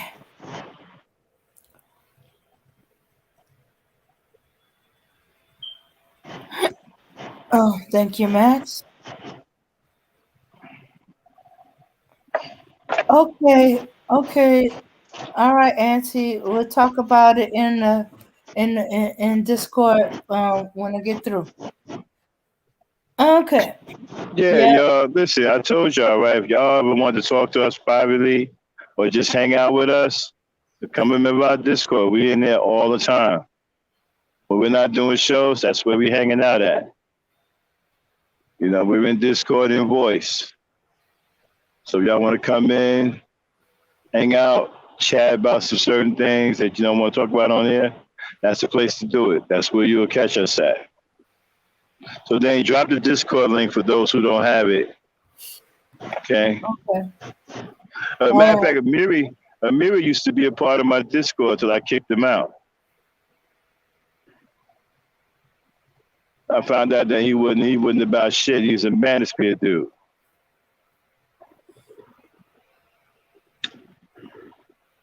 All right.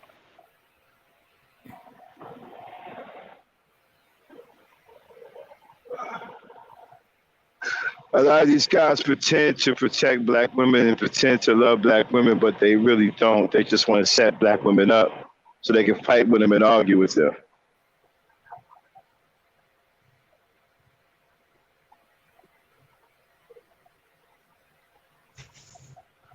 So go ahead and join our Discord, and you'll have like pretty much 24-hour access to it. We're always in there.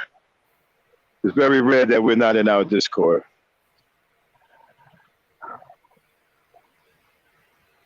You'd always have access to us there. When we're not all doing the shows, y'all just want to hang out with the Black Knight, the Dame, and the Thunder Princess, that's where we'll be.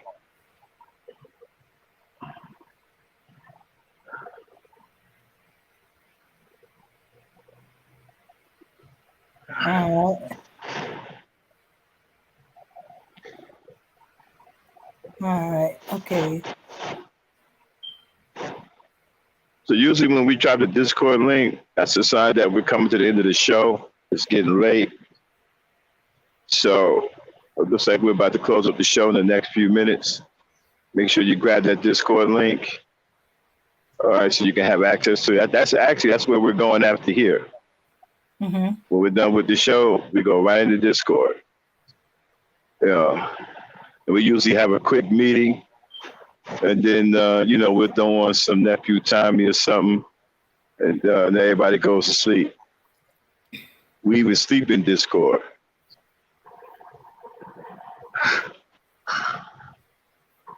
Yeah. Okay. All right. There's the invitation link. All right. Okay.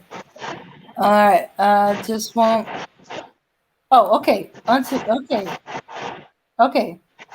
So she put on a social media platform, kind of like Facebook. Well, not exactly like Facebook, but it's social media like Facebook. Anyway, internet, online, that her boyfriend pays rent to a house that she owns, and he don't know it. And he don't know it. What do you think about that? She must want to know it. All right, y'all. I'm under the weather, so I'm going to go relax and rest. I'll see you in Discord, Dane. Peace, power, unity, everybody. Okay. Enjoy the rest of the show. Uh-huh. Okay. Oh, so you believe she must want him to know it? Emmanuel Big said, wait a minute. So we all say,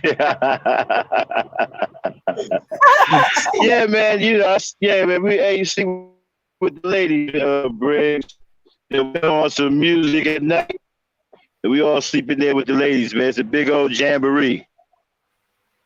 It's really a cool environment, man. If y'all came in and hung out for a little while, you'll see it's a really cool environment, man. The ladies are great.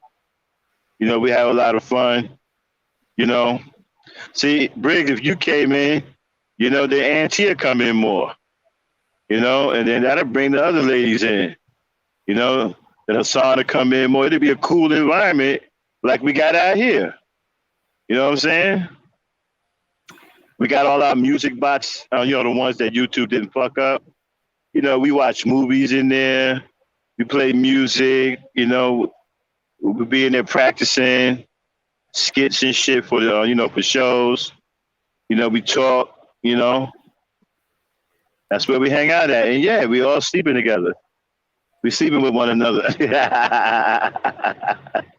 Oh my goodness. Yeah, at the end of the night, we sleeping with each other, yeah.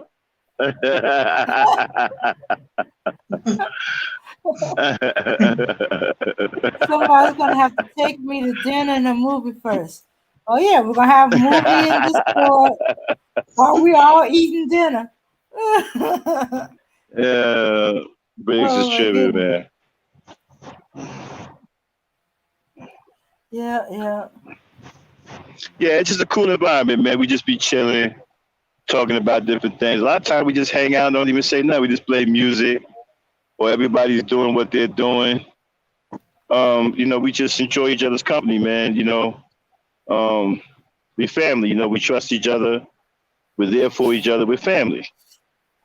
You know. And sometimes we, like I said, we don't even be talking. Sometimes we just be in there, just hanging, either looking at articles, reading articles, or looking for topics for ladies' night or gangster talk, or you know, or listening to Dame run errands and tell stories. Oh, y'all think she? Oh man, y'all ain't heard shit. You only heard her tell stories in Discord. See, in Discord, she don't pull no punches. She kind of subdued out here, you know. But in Discord, oh hell no, man. The show Dame who tells stories and the Discord Dame who tells stories are two completely different dames. Okay, y'all ought to hear what her stories sound like in Discord.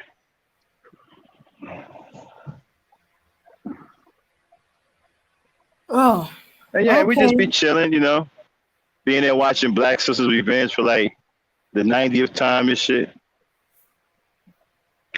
Mm-hmm. Yeah.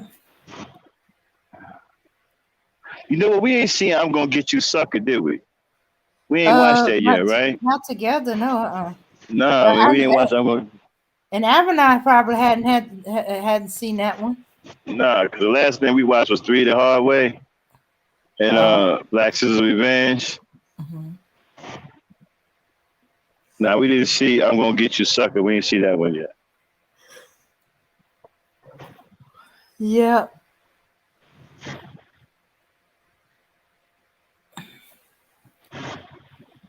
Yeah. Had to do it early. So. Oh yeah, Kendall, you got to hear her in Discord, bro. See, like I said, she's kind of subdued out here on the show. You know what I'm saying? But she's not held back in Discord.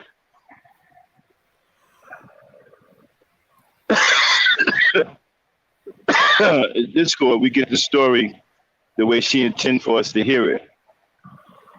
Oh, you see what Hassan said? He said, I know a girl that looks just like the young lady from Black Sister Revenge, her twin. Yeah, man, I think she cute, yo. That's a beautiful sister, man. And she was a good black woman too. Just got with the wrong punk ass nigga, that's all. Jesse wouldn't shit. That's a good sister, man. It's always these punk motherfuckers get these good women, man, and fuck them over. You know. Mm-hmm. Yeah.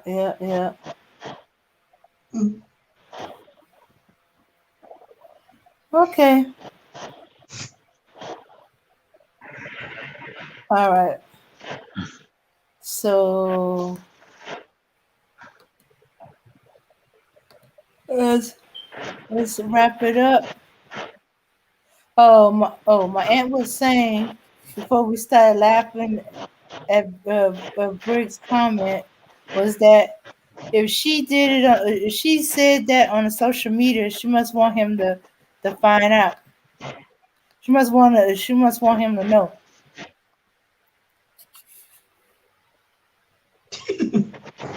I'm thinking.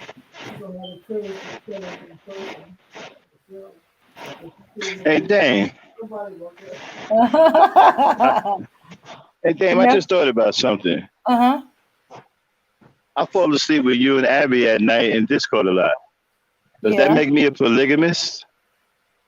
No, because it's not sexual. Oh, okay. I was just wondering. We be snoring kind of hard, though. I mean, does that make me a polygamist? No. No. I think you're supposed to be married to more than one wife, so you know. Sleeping with two women, snoring. Being a polygamist. Not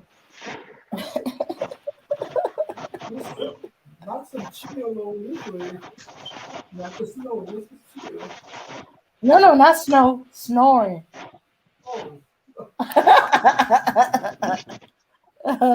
Oh, All right. Yo, what hey man, what Kendall, what you talking about, bro? Kendall, what Kendall talking about? I don't know. Either he heard you coughing, or he's heard. Oh, you said you was under the weather. You know. Yeah, I appreciate it, man. Yeah, I will. I'm going to be down for about a month.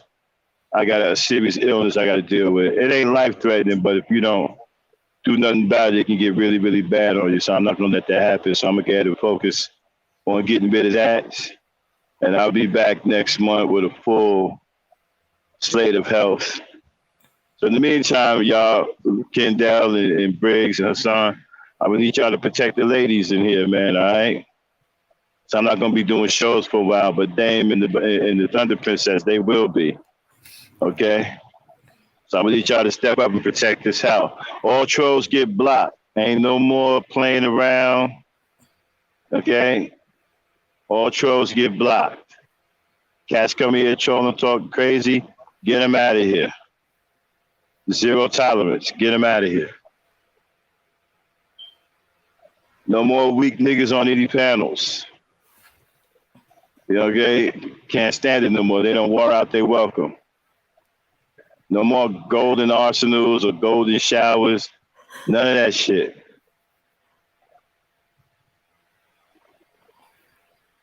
So I'm gonna need you brothers to take the place of the Black Knight and protect this house while I'm getting healthy. What they saying in the chat, dang. Okay. Well, first I gotta laugh at this. Emmanuel Briggs is going. I'm claiming Auntie and Dame Frankie as my Discord internet wives. The, this Biggs is a polygamist. He gonna be a Discord polygamist. Mhm. He go to the Discord committing polygamy and shit. Yeah, and Kendall goes. Fantasy and imagination are good things, Max. LOL. Yeah, it's good to it's good to have fun, man, with your friends and whatnot, man. Like I said, we have a good. Like I said, y'all come and y'all hung out with us more, you see that we have a really cool environment, man. Me and the ladies, man, we just be chilling, man. It's a very fun, very laid back, very cool environment. You know, ain't no riff raffs in there. Oh, that's truly a salubrious environment. Ain't no trolls at all. No punks come in there with all that shit is blocked off. You know what I'm saying? Can't nobody just come in there talking crazy. It's truly a haven in a salubrious environment for the women, and they love it. Most of the time I just be in there listening to nephew Tommy. I may be talking to Dave about something, or I'll talk to the Thunder Princess about something, or I'm watching a movie, or I'm doing something. Dame probably cooking or running an errand. The Thunder Princess is dealing with her little nephew, Joseph, and she's always talking about health.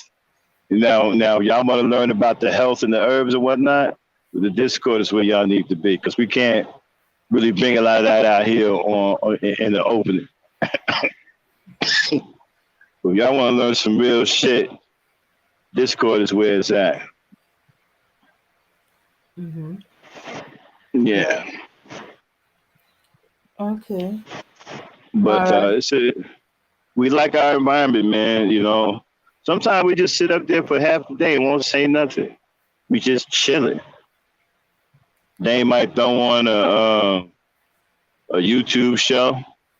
We might listen to Cynthia for a little while, or we may listen to Psycho for a while. We may listen to Taz for a while. We listen to different YouTubers at time. You know what I'm saying? People know what their shows are about. They got a nice show that we want to check out. We'll throw it on in Discord. It's a very cool environment, man. We just chilling, man. It's just us. We just chilling. No riff raps is in there.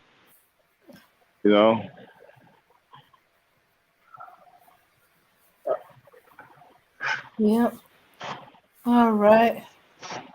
Okay, so Hassan said, "We got you. This is our house too." Emmanuel Briggs goes, we will take care of yourself, man. Oh, I appreciate it, y'all. Auntie was talking about one of the trolls, or the Winnie the Poohs. Don't let the Winnie the Pooh bears in. Yeah, man. Yeah. Golden Arsenal, he done. He done too. He done too. And she don't want me here no more. So that's the end of him too. Yeah. And So he bring his punk ass in here, clip him too. yeah.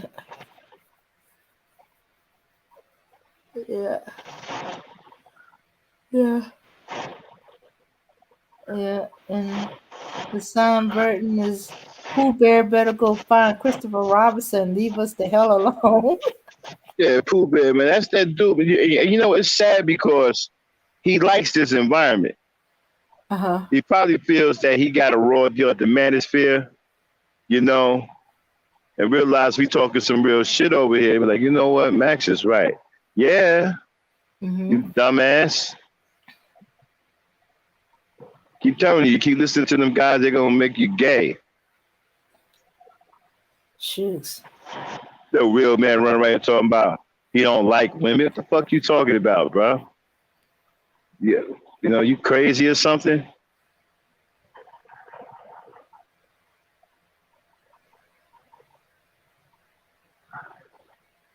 Yeah. And what kills me is the latest one, right? Mm-hmm. Talking about they don't hold black men as the prize. Black men are the prize. Nigga, what?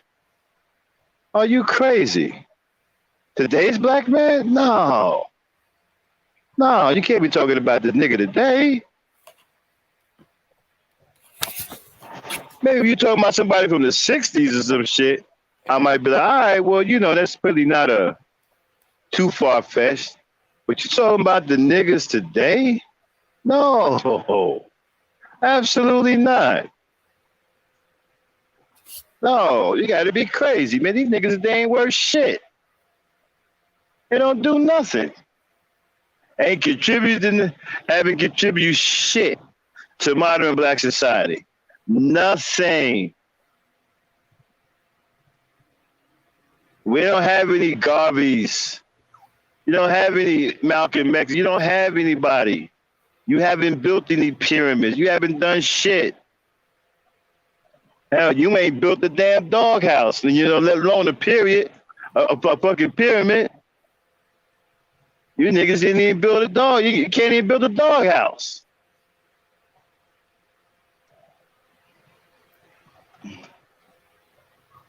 Talking about we were kings and queens. You wasn't shit. You ain't no damn king. And the fact that you walk around here, you ought to be ashamed of yourself thinking you a king. When you look around and see the state of your people, and you're supposed to be your people's leader, and you look at the miserable state that they're in, you got the nerve to call yourself a king?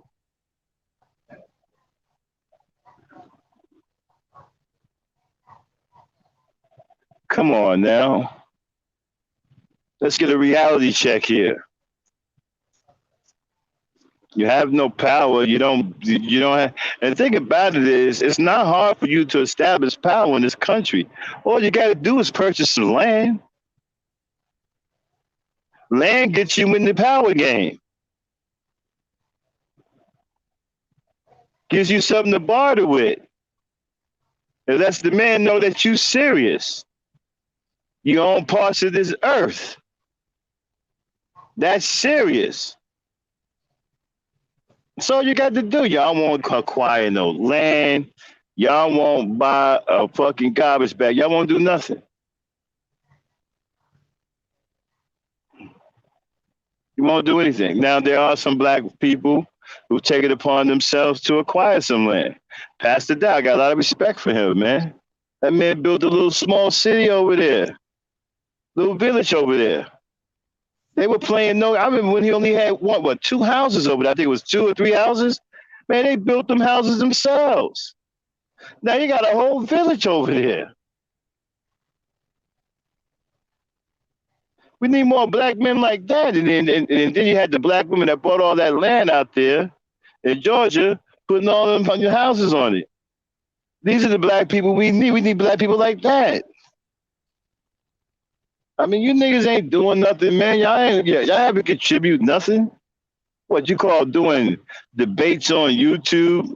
Some goddamn contribution to black people? Make the fuck out of here. Fuck wrong with y'all? And look at the and look at the worthlessness, right, of these black factions. Like you got to do Prophet of Thought, who's an absolute piece of shit. Hates his own mother, right? He got a show called Towers of Powers, right? Where he sound like an absolute drag queen for about 45 minutes. Dude sound like RuPaul, right? And then they have debates, and the fucking debates be the fucking manosphere debating manosphere. Are you fucking serious? Who the fuck wants to watch that? Nobody wants to watch that. The hell we care about what the manosphere debating about? What do we care? That's all these old worthless niggas do, man. And and they call that a contribute. They're contributing to black society. They're somehow presenting us with scholarly art. Man, get gone, bro. That's why nobody takes us seriously. There's nothing to take seriously.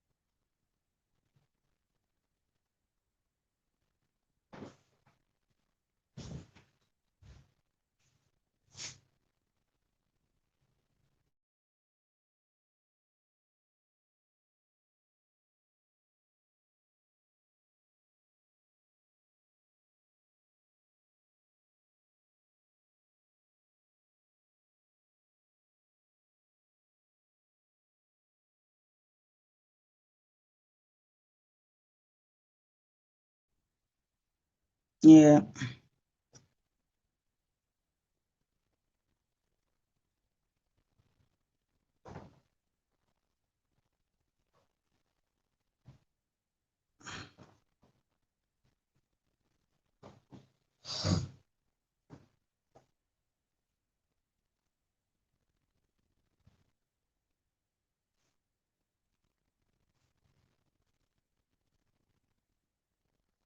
Okay. Yeah. So manosphere debates is a waste of time. Conscious community debates is a waste of time. Unless they talking about a plan of action and they got two different plans and they debating on which plan is the better, the pros and the cons of each plan, and then whichever one they choose, they're gonna implement. That's the only debate I want to hear about. But no, can't be that. Mm-mm. Nothing simple like that. Okay, all right. So we're gonna end on this note where we had a few laughs, um, and and peace, power, and unity, y'all. Thanks for coming to Ladies Night. And oh yeah, thanks for coming to Ladies Night. We'll see you most likely Tuesday, if not sooner. And if not, then the next ladies' night. But we're bound to have something to say. Um, Peace, power, and unity, everybody.